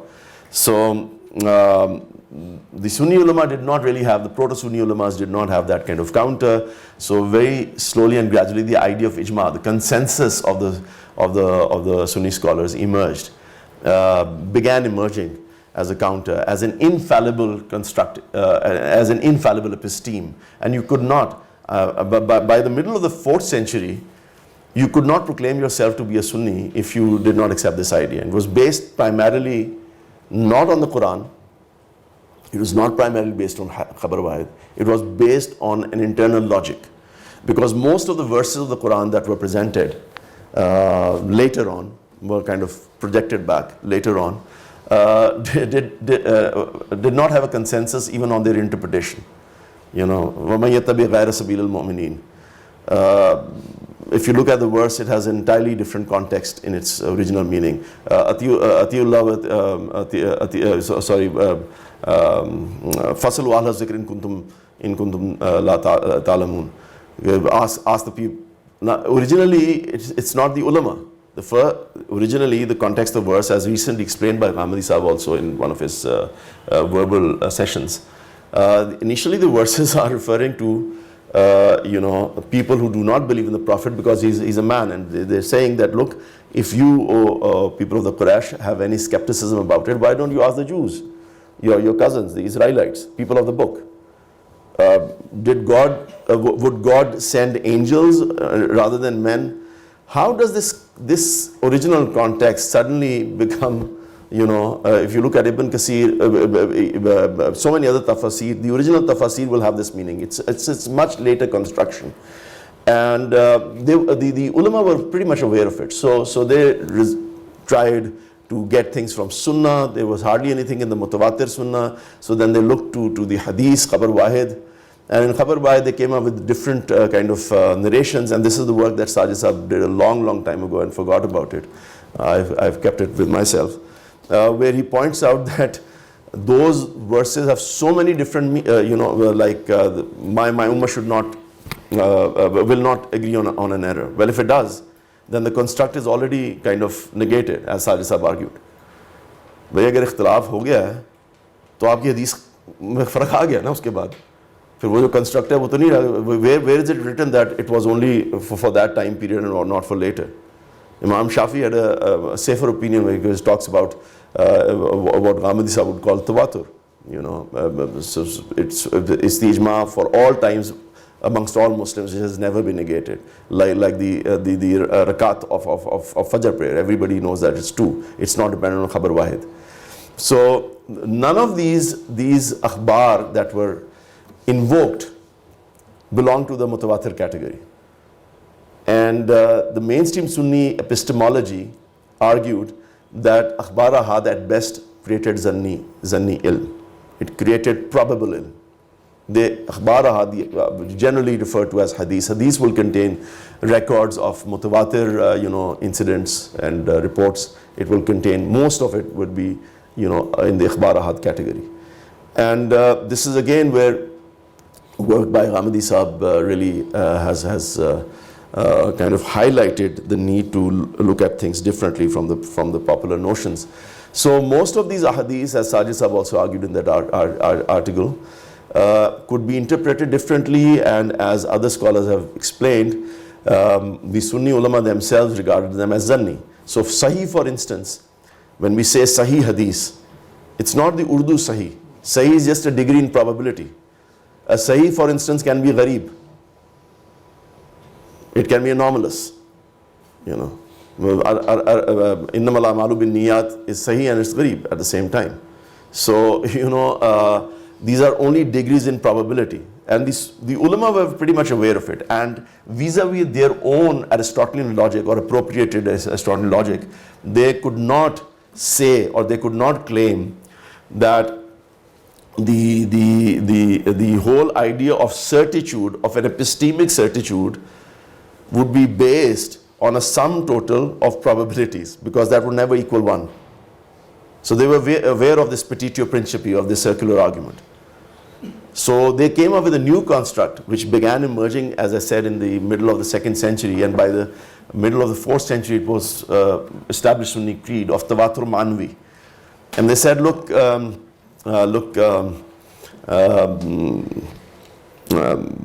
even though, let's say, X, Y, and Z, these are there, we are not certain about their existence, but there's so many of these items there, X, Y, Z up to infinity, that the meaning should be held to be, be mutawatir. It's not mutawatir in existence, but it's mutawatir in meaning.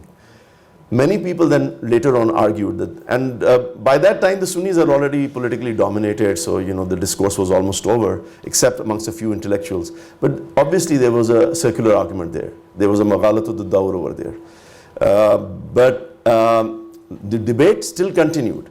And one of the people, interestingly, who gives a conclusive argument from the Sunni standpoint was a Mu'tazilite Qadi by the name of Abdul Jabbar, who then gave a very novel argument that this is not really kind of based on circularity. There's another notion. He says that these items originally were mutawatir. They were mutawatir, and we can say that on the authority of the concept of ada, because the Sahaba, the companions of the Prophet, would not have accepted them if they were not mutawatir, such a huge construct. And that is why we must hold them as mutawatir, because that was the ada, to accept them. That was the habit. It was habitually accepted, and we must assume. Where did the tawatur vanish? We don't know, and we don't care. Now, this is a very flimsy argument, one of the things that I discuss in my thesis as well. Like when you say that, tawatur was there and it suddenly vanished. Tawatur is not something which is created out of thin air and doesn't evaporate into thin air.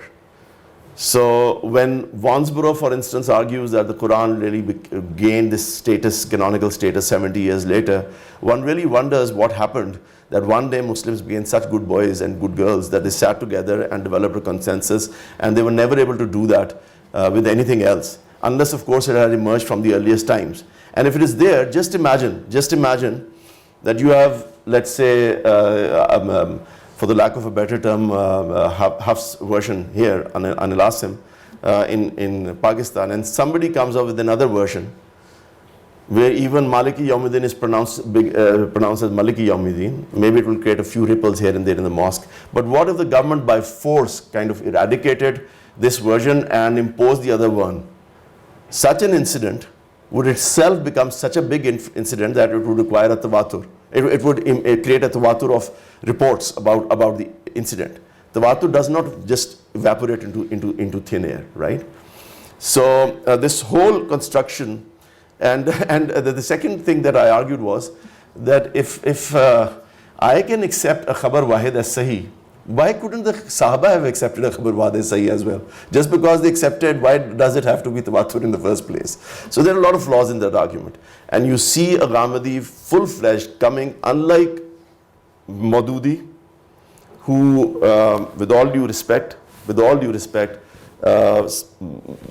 takes shelter behind the idea of Shafi concept of ijma to give his new ideas, and he has, as I explained in the Darul Harb, Darul Kufr controversy. Madudi kind of utilized Shah Abdul Aziz's idea. You have Jamaat Islami guys going and living and doing business in the Western world because they kind of, and Tafhimul Quran will give the rationale. They're doing it for the sake of Islam, by the way.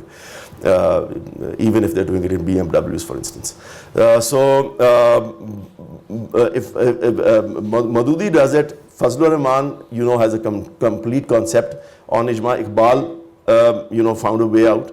But none of them really challenged the epistemic foundations as Ghamidi did, and explained this. And one of his students, Ammar Nasir, then wrote, as I said, the first person to write on this issue who brought my attention to the problem was Dr. Sajid Hamid, and then much later Ammar Nasir kind of wrote a full-fledged article explaining, and other people have also written how this ijma has been circumvented, but is a very problematic episteme, and any serious attempt at reinterpretation has to kind of deal with it.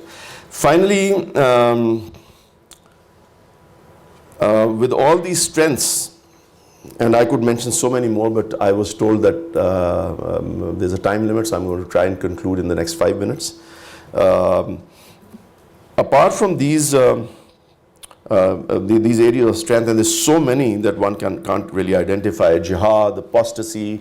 Dr. Shahzad Salim mentioned many of them.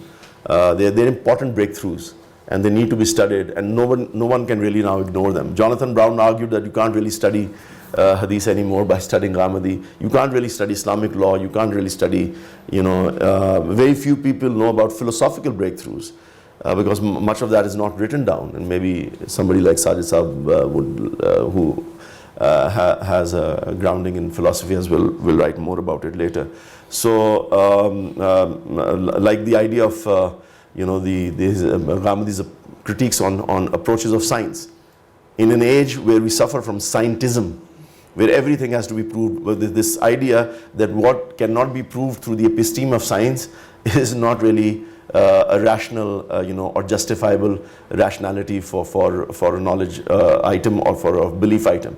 It's very, very problematic. Things that can't be falsified, which can't be verified, use logical positivism or Popperian ideas or whatever your philosophy of science is. If it's not within those approaches, then, how many people really have accepted their fathers as their fathers by having a DNA test done on them, What is really rational in human decision making?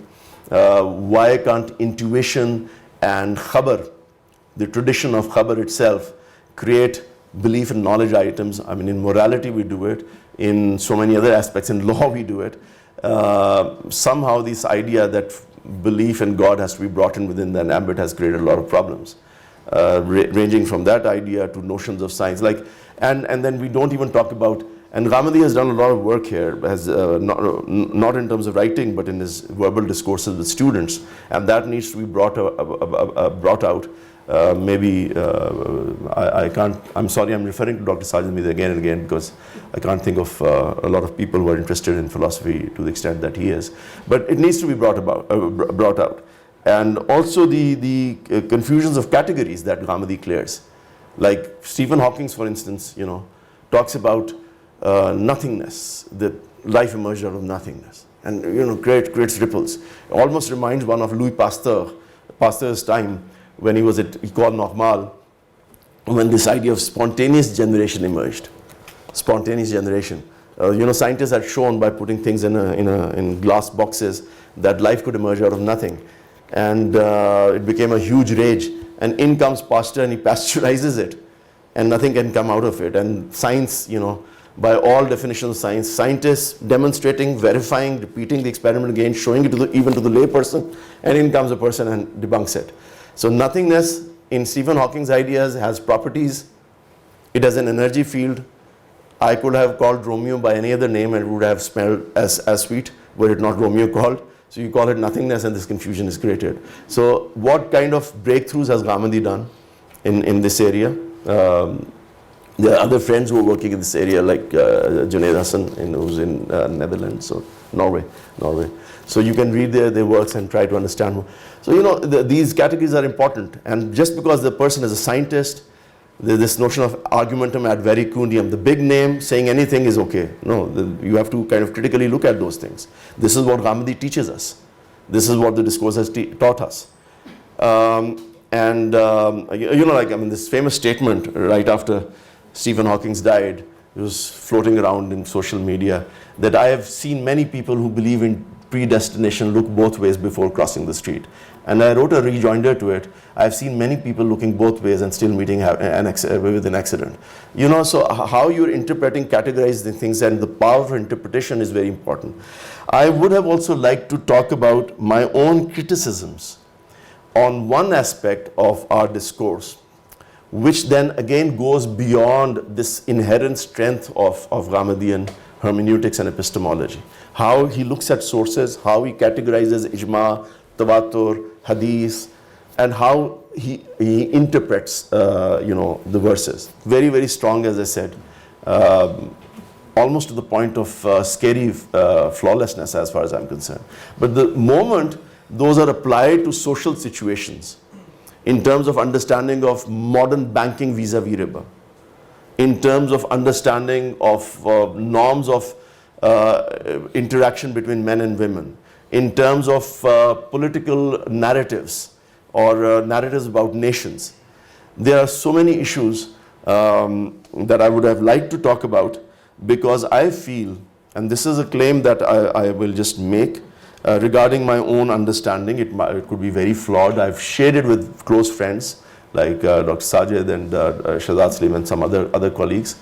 But I have huge problems there in terms of not just epistemology as a branch of, as a wider branch of knowledge, but in terms of the epistemic and hermeneutical approaches within this discourse.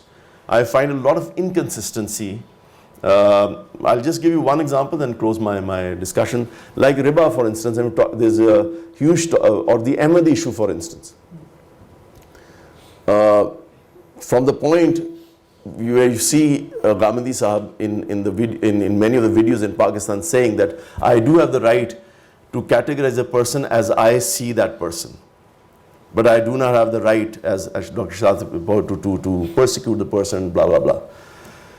To the point where you have a new narrative saying that I do not have the right to challenge his interpretation. Now this is a huge shift. This is a huge shift in interpretation, and it's a matter of application. It's not a verse of the Quran that we're talking about.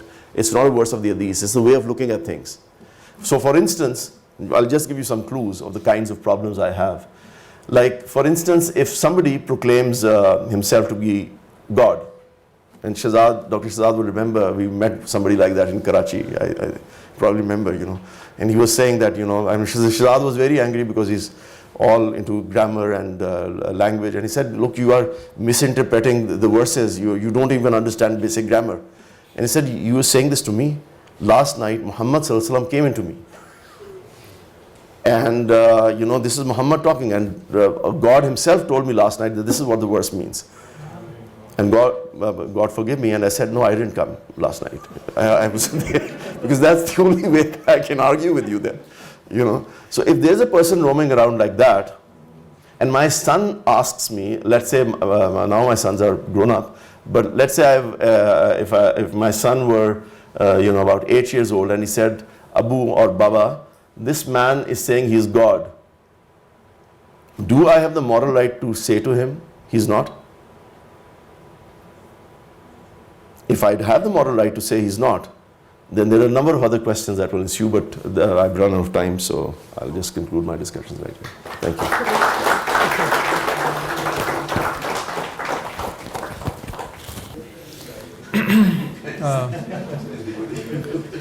Thank you, Mr. Asif, for your eye-opening discourse on the epistemology of religious belief by setting up a canvas for all religious discussion and progression. Now, concluding towards our penultimate address of the morning, I would be pleased to introduce Professor Jason Nealis, Professor and ex-chair of Religion and Culture at the Wilfrid Laurier University. He is Director Apprentice Petroglyphs and Inscriptions in Northern Pakistan. Before joining Laurier, he was a research fellow at the Kate Hamburger College at Ruhr University, Bochum, Germany, from 2009 to 2010.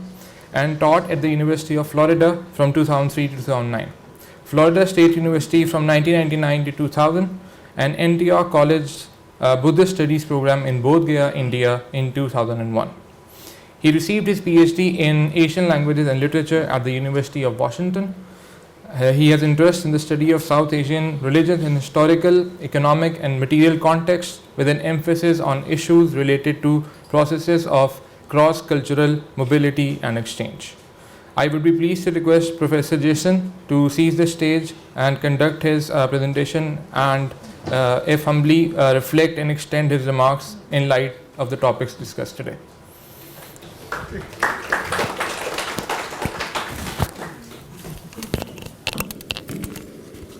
So, assalamu alaikum. So I'd like to thank the Al-Mawrid Institute, Ghamidi Saab, as well as Professor Salim and other hosts for inviting us here from Wilfrid Laurier University in Waterloo, Ontario. This is my first time visiting this institute, but not my first time visiting Pakistan. Rather than talking about my own areas of research that I've been conducting here in Pakistan since 1995, 1996, when I was doing field research for my dissertation at the University of Washington. I'd like to take this opportunity to address the 4 substantial talks that we heard this morning. However, I need to qualify my remarks by saying that my scholarly expertise is far outside the field of Islamic research and education. textual interpretation of the Quran, or Muslim practices are issues facing contemporary Pakistan. But I appreciate this audience's indulgence in listening to the questions that I would like to pose to the four speakers before, as I understand, opening up the floor to questions from the audience. Okay, so in my colleague, Professor Ali Zaidi's talk on interpretive methods and presuppositions, in which he compared the hermeneutics of Javed Ghamdi with that of Fazlur Rahman, he asked the question, what is at stake for these methods of interpretation? Is it for the individual or for society that we pose these questions? And so in any case, it's a question of primacy and emphasis. So I thought it was, so as a neophyte to the scholarly oeuvre of Fazlur Rahman and Javed Ghamdi, I appreciated the clarification of the distinctions between their approaches. Both of them apply philological methods to understand, and they privilege the language of the text. But there are various ways in which, for Javed Ghamdi, it's an emphasis on the text and its context within the text itself. From what I understand, that seems to be the distinction over trying to understand the text in the broader historical, social, and cultural context, which was Fazlur Rahman's emphasis. What was interesting to me was that, yes, they applied different methods to the interpretation of the text of the Quran, but reach similar rulings on Islamic reform. This raised some questions for me about this distinction between self and society. I think my colleague, Professor Zaidi's point was that while both scholars insist on finding or establishing an objective meaning for the text, the interpretation, that the individual reaches may be different from that of the tradition. Okay. My question, and of course he also laid out very clearly the three principles that Javed Ghamdi applies in terms of Nazm, the Quran's self-description of itself, and a univocal meaning of the Quran. In terms of words having meanings that are stable within their particular context within the text. Okay. So what I was curious about was this distinction that's made between self or society. Or we could say, maybe repose the question, why not self and society? So the question I'd like to ask is the move towards the individual emphasis on the self and the individual interpretation of the text a modernist imposition on Quranic textual interpretation? Okay. And again, I'm approaching these talks with the eyes of a child, not as someone who is steeped in methods of Quranic interpretation or even that knowledgeable about the long tradition, but as someone who kind of shares these kinds of concerns from looking at other types of religious texts. My own training is not in the study of Islamic texts, but rather in the study of Buddhist, Hindu, Jain, and other South Asian religious texts, where I was trained in philological principles of textual analysis. So I think some of these questions about how the text, how scholars today from within and outside of the tradition can go back to the authoritative source texts and pose these questions as they are relevant to today's issues is very interesting and provocative. So that would lead me to Azmat Abbas Butt's paper, or talk that he gave on transnational Muslim diaspora, the ties that bind. And I realized that this, in many ways, is research in progress, but I'm trying to draw a line here between Professor Zaidi's talk and the talk by Azmat Abbas Butt, who addresses these very relevant issues that oftentimes find their foundation in the authority of the source text of the Quran. Okay, so in many ways, Azmat Abbas Butt's paper gave us a very rich explanation of the ties that bind Muslims in Pakistan to the Muslim diaspora in Canada. I thought the demographic information he gave was very clear and helpful in understanding these patterns of migration, as well as the kind of refugee movements that are happening around the world today. And he looked at two case studies: the case study of the fatwa against Salman Rushdie when he published the Satanic Verses, and also the controversy over the depiction of the Prophet in Danish cartoons, which were then, as we learned, reproduced even in some Canadian publications. So my question for Azmat Abbas Butt is, are these ties that bind or ties that unbind? What I mean by that is that claims of defamation of religions oftentimes cause ruptures.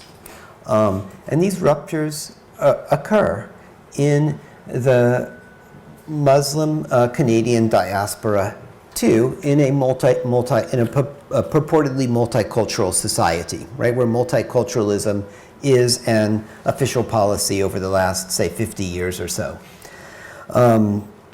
So, as Azmat pointed out, the real fear is not so much violence between Muslims and non-Muslims in Canada, although there are really horrible cases of Muslims' families being killed not so far from where we live in London, Ontario, but rather the intra-community violence, right, between the Muslims in Canada with various sectarian affiliations, or those that declare Ahmadi as non-Muslims.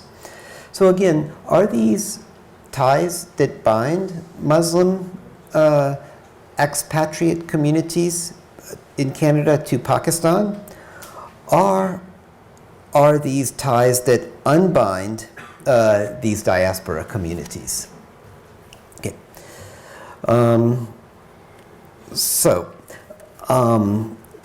That is, so let me move on to the talk by Professor Salim, which, I think in the car ride over here from LUMS to the Al-Mawrid Institute, I think we found a common tie that binds us together in terms of our philological approach to authoritative religious texts.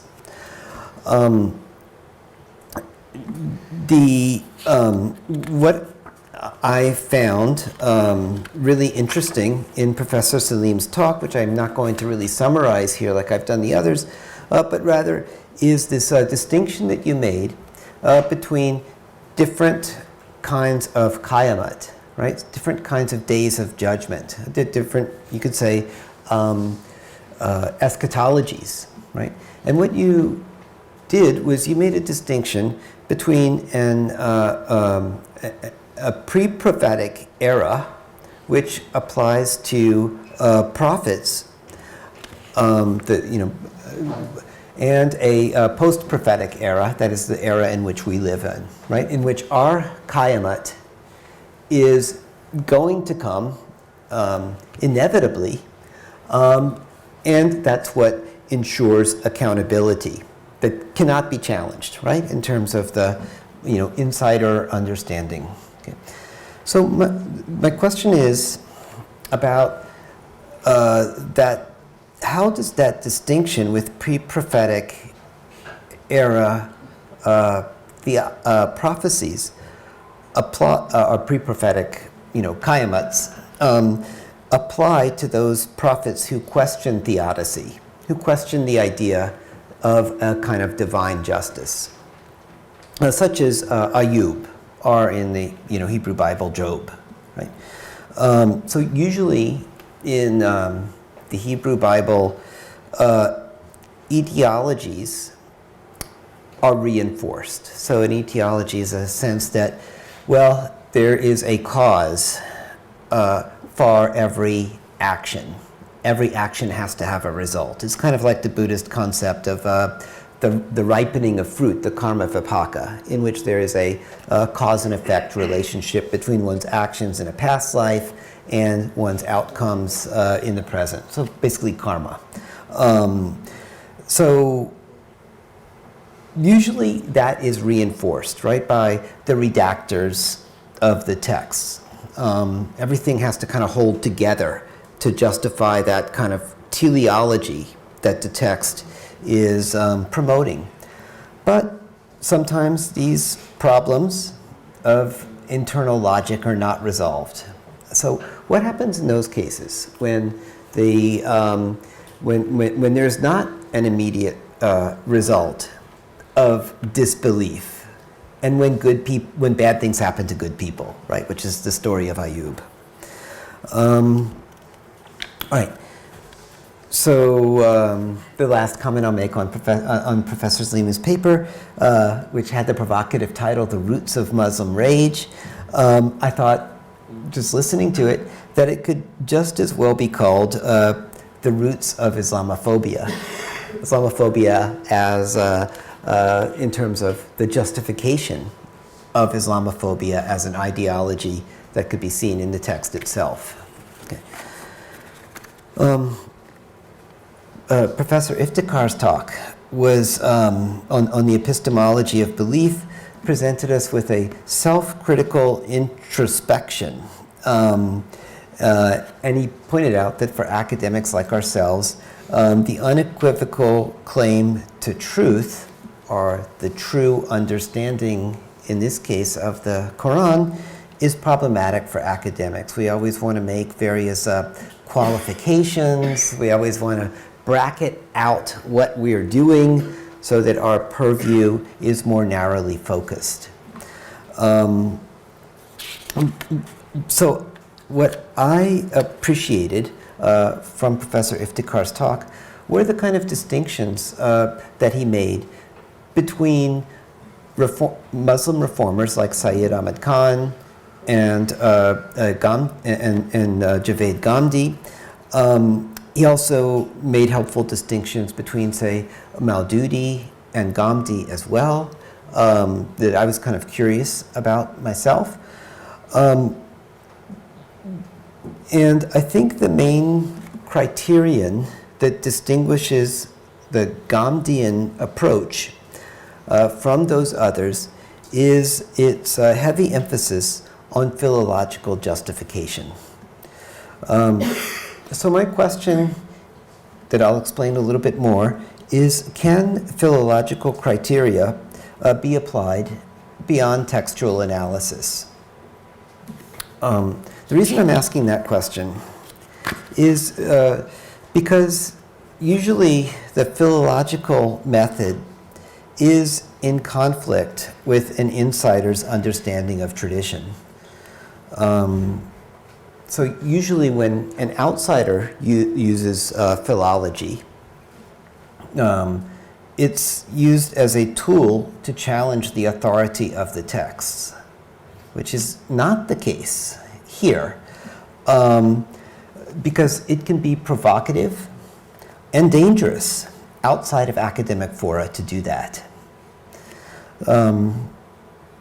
So those are, I think, some of the questions that occurred to me as I was listening to the talks, which I hope that I haven't presented or summarized in too naive a manner, but just to let you know that I'm very sympathetic to the philological approach.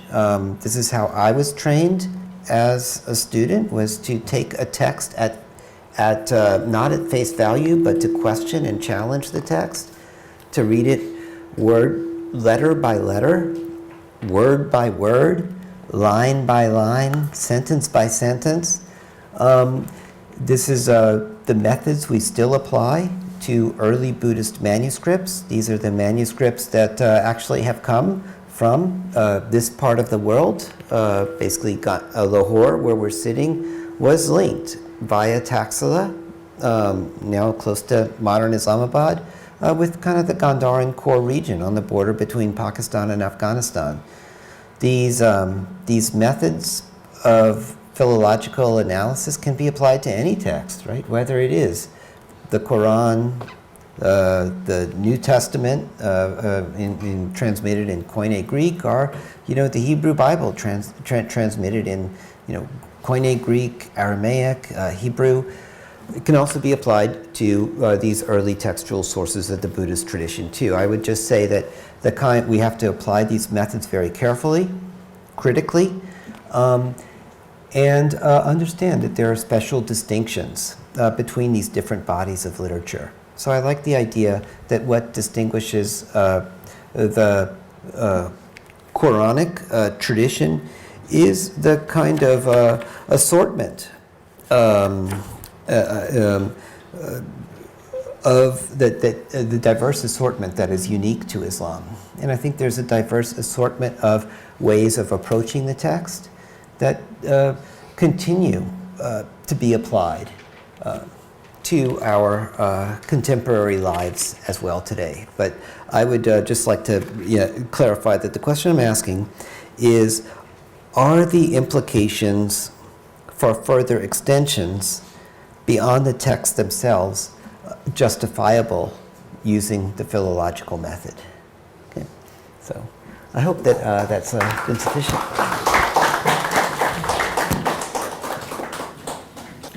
Much gratitude to Professor Jason on his honest remarks, insight, and admiration towards the ideas and topics discussed today.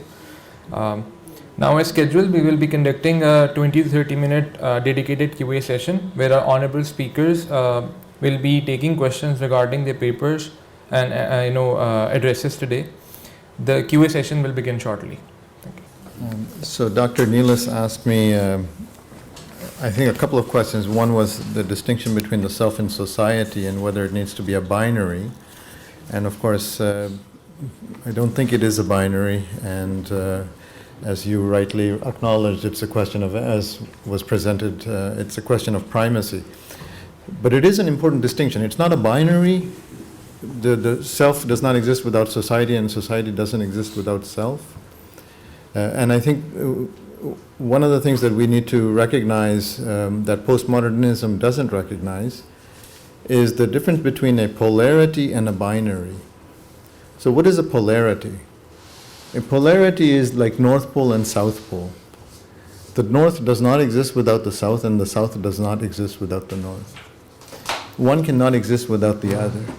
Unfortunately, what has happened in postmodern thought is to assume that traditional thinking is binary, but it's not. It's actually thinking in terms of polarities. So the society and self is not a question of binary. It's a question of polarity. Society cannot exist without the self, and self cannot exist without society. Having said that, then the question becomes, well, why do we emphasize one over the other? Why put primacy on the self as opposed to society? if we look at what's happened with respect to Islamist movements, the emphasis on society, or rather the emphasis on the state, has given rise to this political Islam that seeks to impose not only a system of legality or a legal system, but also impose a kind of ethics. Now, ethics and the law need to emerge from the self rather than be imposed. And so if the problem, I think, has been that emphasizing society over the self has given rise to this kind of politicized Islam. And this is where I think the Ghamdian approach, but not only the Ghamdian approach, not only Al-Mawrid Institute, many other, reform, but also traditional Muslim movements would say you have to begin with the self, because then it's not as much of an imposition as a self-imposition. Or you grow it, not even a self-imposition, but a growth through the self. So this is, I think, the reason why we emphasize this primacy, this question of primacy of the self over society. Now, so this relates to your second question. Is the emphasis on the individual self a modernist imposition? And my answer is no, because it's already there. The growth of the self, the purification of the self, already is there in the source, in the traditions. So I don't think we should see it as a kind of liberal, modernist reading into an Islamic tradition. Okay. Thank you for the question. Thank you. Azmat, I guess, would be next. It's okay. I think it'll be. Thank you, Dr. Neelis. Yeah, indeed, like when I say ties that bind, indeed, that is why the paper argues that there is no homogeneous group when we call, when in most literature in the West is referring Muslims as one group. So it's the ties that bind them with their home countries, with organizations, with entities, are certainly the ties that are contributing to divide them in the host countries. So if we have small pockets of Muslims who consider themselves as the true believers and would want others to follow their belief system, and those are the beliefs and notions that are actually contributing to divide them into smaller groups. So certainly the ties that are binding them to the communities in home countries from where they origin. So when they land in the West, especially when we are talking about Canada, so then those ties are like dividing them into small communities, the Shias, the Deobandis, the Barelvis, the Ahmadis, and they are actually contributing to divide them. So and then referring them as one ummah becomes a problem. So dealing them in the same way as one community, because each one has a different approach. When we talk about blasphemy, we find a variety of approaches to acts of blasphemy or perceived acts of blasphemy from the Muslim community, Ahmadis, Shias, Muslim, Barelvis, Deobandis. So each one has a different approach to that. So these ties are actually dividing the diaspora as opposed to binding them. Thank you.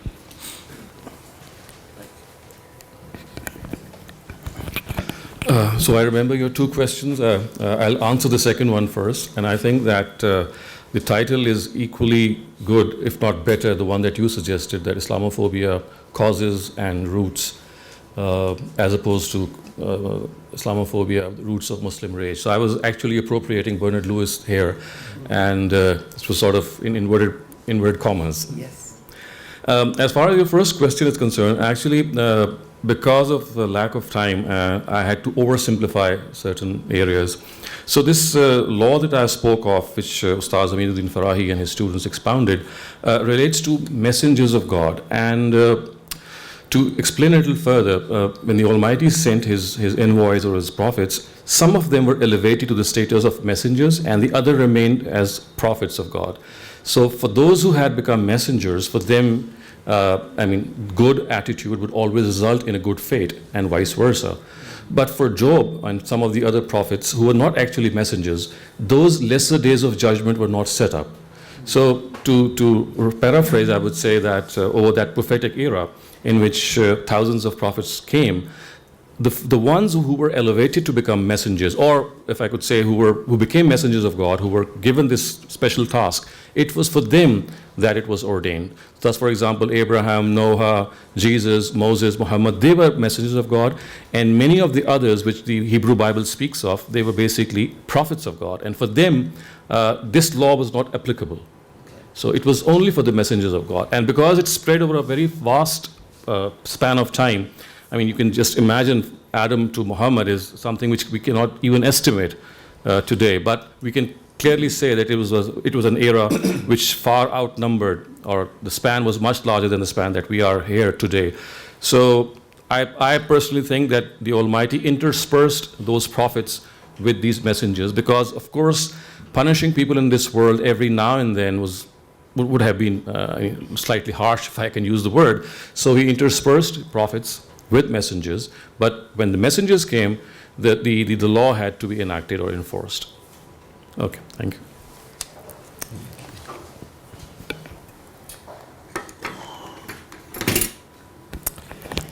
Thank you, Professor Jason.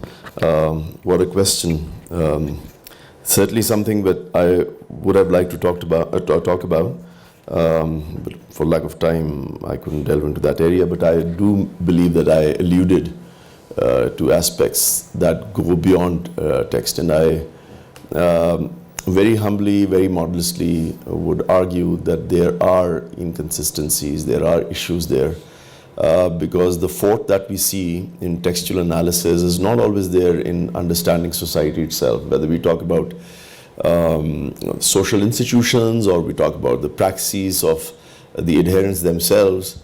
There are problem areas over there, and sometimes the same kind of you could always argue in social sciences that society itself is a text that is being deciphered. You could argue that praxis itself is a text when it is interpreted. But that's not what we are talking about. We are talking about, written or kind of scriptural text vis-a-vis praxis outside. And I do believe I pointed out a number of areas like riba, for instance, vis-a-vis modern banking, where you see a Ghamidi about 30 years ago completely anathematizing modern banking. In fact, in one of his early writings, which is called the Manshur, and then our manifesto, Islamic manifesto. So the Communist Manifesto, where he declares a war against modernity. He begins from that point. And even when the Supreme Court of Pakistan, had given a judgment, and then later on that judgment was kind of overruled by another bench that President Musharraf got because nobody could deal with the prohibition of interest. And that was overruled, and finally you had Sharia advisors here. Began with Union Carbide, a deal with Kuwaiti government to start projects under the rubric of Islamic finance, justifying what was old with guttural, Arabic sounds, sanctifying them as Islamic, creating a new Islamic fudge of of Islamic banking, and almost everybody, all even traditionalist ulama were kind of finally accepting modern banking. And then finally Ghamidi also comes very close in modern times, where he argues that modern banking is a kind of investment, not really lending as such. It's not institutional money lending. I'm very skeptical of that. There are issues regarding dress code, interaction between men and women, where there are new ideas in terms of application, because this is the kind of discourse that has emerged from media exposure. Chomsky would talk about certain necessary superficiality that is part of media discourses. People will be asking questions about whether bikini is permissible or not. So from a point where you see a scholar who is eschewing creating a new fiqh, in fact he's kind of purging what was his direct reading of the foundational text from accretions caused by fiqh. There's a new fiqh which is emerging, and creating a discourse and a new kind of fiqh which one can look at very skeptically. And I completely agree with you. That kind of training and that kind of fort is not necessarily always directly applicable or equally strong when applied to understanding society and social praxis. And maybe a more prudent approach could have been the one that Ghamidi Saab upheld for a very long time, of staying away from application and confining himself to his ambit. Thank you. Assalamu alaikum. Thank you very much for the talks. I have a question for Dr. Zaidi. So when we talk about univocality of text, doesn't that implies exclusivity? And I think Dr. Iftikhar talked about that as well, because don't you think that implies that if you talk about that text is univocal, it implies that it has only one meaning? So you can't have more than one interpretation. So doesn't that imply that you'll have at the end a group of people saying that we have the truth and we have understood it, and now nobody can? So both of you, if you can.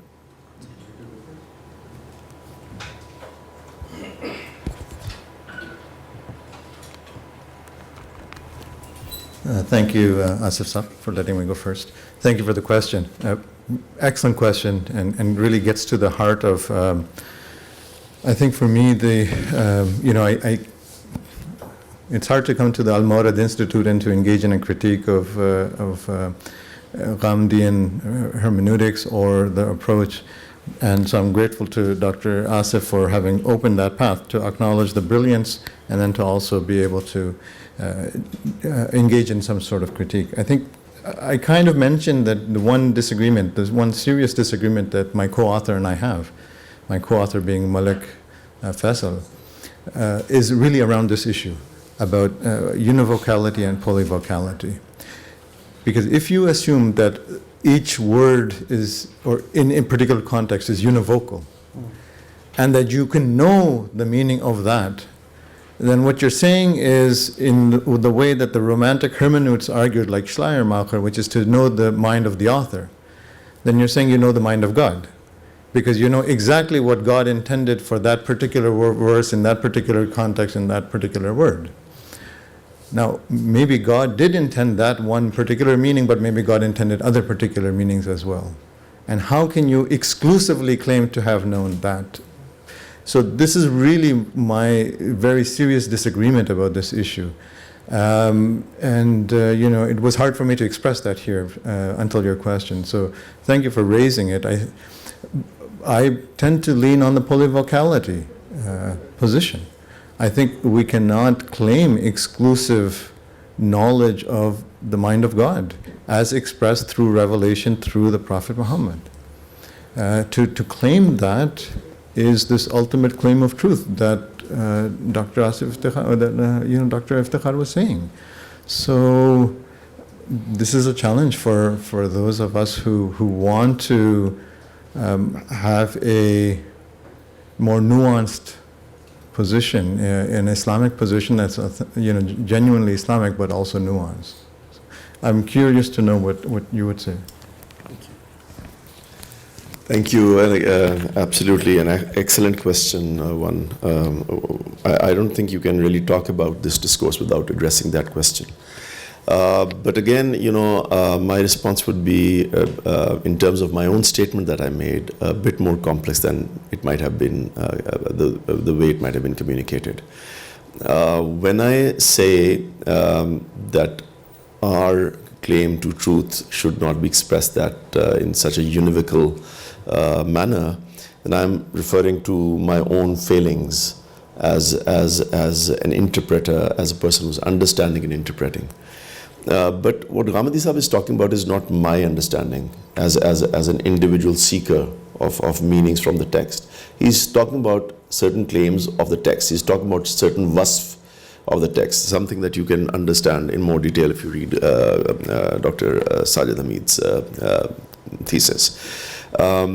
So the issue for us is that as scholars were not detached who have a confessional approach, we have stakes there. You know, it's not, for instance, if I have to decide about the meaning of the word zina, does it refer to my steady relationship with my girlfriend, for instance? I don't have any, by the way.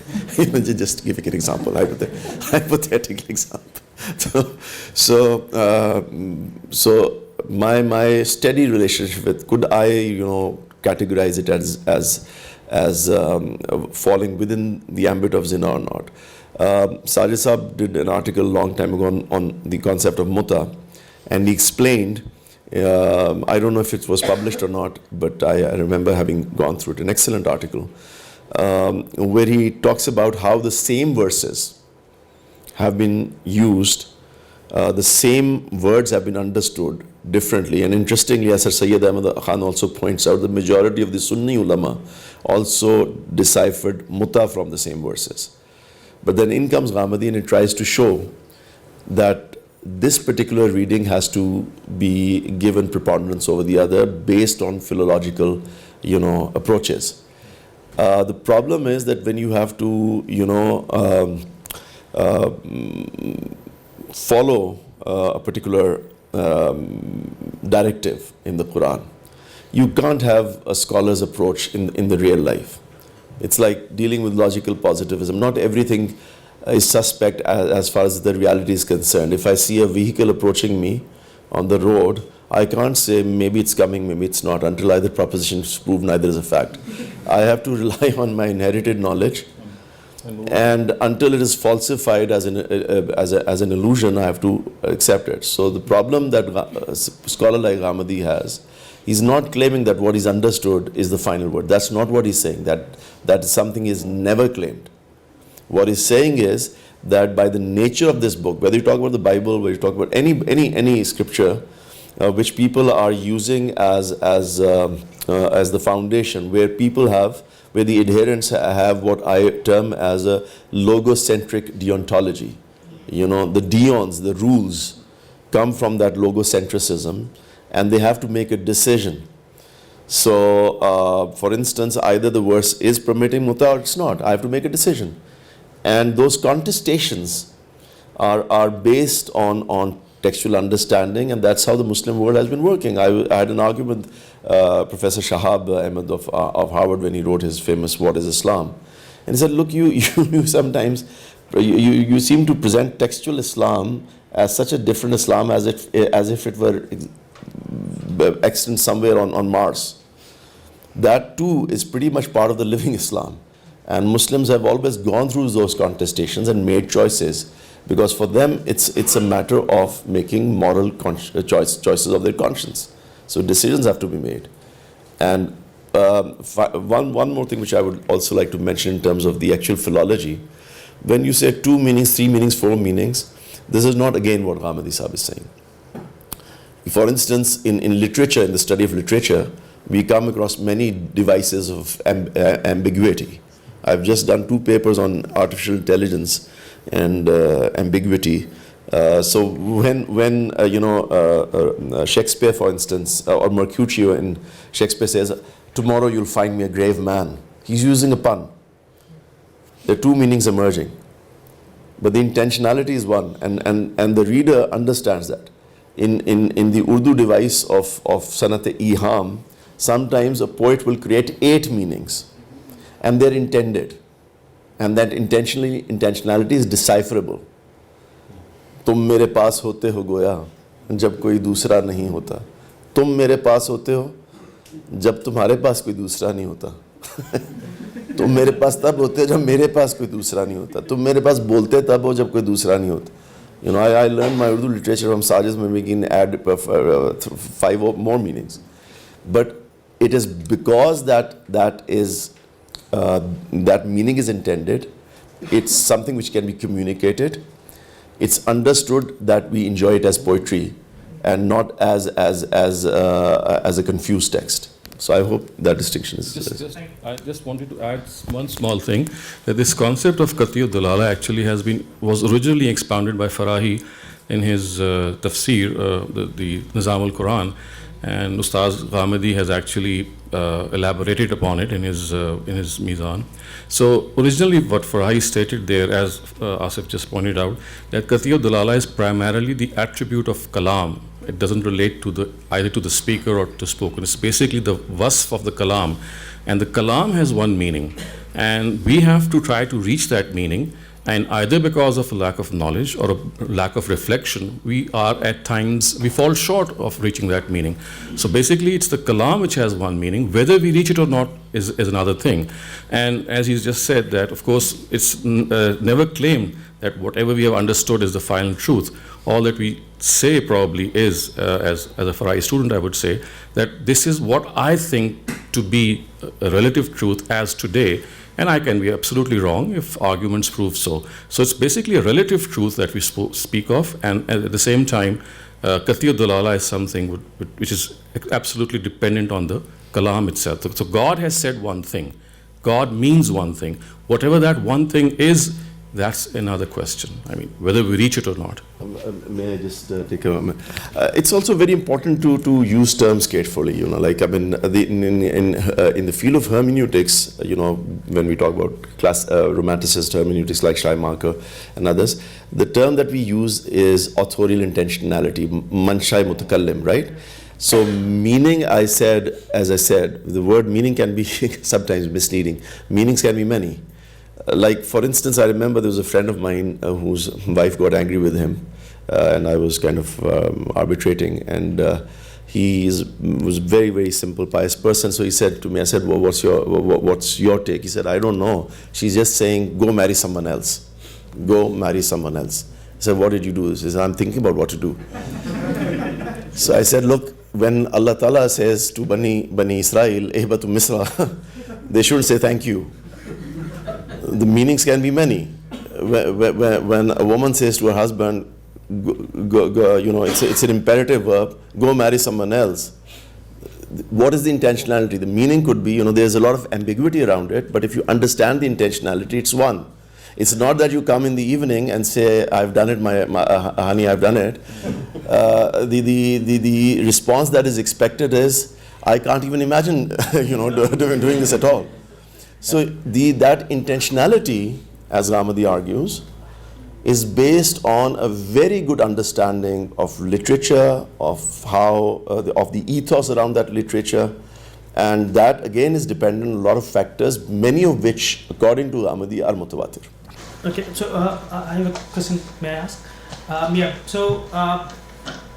The author's intentionality, you talked about it. You cannot know it if you don't know the person, right? So if I know my wife, I would know that she's saying it sarcastically. I don't know God. I don't know his or her personality. So how do I decipher what was the intention of God behind that text? So that's it. Yes. It reminds me of a student of mine, former student of mine, who's now a dean at LUMS. And by the end of the course, people said, we also paid our fee. You just keep talking to him. So it's becoming more a conversation between you and me.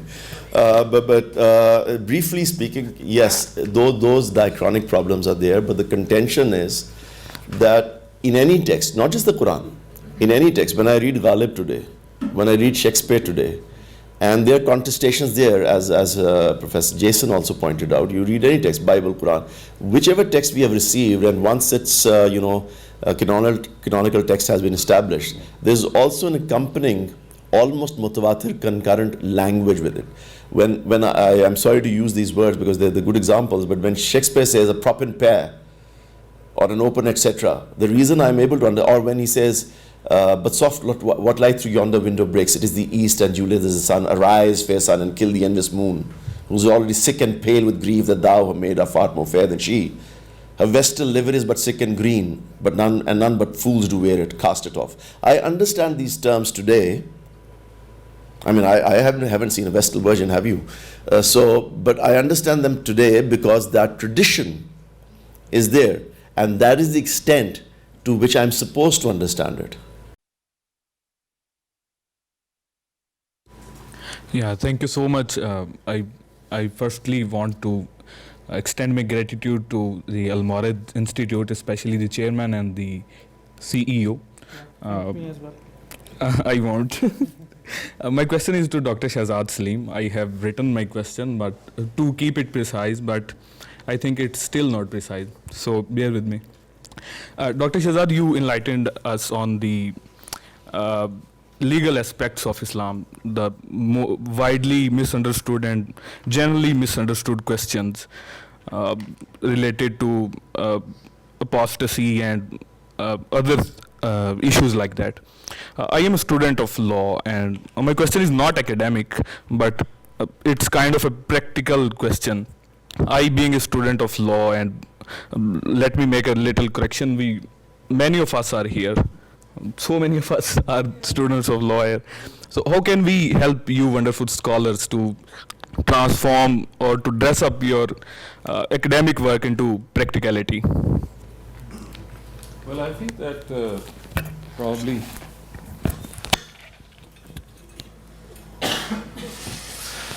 probably the best way would be that you critically understand what we present from our forums, in our writings, in our speeches. As many of the speakers said, that primarily I think it's your understanding of the rationale behind a particular point of view.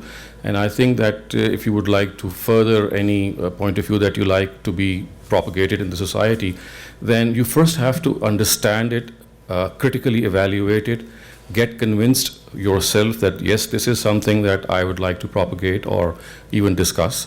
And at the same time, always remain extremely humble in your propagation, in your discussion. And when you understand a certain point or a certain area which might have a different connotation or a different interpretation in the minds of the majority or many people that you come across, basically it should be an argument in which you pick and choose your audience.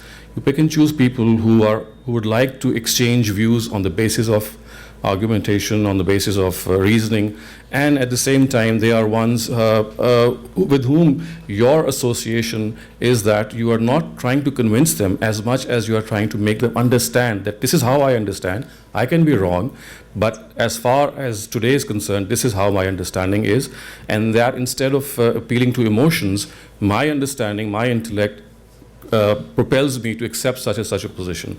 So this is one thing. The other thing that I would like to suggest is, of course, that you have to choose your area of specialization as well. You see, different people have different expertise. There are good speakers, there could be good writers, there could be good teachers, good preachers. So first, on the basis of your own aptitude, you need to find out what is the best way that you can express yourself. So, but before all this, I would say that it's very important that you are able to understand to the core the religious, I would say, reasoning that is offered by the Farai school. And as I said, it's not the final word. It should never be taken as the final word and never be communicated as the final word. It is our humble understanding, which could be 100% incorrect as well.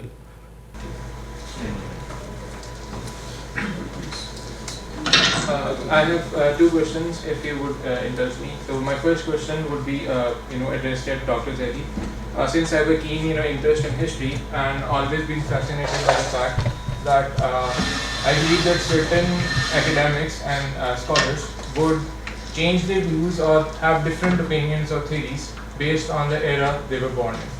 So my question is a bit of a speculative one, in the sense that if Dr. Fazlur Rahman was scholar of modern times in the 21st century rather than the 20th, and he was at the peak of his influence during the times in which Javed Ahmed Gandhi is as well, would you think his influence and the way his teachings are being interpreted, as you mentioned Amina Wadood claiming in terms of her feminist understanding against the patriarchy? So would you think that influence or those teachings would have swayed or taken a different turn in light of modern times or modern questions that the West has posed towards Islam? Thank you for the question. So let's acknowledge that there's two aspects of human beings, of our reality. One is the social aspect that is tied to society and history, right? And as we are time-bound and space-bound, we are naturally affected by the time and space around us. But that's not the only aspect of human reality, I would argue. And I think Islam argues. Because it also says that there is a trans-historical essence in human beings that goes beyond time and space, and this is the fitrah. The notion of the fitrah is beyond time and space. It doesn't matter, human nature in that fitrah concept, irrespective of time and space, doesn't change. So, yes, okay, Fazlur Rahman would have been influenced by the context, he would have had different perspectives, different points, and so on and so forth. But some element of truth has to be both historically situated and transhistorical. And this is what I think we're trying to aim for, is to capture both the historical, socio-historical, time-bound, space-bound elements of Islam, but also the trans-historical universalistic aspects of Islam.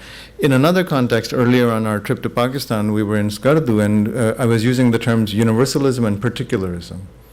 And I think this is really the challenge for our times, is to how do we acknowledge both the universal aspects and the particular aspects. Universal aspects of being human, particular aspects of my identity. And unless we acknowledge the beauty of both, unless we acknowledge the depth of both, then we will always give rise to conflict. So if I only emphasize my particular identity as a man, as a middle class person, as a muhajir, as a Muslim, as so on, tribe, blah, blah, blah, Canadian, that's divisive. If I only acknowledge the universal aspect of my reality, across time and space, then I fail to do justice to my other identity and reality. So human beings need to acknowledge both. So Fazlur Rahman, if he were writing today, would need to acknowledge both the historical, socio-historical aspects of his work, but also the search for trans-historical truth in his work. Thank you. My second question would be addressed at Mr. Asif Iftihar. So, in your address, what I understood a bit is in the sense that if specifically a religious scholar or a religious academic claims that he in his pursuit of truth has achieved that, his interpretation of the Quran and Sunnah is the right one, and if that sort of thing causes a problem, an academic claiming that he knows the truth and his interpretation is the true one, is a problem for all of us. Could we argue that any religious academic worth his salt, I guess, would not argue and say that the pursuit of knowledge is fruitful only in the pursuit rather than any claim or conclusion? Thank you very much. You see, the whole idea, that's why I have problems with words like, disseminating the truth, I mean, we just share our views at best. And the issue for me as an individual seeker, learner of truths to chart out a course for my own conscience doesn't emerge from that diversity. I mean, human consciousness, and indeed human conscience itself, is capable of dealing with the diversity, of sometimes even respecting it, at times even celebrating it.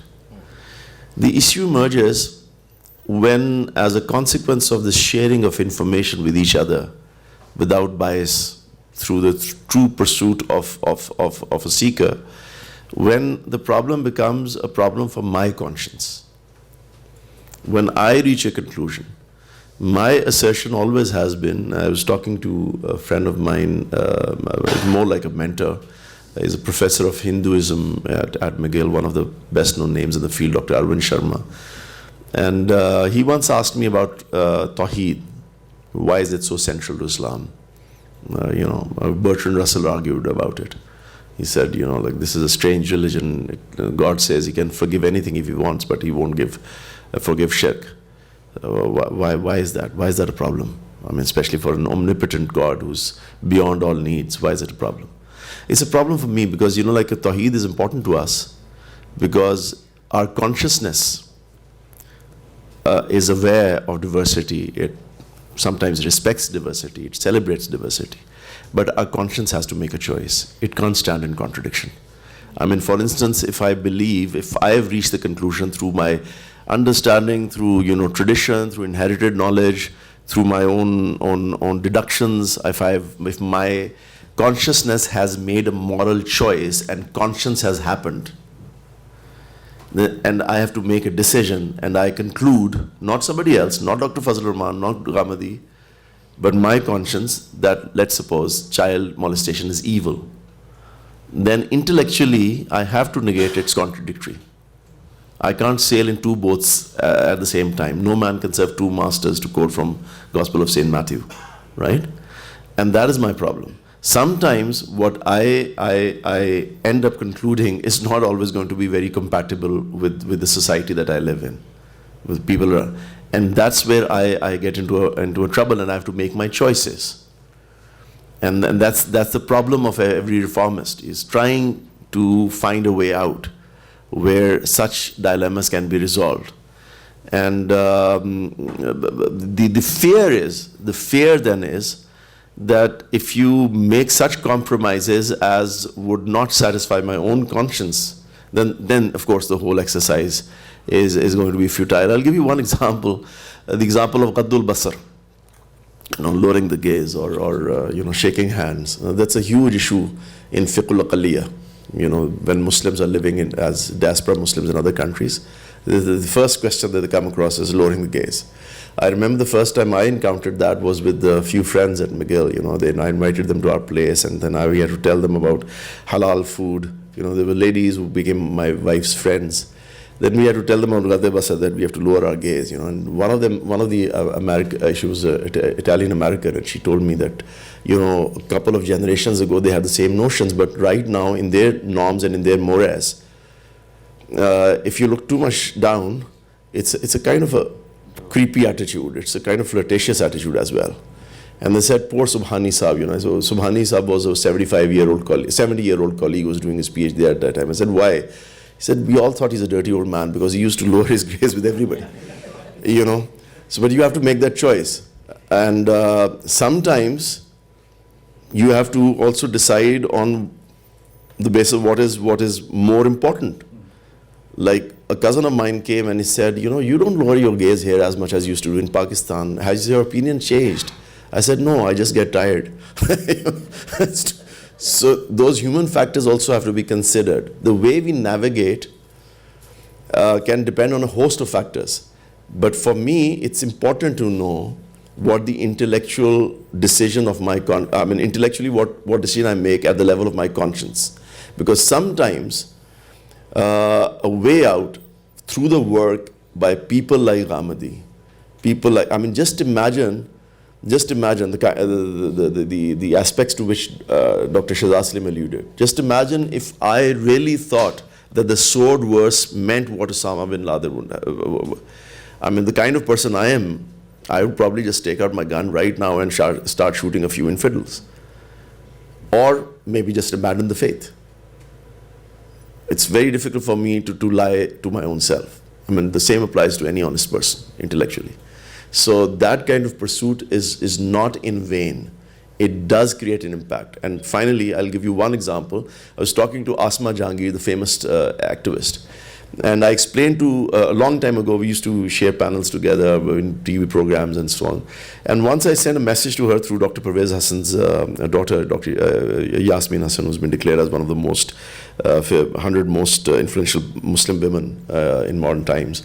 And I said to her that, look, try to understand what breakthroughs Ghamidi has made in the law of evidence. And she said, I'm not interested in Islam. Obviously, she was detached from it.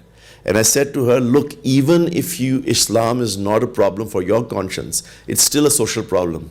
If it's not the panacea to social ills, it certainly is a problem. Not understanding, not going through the academic exercise of looking into your own self critically and convincing yourself is very, very dangerous. There is a Sikh poet that I like to quote in the end who said, Lai lag momin ko lu, khoji kafir changa. That, blindly acquiescing, in contrast with blindly acquiescing momin, believer, a seeker who's an infidel is much better.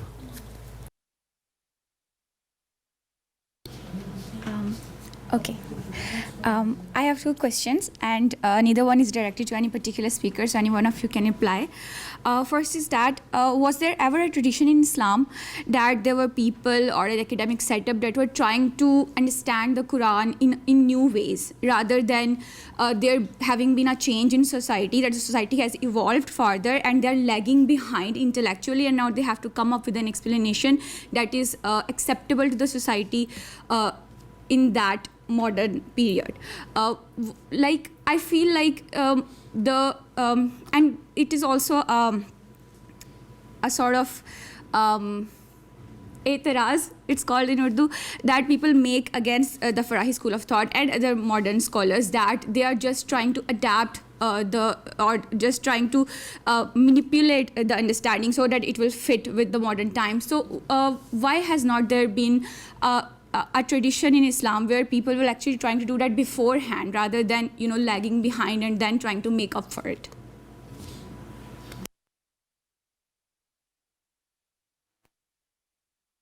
It's a very important question. It's kind of an extension of what I was saying earlier, and of course those accusations will be there. That's the whole contention of the Ghamidi school as far as the interpretation of text is concerned. Like I remember I was interpreting for Ghamidi Sahib when Consul General of US came here, and he said, look, you've said that the testimony of a woman is not half that of a man's. But the Quran clearly says. And he said, okay, just read with me, just the translation. And it says, Antadilla ahdahuma fatuzakkira ahdahuma. Bring two men, one man and two women, so that if the one forgets, the other should not remind her. The other should remind her. And he said, what if she doesn't forget? Should the court, kind of force her to forget so that the other can remind her? The verse itself. So there's a recent article by Humara Iqtidar on Ghamadi's thought, and also one by Khalid Masood, where this strength that I refer to, in my presentation I presented the critiques.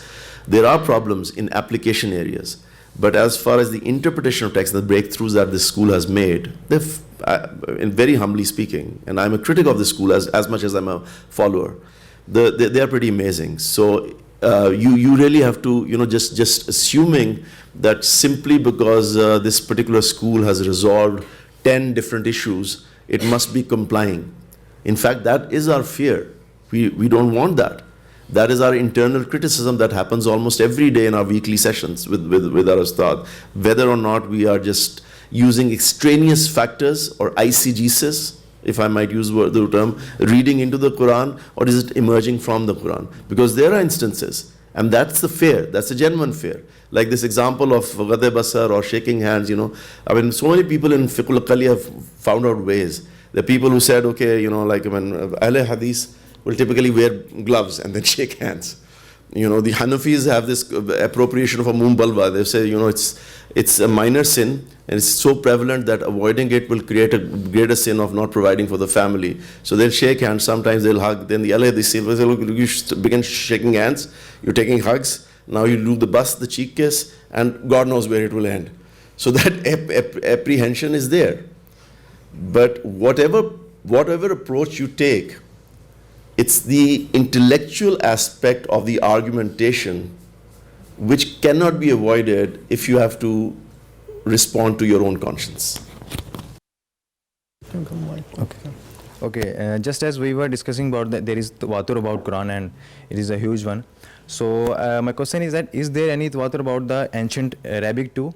Just as we are supposed to interpret it from the ancient Arabic, because the current Arabic has evolved so much. So just like in one of the sessions with Dr. Shahzad Saab, I was discussing a question where Dr. Zakir Naik had said that in Quran it is mentioned that God has made this earth as the shape of a duck's egg, and duck's egg is geospherical, which is now the current position about the earth shape.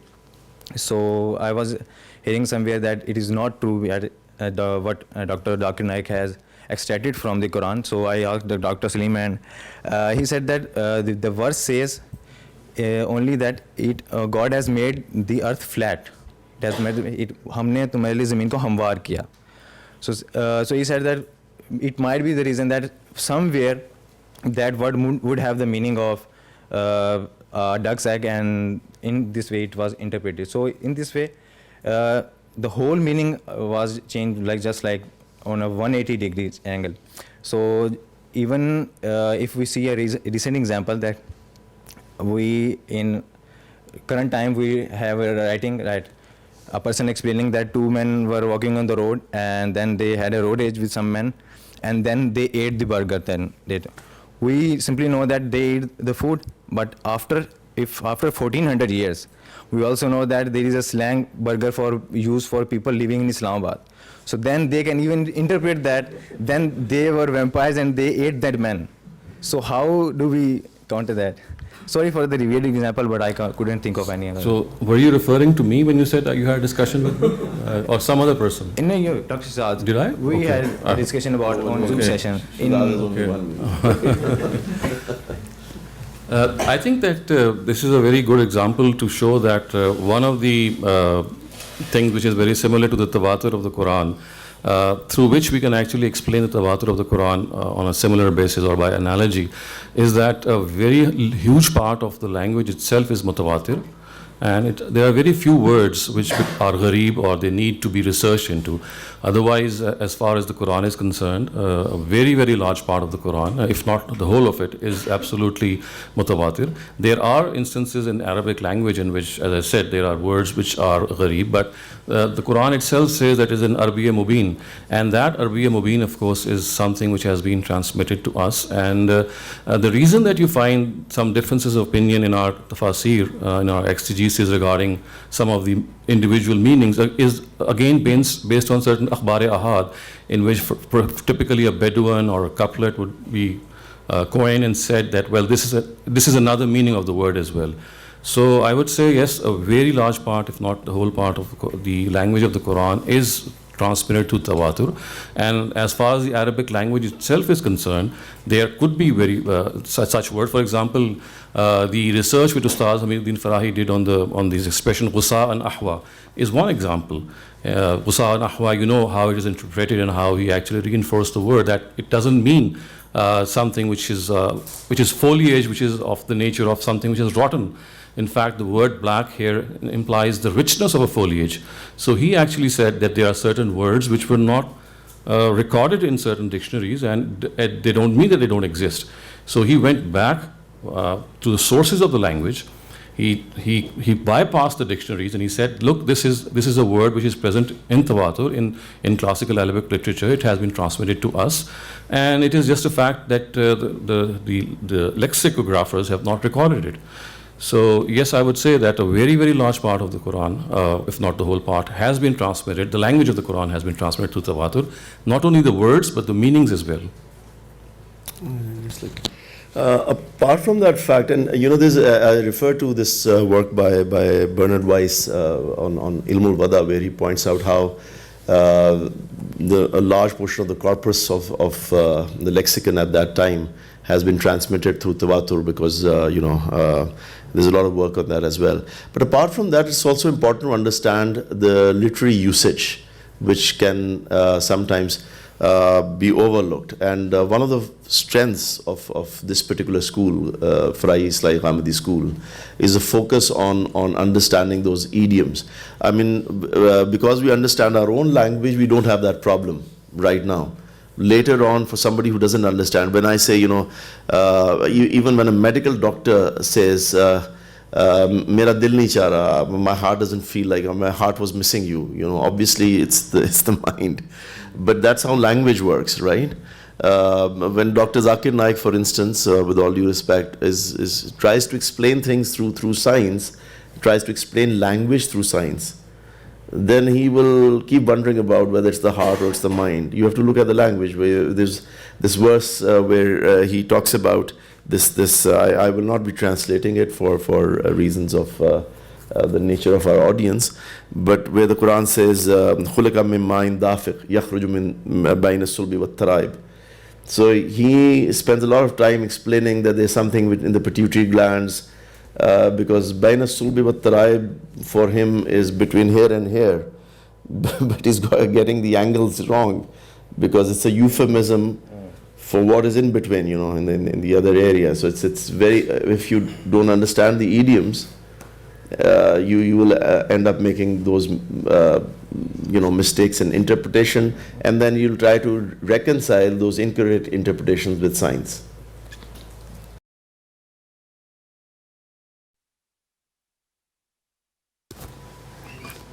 السلام علیکم سر، میرا سوال آپ سے ہے. سر سوال یہ ہے کہ قرآن مجید کا جب ہم مطالعہ کرتے ہیں تو ہمیں دو طرح سے مطالعہ ملتا ہے. ایک مطالعہ تو جو اس کا سیاق و سباق کے مطابق کیا جاتا ہے، اور دوسرا یہ ہے کہ مخصوص مقامات کی ہر جو اسکالر وہ اپنے مطابق تشریح کرتا ہے، کوئی سائنس کے مطابق، کوئی عقلیات کے مطابق، اور یہ چلتا ہے. جب ہم اس کی آغاز میں جاتے ہیں، یعنی کہ نبی علیہ الصلوۃ والسلام کے دور میں، تو ہمیں یہ بھی پتہ چلتا ہے کہ صحابہ کرام کے مابین بھی ہر ایک لفظ میں مختلف معنی پایا جاتے تھے. جبکہ ہم کہتے ہیں کہ جو قرآن مجید کے الفاظ ہیں اس کا جو سمپل میننگ اب وہ لوگوں تک پہنچا دیں. اب یہ جو کنٹروورسی ہے جو شروع سے لے کر اب تک پائی جا رہی ہے، اس بنیاد پر مختلف تفاسیر لکھی گئی ہیں. تو آج کے دور میں ہم کیسے کسی ایک نان مسلم بندے کو، یا کوئی بھی نان مسلم سے مراد یعنی کہ کوئی بدھسٹ ہے، کوئی جین مت کا ماننے والا، کوئی ایسے دوسرے مذہب کا ماننے والا ہے، اسے ہم قرآن ایک ٹیکسٹ کی صورت میں دیں، اور بعد میں پتہ چلا ہے کہ اس کی جو معاشرے میں تشریح جو اپلائیڈ کی گئی ہے وہ مختلف ہے. تو کیا اس کا حل ہے؟ تو دیکھیں، اگر آپ اس کی روٹس کو ٹریس کریں گے نا، تو عام طور سے جہاں پہ آپ نے کہا ہے نا کہ صحابہ کے اقوال ملتے ہیں کہ ایک ہی لفظ کا مطلب مختلف ہے. کلاسیکل اگزامپل اس کی عبداللہ ابن عباس کی ہے. انہوں نے بہت ساری چیزوں کے بارے میں کہا کہ دیکھیے فلاں لفظ کا مطلب نہیں معلوم تھا. حضرت عمر نے کہا کہ کلالہ کا لفظ کے بارے میں کاش مجھے موقع ملتا ہے نبی صلی اللہ علیہ وسلم سے پوچھ لیتا. تو یہ جتنی بھی اخبار احاد، ان میں سے مجھے موقع ملا ہے پچھلے چند سالوں میں ان کو تحقیق کرنے کا، ان میں سے اکثر و بیشتر جو ہیں سند کے لحاظ سے ضعیف ہیں. صحابہ کرام سے جو یہ اقوال ہیں نا کہ یہ فلاں لفظ کا مطلب یہ ہے، یا جیسے ون ہر کے بارے میں کہا جاتا ہے فصلی لربک کا ون ہر کے، حضرت علی نے کہا اس کا مطلب ہے ہاتھ باندھنا نماز کے دوران. بہت ساری اس طرح کی آپ کو مثالیں مل جائیں گی. تو جی یہی ہے. تو وہ آپ کو، اگر آپ یہ ہیں تفسیر روایات، تو ایک چیز کو آپ ضرور ڈسٹنگوش کریں. محدثین کی جو کیٹیگری ہے، جن کی سیاستہ ہے یا اور کتابیں ہیں، یہ ایک بالکل اور کیٹیگری ہے. اس پہ انہوں نے نسبتاً زیادہ ریسرچ کی ہوئی ہے، اگرچہ وہ بھی انفیلیبل نہیں ہے. لیکن یہ جو تفسیر روایات ہیں، ان میں تو آپ کو اتنا زیادہ رتب و یابس مل جائے گا کہ ہمارے ایک امام ہیں، امام احمد بن حنبل، انہوں نے یہ کہا تھا کہ ثلاثۃ لا اصل لہا، 3 چیزیں ہیں جن کی کوئی اصل نہیں ہے.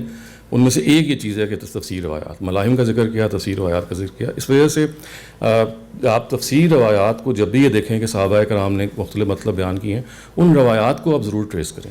اور ابھی میرے خیال ہے ابو تیمیہ صاحب یہاں بیٹھے ہوئے ہیں، انہوں نے بتایا کہ تبری کی ایک بہت اچھی کامنٹری ہے جو پبلش ہوئی ہے، ابھی یہاں تو نہیں پہنچی، جس میں انہوں نے اس طرح کی تفسیر روایات پہ اور صحابہ کے اقوال پہ بے نفیس کام کیا. بتایا ہے کہ یہ جو باتیں ہمارے ہاں مشہور ہو جاتی ہیں کہ فلاں صحابی نے یہ کہا، فلاں نے یہ کہا، اکثر و بیشتر میں سے ہیں جو درست نہیں ہیں. تو اس وجہ سے یہ بات خود محل نظر ہے کہ صحابہ کے درمیان کسی لفظ کا اختلاف ہو. ہاں یہ ضرور ہوا ہے کہ انٹرپریٹیشن کا اختلاف ضرور ہوا ہے، اور اس میں حضرت عائشہ کے اور حضرت عبداللہ ابن عباس کے درمیان، حضرت عائشہ عبداللہ ابن عمر کے درمیان، اور بہت سارے صحابہ کے درمیان یہ اختلاف ہوا، اور دونوں نے ایک دوسرے کی کریکشنز بھی کیں، اور ان کریکشن کے نتیجے میں یہ ضروری نہیں ہے کہ دوسرے فریق نے مان لیا ہو، لیکن وہ ہے اوور آل انٹرپریٹیشن کا اختلاف جو آج بھی ہر ایک کے درمیان ہو سکتا ہے.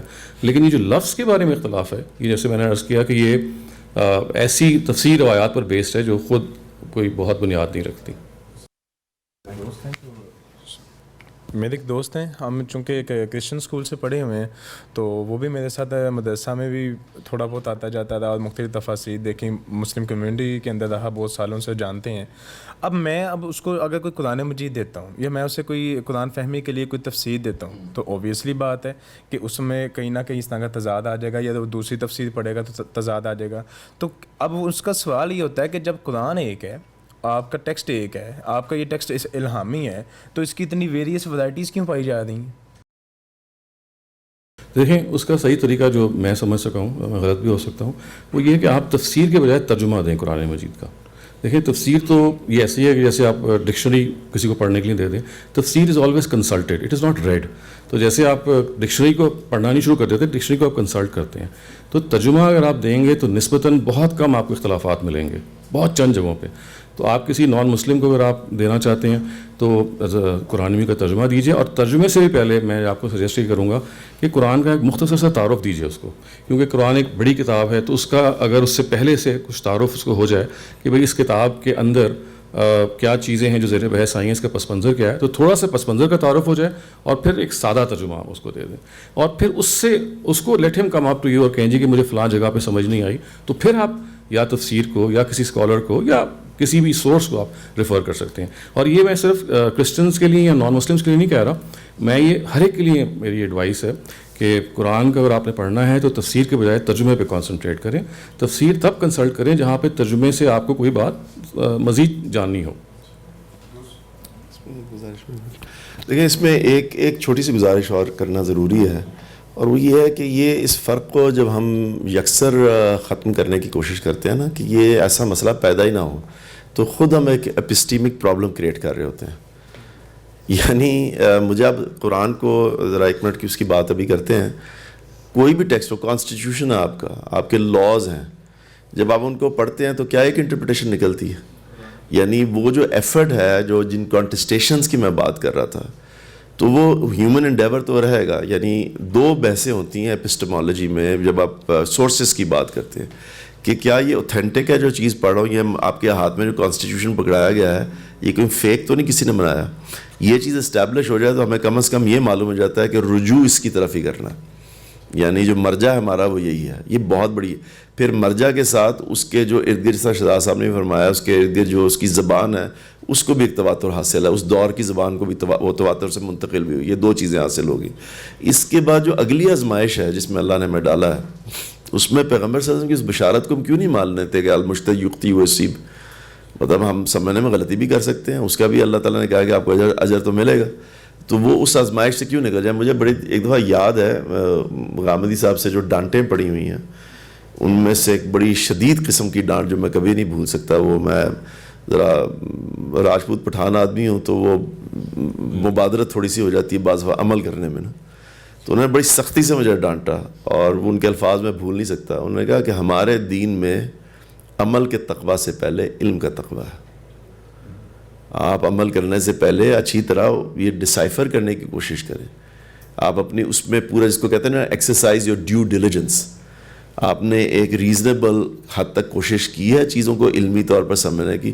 اس میں غلطی بھی ہوگی, اس میں اختلاف بھی ہوگا, کیونکہ جو انٹرپریٹیشن جہاں شہزاد صاحب نے فرمایا اس میں اختلاف کی تو اللہ نے کہیں گارنٹی نہیں دی. یہ ہماری آزمائش کا حصہ ہے, اور اس میں غلطی ہوگی جب رب نے یہ ہمیں فیسلٹی دے دی کہ غلطی کرنے کے نتیجے میں بھی اجر دے گا. تو آزمائش جو دنیا میں آ رہی ہے, حادثات بھی ہیں, میری ٹانگ ٹوٹ سکتی ہے, ایکسیڈنٹ ہو سکتا ہے, تو یہ بھی غلطیاں بھی ہو سکتی ہیں. جو غلطیاں رب کی محبت میں کی گئی ہیں ان پر نادم کیوں ہوتے ہیں. سر آپ نے ابھی جب جتنی بھی ہماری بات ہوئی ہے تو اس میں آپ نے لفظ تواتر اور اسی طرح قطعی الدلالہ کا لفظ استعمال کیا. جب ہم قرآن مجید کی اسٹڈی کرتے ہیں, خصوصاً شاہ ولی اللہ کے الفوز الکبیر وغیرہ, تو ہمیں اس کے اندر قرآن مجید کی آیات کی ایک ڈویژن ملتی ہے. تو تواتر اور یہ قطعی الدلالہ کے یہ جو الفاظ ہیں, یہ صرف احکام کی آیات کے متعلق ہیں یا قصص کے بھی متعلق ہیں؟ کیونکہ جب ہم قصص کو ڈیل کرتے ہیں تو ہمارے پاس عہد نامہ قدیم بھی ہے, عہد نامہ جدید بھی ہے, جو بہت زیادہ اچھے طریقے سے قصص کو بھی بیان کر رہے ہیں اور اختلاف بھی قرآن سے کر رہے ہیں. تو پھر یہ قطعی الدلالہ کیسے ہو گیا؟ یہ تھوڑا سا بس جیسے ابھی جو بات ہوئی تھی نا کہ قطعی الدلالہ تو کلام کی صفت ہے اور قرآن کی صفت ہے. یہاں پہ تو قرآن مجید میں جو بھی چیزیں بیان ہوئی ہیں وہ اصل میں اللہ تعالیٰ کا منشا ایک ہی ہے اس کو بیان کرنے کا. ہم اس تک پہنچے نہ پہنچے تو یہ ایک اور بات ہے. تو اس وجہ سے یہ جو قطعی الدلالہ کا جو اسپیکٹ ہے یا تواتر کا اسپیکٹ ہے, یہ کلام کا وصف ہے. یعنی تواتر کلام کو حاصل ہوا ہے انسانی ذرائع سے, اللہ تعالیٰ نے انسانی ذرائع اختیار کیے, اور قطعی الدلالہ بھی کلام کا وصف ہے کہ خدا کا کلام ہے, خدا نے اس کے اندر یہ صفت رکھی ہے کہ وہ جو اس کا ایک منشا ہے وہ اس نے وہاں بیان کر دیا. لیکن جو قصص سے آپ کی مراد اگر قرآن کے میں بیان کردہ قصص ہیں تو ظاہر ہے اس کے اندر بھی آئے گا. تو اس کا مطلب یہ نکلے گا کہ چونکہ قرآن مہیمن اپنے آپ کو کہتے ہیں نا, مہیمن ہے, میزان ہے, فرقان ہے, تو وہ قصص جو پچھلے اسکرپچرز میں بیان ہوئے ہیں تو وہ آپ قرآن کی روشنی میں ان کو دیکھیں گے. یعنی قرآن مجید کی روشنی میں جو اگر وہ ری انفورس ہو رہے ہوں گے یا ان کی کوئی تفصیلات ایسی ہیں کہ جن کے بارے میں آپ مطمئن ہوں گے تو ان کو ایکسیپٹ کیا جا سکتا ہے. لیکن قرآن کی حیثیت حکم کی ہے, وہ مہیمن ہے. تو وہ جو قصص ہیں جو جہاں تک قرآن کے اندر بیان ہوئے ہیں وہ تو آپ کو ایکسیپٹ کرنے. ورنہ آپ دیکھیے حضرت نوح کے بارے میں, حضرت لوط کے بارے میں جو, اور یہ جو پچھلے اسکرپچرز ہیں اس کو بھی تھوڑا سی ڈسٹنکشن کر لیں. ایک بائبل ہسٹری ہے اور ایک بائبل ہے. اس وقت کا جو موجودہ میری دانش میں جو بائبل کا مجموعہ ہے وہ ببلیکل ہسٹری پلس بائبل کے جو باقیات ہیں ان دونوں پر بیسڈ ہے. और बहुत सारी वो चीज़ें जो अम्बिया के मुतालिक आप देखेंगे वो बिब्लिकल हिस्ट्री है, इस वजह से it's not necessary from God. तो ये डिस्टिंक्शन भी करना बहुत ज़रूरी है, जो तराजुम की वजह से डिस्टिंक्ट रही नहीं है। हम हर चीज़ जो बाइबल में बयान हुई है वो समझते हैं कि वो बाइबल ही है, हालांकि वो बिब्लिकल हिस्ट्री है।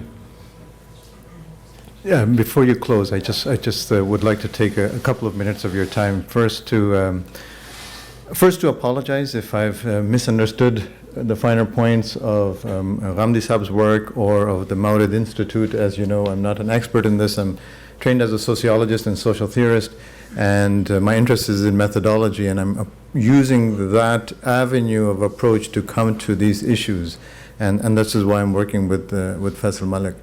So if there's the distinctions that I didn't capture, which I recognize you corrected afterwards, I do apologize for those inconsistencies and errors.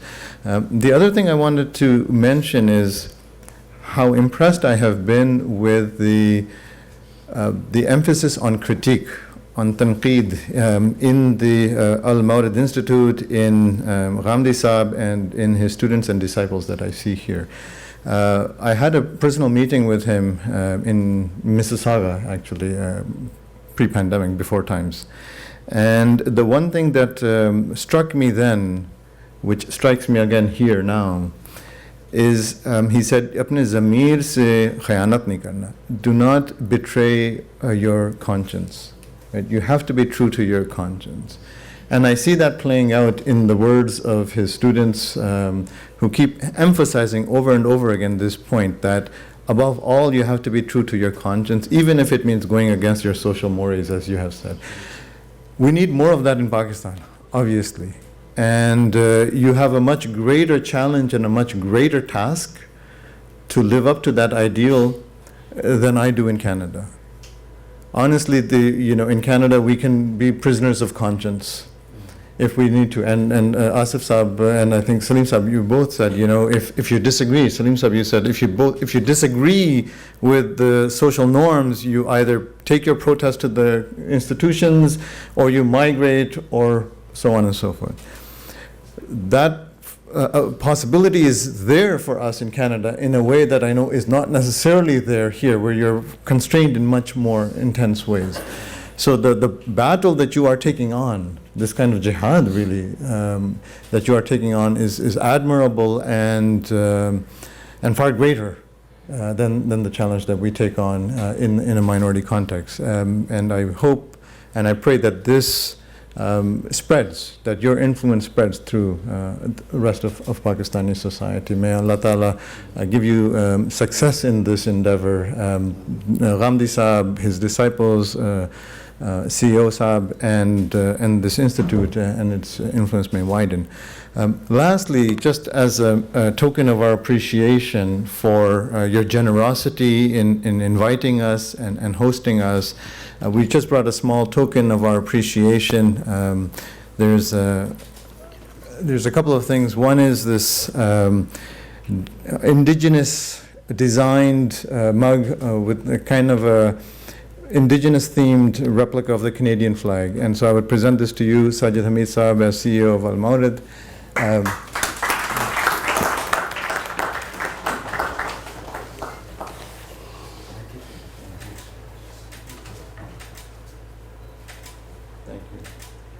The other small thing that we have that our university creates and provides are luggage tags. And so I provide these to my colleagues because as a way to request that they come to Canada. So this is for suitcases. You put this around suitcases. And it's got the title of our university, Wilfrid Laurier University. So please use this as a kind of bribe to have you come and join us at Laurier University. Thank you. Thank you. Thank you so much.